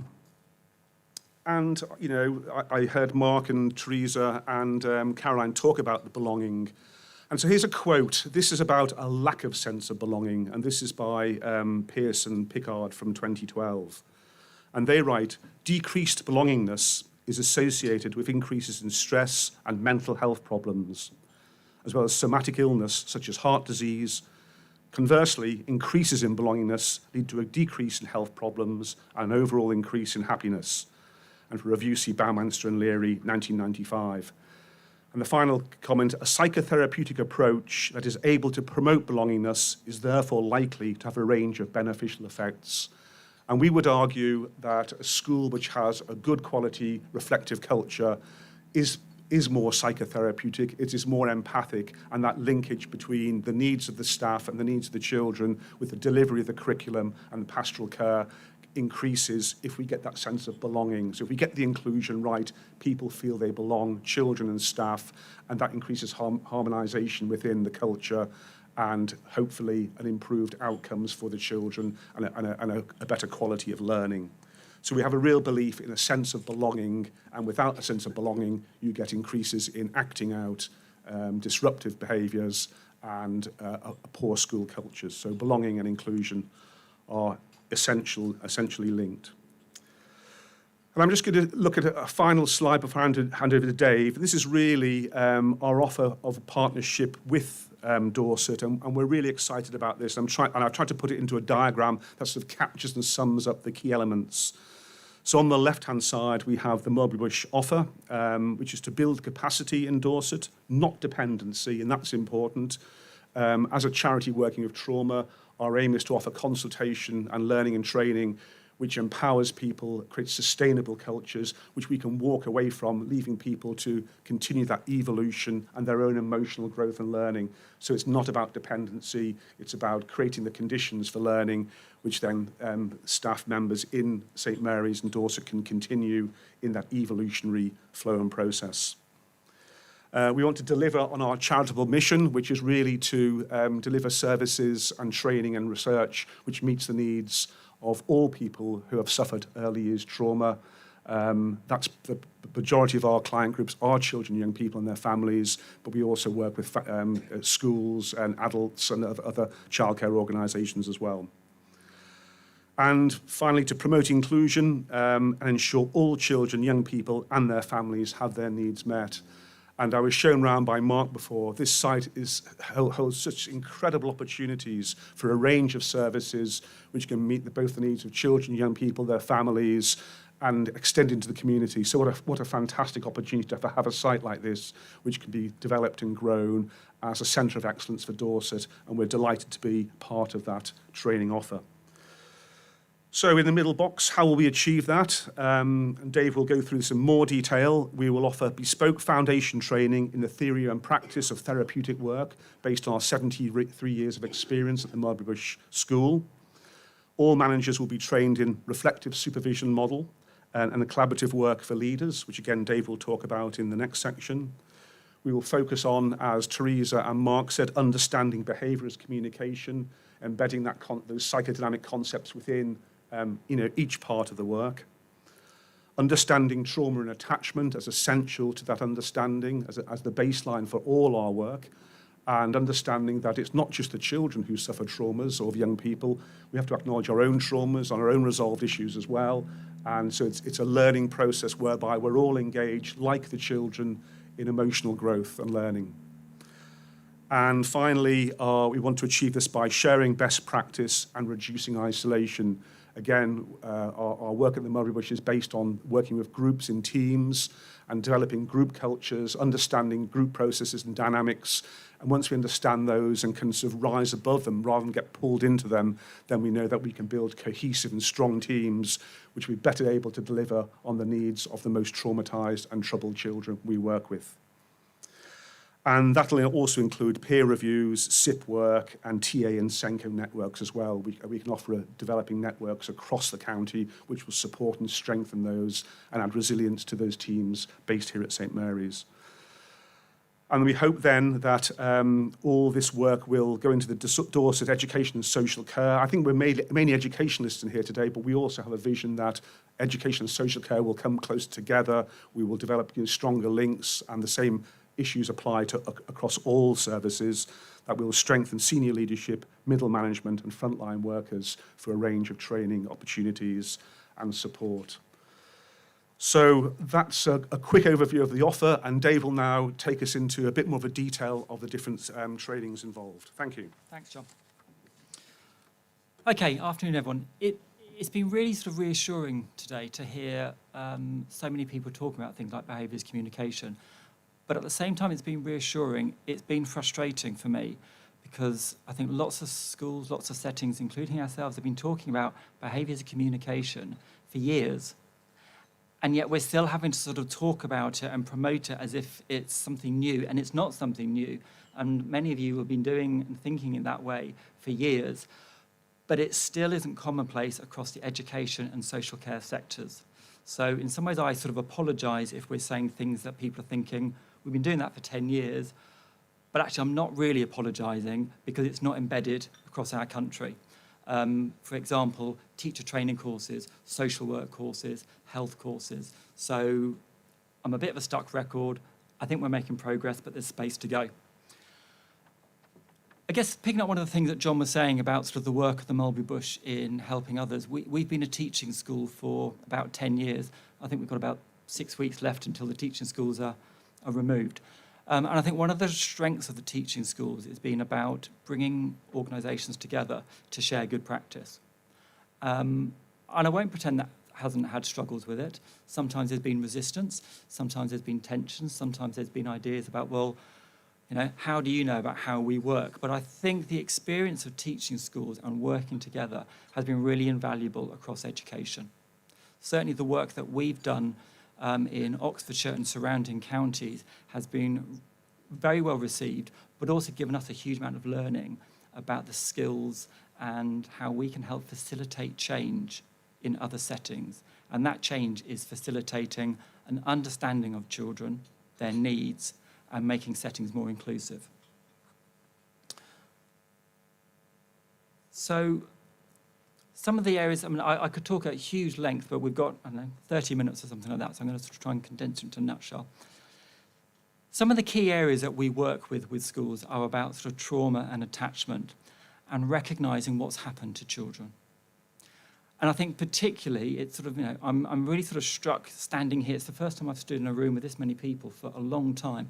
I'm almost sort of, I don't know whether to look at everybody or to, you know, do I have to look through a little rectangle at people? I've never seen so many, you know, legs and arms and stuff. Recognising actually what people have been through. Settings, families, staff and children have experienced something traumatic in the last 15 months. But we were talking about trauma and attachment and those issues before the pandemic, so actually what we've got now is a compounded difficulty. And again, one of the key things in actually understanding this is recognising relationships. So this isn't just about those children that have got a label or a diagnosis. This is about recognising that all the children in our education system, whether it's primary, secondary, special, have a need for relationships. Some find those relationships easier than others, Our task is to help staff develop those relationships in the right way for each child. We do talk a lot about attachment-aware practice and those values for relationships. But we also sort of think about, what's happening in terms of neuroscience and trauma, and sort of trying to develop an understanding across practitioners. And again, our experience of working with schools and other settings is that some of that understanding is absolutely there for people. I can think of lots of schools, lots of social care settings that are really using that knowledge and understanding to support the needs of the children, but it's inconsistent. It's not there across the board for education staff, health staff, or social care staff, hence the work that we've been doing. So understanding what's going on. And again, I was talking with a colleague the other day who's a researcher, and she'd been contacted by some researchers in a discussion about what works well for children. And it was particularly about children who are looked after, but I think it can be sort of more widely generalised. And my colleague from the Mulberry Bush was talking about feelings and talking about being in touch with feeling states. How are children feeling? And knowing that by recognising as a staff member, how am I feeling? When I'm feeling stressed, it probably means that the children are feeling stressed. Why am I feeling like this? What was striking and disappointing was that the people from the external researchers were saying, we've spoken to lots of providers, and you're the first person that has mentioned being in touch with how children are feeling. And I thought that was quite shocking and disappointing. That again, we're in the 21st century, we're coming out of the pandemic, and we're still struggling to recognise that children have feelings, staff have feelings, and the two impact on one another. And part of the reason I raise that is because when we talk about sort of what's going on, John was sort of saying about behaviours communication. We've heard that a lot today. Thinking about children's behaviour, and at the start, John was saying about not being a sort of problem solution, but looking at sort of more cultural change and looking at the system. And we do. I still receive phone calls saying, "Look, I've got a child in year 4. Can you come in and make it better for that child?" And the answer is no, but I can come and I can help the staff team make sense of what is happening for the child, for the staff team, and for the organisation to bring that thinking together as a way of understanding what might be happening for the child, and therefore develop strategies to support the organisation, the staff, and the child. But this isn't all about that child. There's going to be another child next year and another. We've got to make sustainable models for staff, and that means we've got to look at organisations and staff and take the focus away from purely being about the child and their individual difficulties. Now that's all well and good, but that means that particularly as leaders, we've sort of got to provide some emotional holding, some containment for our staff team. If we can provide that at the top, then our staff team will feel more emotionally contained. Now, those of you working with children who exhibit behaviours that challenge will know the work is difficult, it's draining, it's exhausting, and has a huge emotional impact on people. So we need to be sort of making sure that our leadership structures are there to support the staff, who in turn can support the families and the children. So a lot of the work that we do is about sort of recognising that impact on staff. John was talking about sort of resilience and recognising if you get that well-being right for staff, we do. You said that it improves retention. There's a financial saving there. So if there's any sort of finance people sat there, there's a saving if we can increase retention, stop sickness, things like that.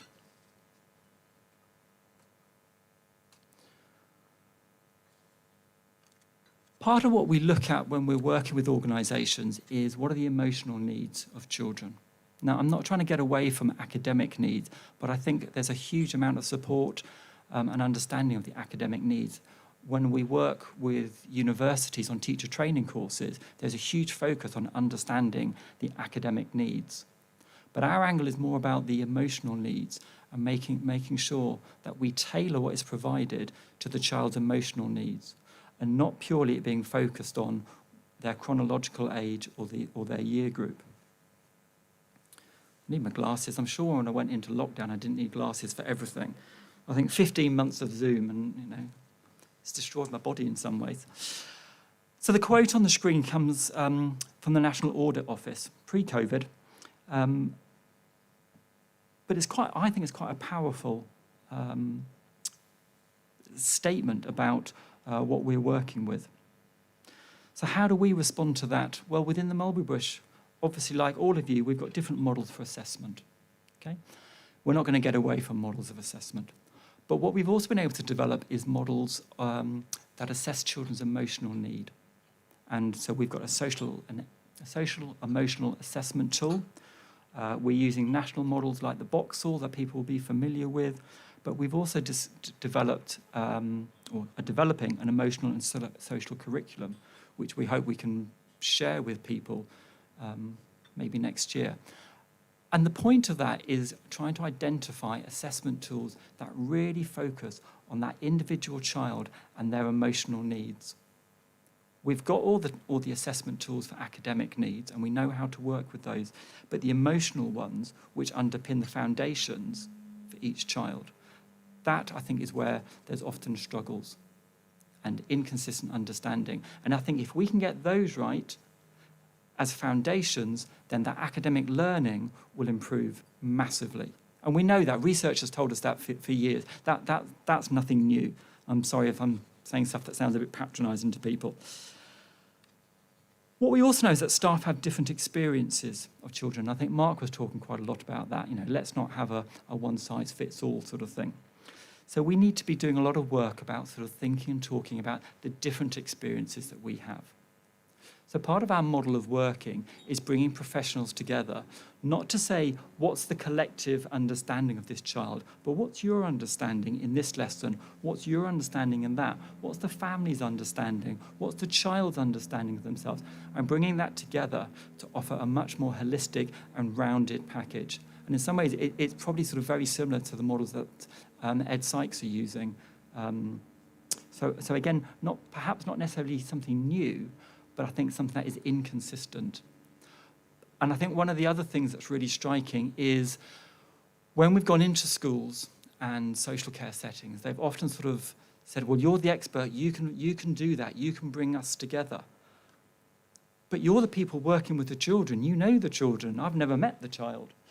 So we can help facilitate those discussions, but actually the expertise is in the schools, it's in the social care settings, it's in the families. It's about bringing that together without fear.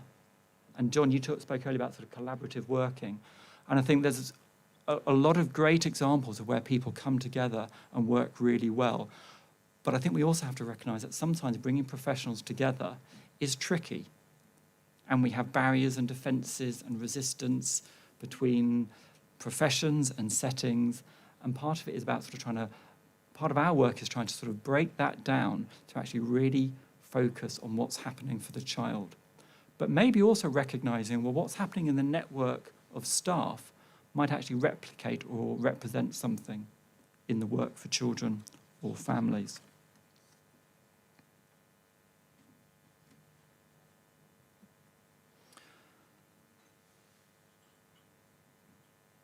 So our work is about sort of linking academic learning with emotional growth and linking, I put at the bottom, age for stage, recognising that children who may have had difficulties forming relationships, difficulties in their early life for whatever reason, may often be emotionally younger. And I'm sure that you can all think of children that you are working with or have worked with that chronologically are at that age, but actually as soon as you give them a test or a stressful situation, they plummet.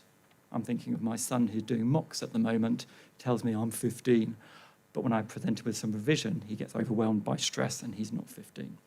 I digress slightly. And again, I think it's really helpful for us to be enabling staff to really understand that and really focus on what's happening for that child in that moment and not worry about, well, they're a year 10, they need to be doing this. I know they're a year 10, but... And again, going back to sort of the teacher training that I sort of referred to earlier, I really think that these are areas that nationally we need to be developing in teacher training, as well as sort of regionally and sort of and more locally. And we're trying to do sort of quite a lot of work with Department of Education, but also teacher training places through the teaching school networks about sort of really enabling those newly qualified teachers to come into teaching with a real understanding, not just of the curriculum, that's, they're getting a great understanding of that, but the emotional needs of the children and the emotional needs and impact of staff. And I know I've referred to the emotional needs for staff quite a lot. I think it's absolutely key. So as an example, so one of the things that we've been working on with a number of organisations is leadership for an emotionally aware environment. And I'd love to say that all the leaders that we worked with came to it with open arms and thought it was fantastic and stuff. By the end, they were pleased with it, but they didn't come to it with open arms. They came to it with quite a lot of hesitation and resistance, partly because one of the first questions that we asked them was how they were feeling. And they didn't all like that. Some of them were quite happy with that. But part of the work was working with them as a leadership group to come together and develop their own relationships. And again, this morning we heard about relationships and bringing people together. And actually, through that work, we've developed groups of leaders who are more emotionally aware of themselves, emotionally aware of what's happening in their organisation, which by default has meant they're more emotionally aware of what's going on for the children and the families. Now, one of the things that we also get phone calls and asked about is, can you come and do an inset day? Can you tell us all about this stuff on an inset day? And again, my answer is often, we could, but that's not actually going to be very helpful to you, because an inset day sort of gives the indication that, right, it's September the 1st, here's a load of information, remember this for the rest of the year, and it'll all be great. And actually, generally by the afternoon of September the 2nd, the inset day was so far away. Okay? The model that we try and do with schools, with social care settings, is going in and doing small blocks with people, small blocks, and this works with these leaders. And they were a good example, because actually what they wanted was, can you have one big block, please? We're a busy leadership team. And we split it into a number of much smaller blocks, where we got them bringing pieces of work, sort of, like work discussion groups, and reflecting on actually what was happening, what did that piece of work represent? And sometimes it was about, well, is it really about that piece of work, or actually is it about the relationship between you and me, and actually we've got some difficulties that we haven't resolved, going back to the restorative stuff that Mark was talking about earlier, and helping them make sense of that over a period of time. And over that period of time, they began to recognise that there were issues that needed resolving. There were some very practical things that needed sorting. Timetable came up a lot. But there were also relationships and dynamics and projections and a lack of understanding about what was happening within that leadership team.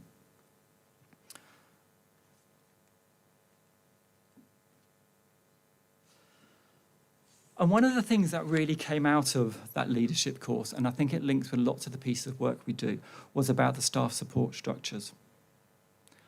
Now, the idea of staff support, this isn't new. We're seeing so many people, so many really good people leaving the education system. And I'm sure you can all think of colleagues that have left. And a lot of it is through stress, through workload, all that. And I know that there's a huge amount of initiatives about teacher workload management, stress in the workplace, and all those sorts of things. But John, you were talking at the start about using reflective practice to make sense of what's going on, to make sense of... One of the questions I ask sort of people is, how emotionally full are you? Or putting it a different way, how much emotional space is in your bucket for the children tomorrow morning when they come in, or for the families that knock on your door, or for your colleagues that say, I've just had a really nightmare day, can I offload on you?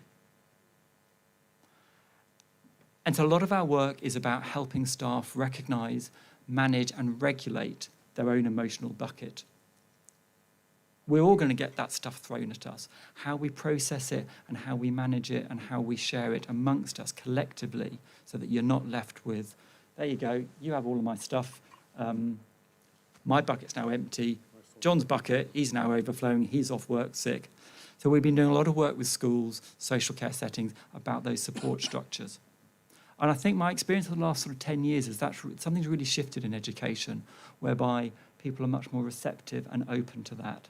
And I think part of that is recognising that actually we can't all continue like this. We can't continue with this level of pressure and projection onto people.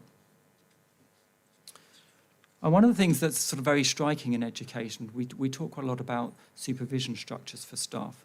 And when I work with social workers, counsellors, therapists, professions who take other people's, clients, children's, families, emotional responses and help process that, they all have to have supervision. It's part of their well-being. It's a clinical requirement. But in education, we don't have that. But I think, again, that is starting to shift, and I hope it's something that we can start sort of supporting Dorset to really develop and prioritise, because I think one of the key things for enabling staff support is reflective practice, whether that's in groups or whether that's through individual supervision. And I think across, not just Dorset, across the UK, I think that has to be a real priority for our teaching staff.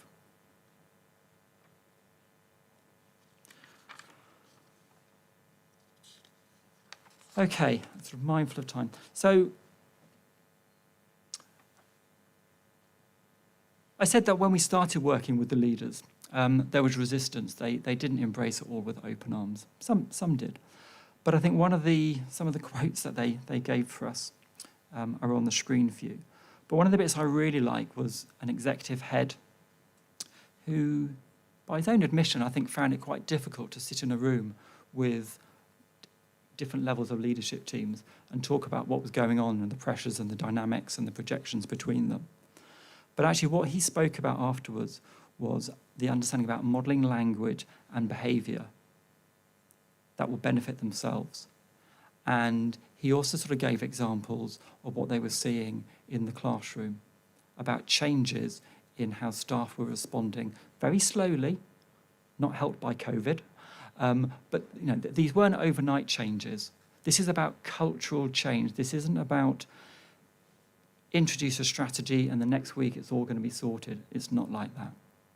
But by working together, by reflecting, introducing structures such as supervision, they're starting to see a real shift in the behaviour of staff and subsequently the behaviour of pupils. And subsequently, they're anticipating an increase in learning. The work's still ongoing, so I don't have sort of details about that.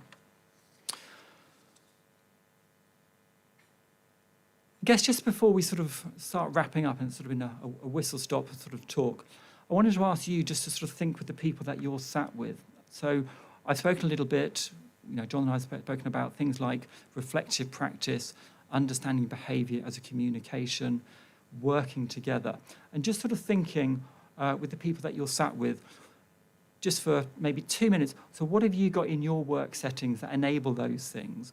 But also, what might the barriers be? So what have you got that enables those things to happen? But what barriers might there be in your work settings? That might be personal, that might be, you know, what I carry, it might be my workplace. So just maybe just for 3 minutes, I'm aware of the time. So off you go.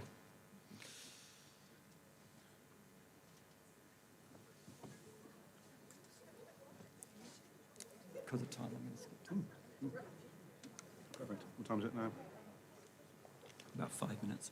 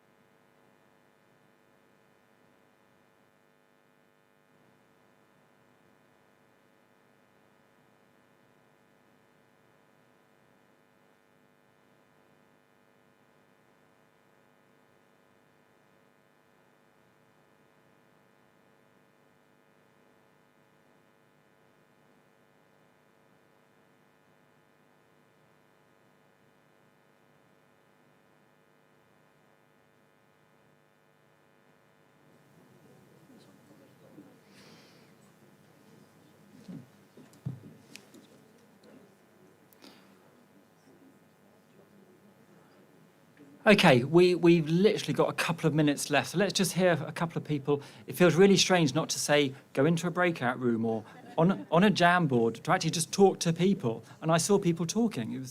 It's quite a revelation. So very quickly, what are some of the things that in your settings you've got, but also what are some of the barriers that you might have? Who wants to be brave? Don't be shy, just shout. Shout out, big loud voice. Gentleman over there. Gentleman on the table here. We've got 500,000 viewers. Thanks for that, Thomas. So I think lots of it struck a chord with as a group of special schools. This is really great to hear because we completely subscribe to it. I think the barriers for us are around things like staff supervision, which we wholeheartedly believe in, but it's making time for it in a school day with the the funding that we've got and the structures that we've got. So that's one of the frustrations, I think, is that we'd like to do much more of that kind of staff support, but it's difficult to achieve in the time that we've got. Yeah, I'd love to have a magic answer for that. It is difficult to achieve, yeah, but yeah.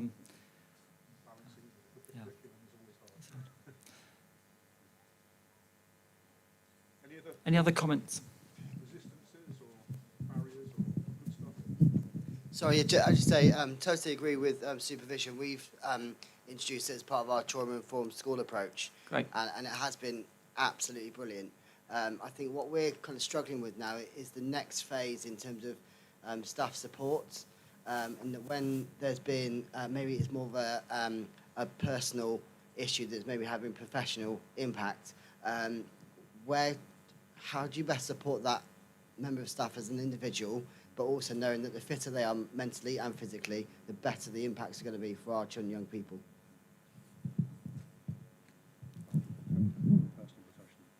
Yeah, I just think John was saying that professional, personal boundary, it's difficult. And I can think of staff where they've said, look, I don't want therapy, I want supervision. And I'm sort of thinking, yeah, but I think you might benefit from that. It's a tricky balance, particularly when you're working in a challenging situation, taking on that overwhelming amount of emotions that the children and staff and everyone's chucking at you.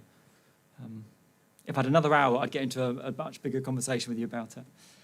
Okay, any final thought before we wrap up?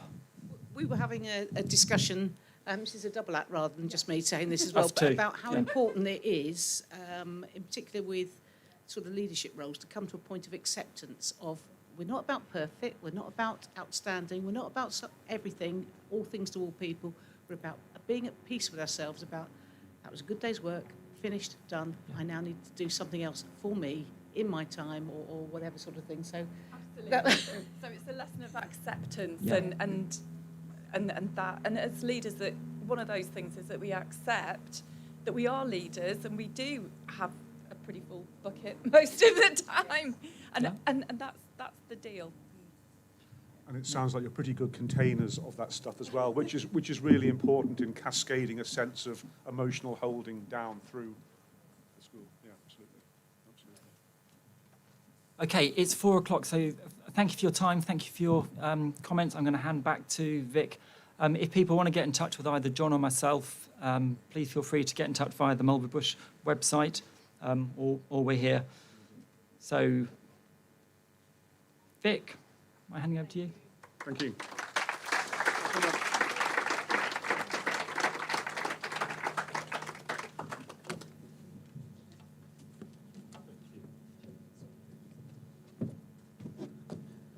Thank you, John and Dave. So we're steadily drawing towards the end of the day, and it's been excellent for me to both hear the speakers, but also just see our educationalists kind of work together today and have some time. I can see Alison giggling at the back there, but it's great because that's not what we can do on Teams and online, and so much of this is important to do in person, as we said at the start. So to draw us to a close, I'll hand over to Teresa with some final thoughts, and thank you all for your time. Thank you.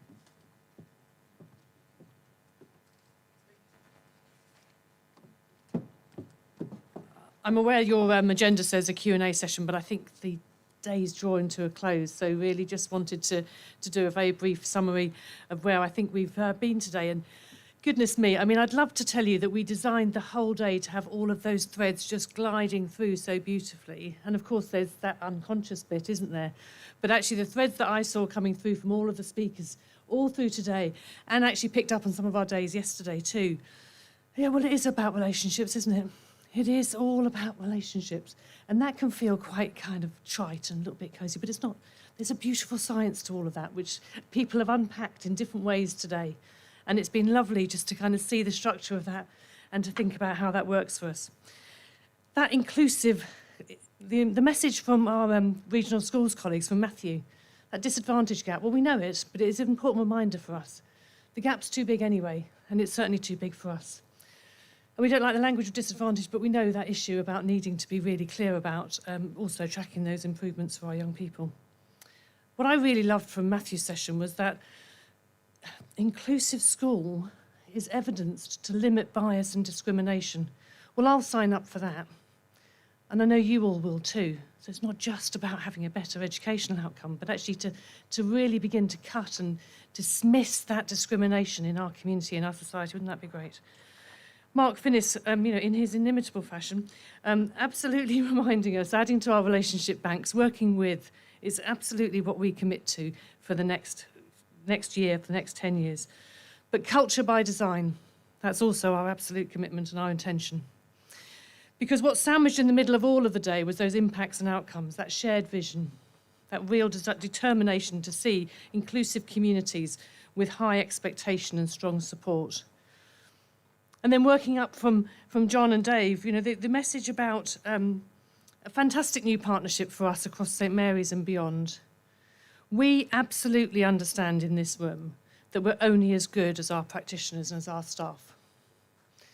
And that means we have to absolutely pay attention to their emotional needs if they're going to be able to continue to pay attention to the emotional needs of our children and young people. So really wanting to have that wraparound offer and more to debate around that. So thank you for those fantastic questions and comments, because we need to think about how can we support each other.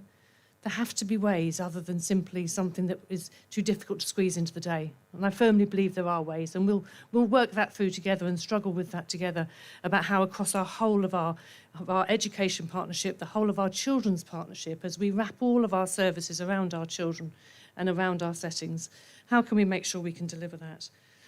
And I'm incredibly grateful to Caroline Dillon. I think it was really helpful for us as a partnership to have such a good, strong relationship with Ofsted. I think it's really important that we can help, and I think we have had some shaping conversations with them about please put our children with special educational needs at the heart of your inspection agenda. Please make sure that being an inclusive school is valued equally with being in a school with fantastic outcomes. And I just want to finish then for a moment with, I think it's actually much bigger than retention. I think if we got this right, this is about we can have communities that absolutely have those principles and those values at our heart. How would it be if everywhere our children were? I think I've talked away from my slides. I just gave you my slides and I didn't talk to them at all, did I? I was hopeless, sorry about that. But there was a lovely picture. It happens all the time. There was a lovely picture in my presentation which talked about Toni Morrison talking about, whenever you see our children, please greet them with a smile. Your children, my children, our children. That's what they all want. That's what they all need. And it's a fairly simple way, thank you, you're a star, a fairly simple way of really thinking about how do we greet and meet our children where they are in our best possible selves, and how do we therefore support our practitioners to be that. So thank you all for being here today. I am going to hand back to our fantastic lead member for Children's Services, who we are so blessed with as having as a fantastic champion for our children. And truthfully, without Andrew's support, we wouldn't be in this position with St Mary's, and I don't believe we'd be in this position with Children's Services.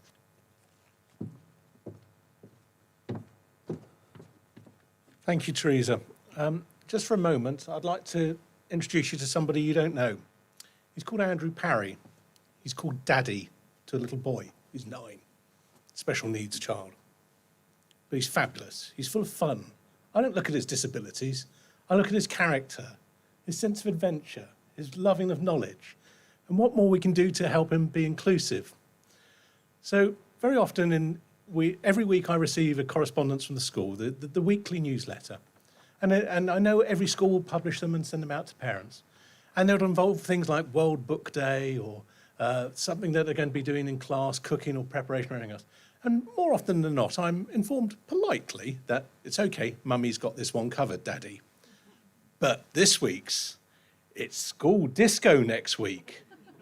Now, Daddy is going home to put on his white suit and teach Benjamin how to bust some shapes on the dance floor so he's ready to big fish, little fish, cardboard box next week. He won't thank me for that. But it does go to show that actually it's a part of our lives that we need to understand. It's part of their child's development, and it does matter to them, those social skills, because I do understand that. You know, we talk an awful lot about academic attainment. We talk a lot about understanding creativity, but it is those social skills that will get them so much further in life, and those paths to independence. And in the school environment, that's a very big part of a child's life. The leader slightly reminded me this morning that as Dorset Council, we were bold and ambitious. And he's absolutely right. We did want to be bold and ambitious. We wouldn't have gone through years of reorganisation. And let's face it, the upheaval that's taken, the new ways of working, and some of it involved political risk. But we have been there, and we are working across council, and we have terrific support from across council for projects like St Mary's and what we can do there. And I thank every single councillor for the role they've played in that.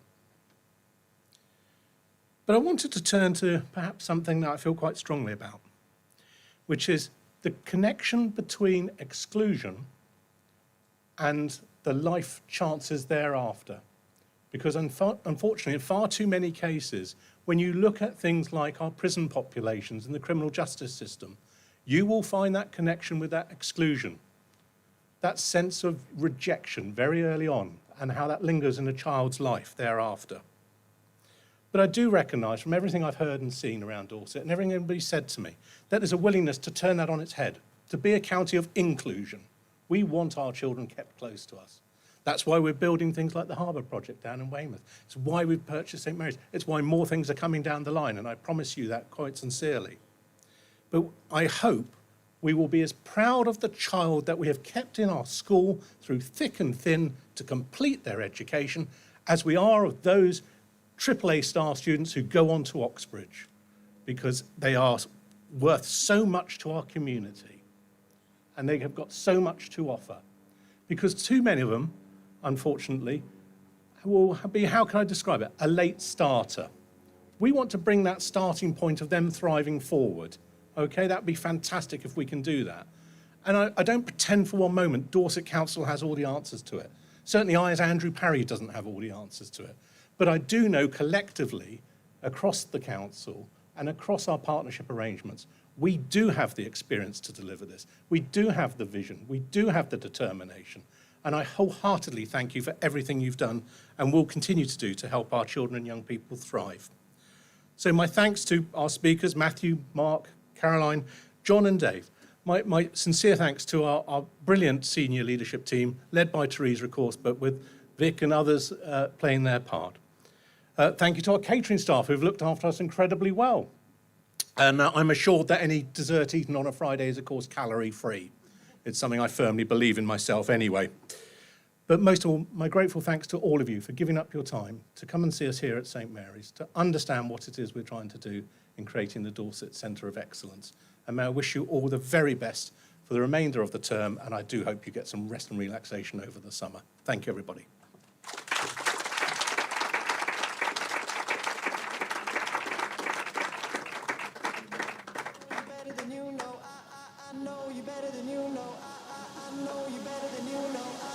How can I make money?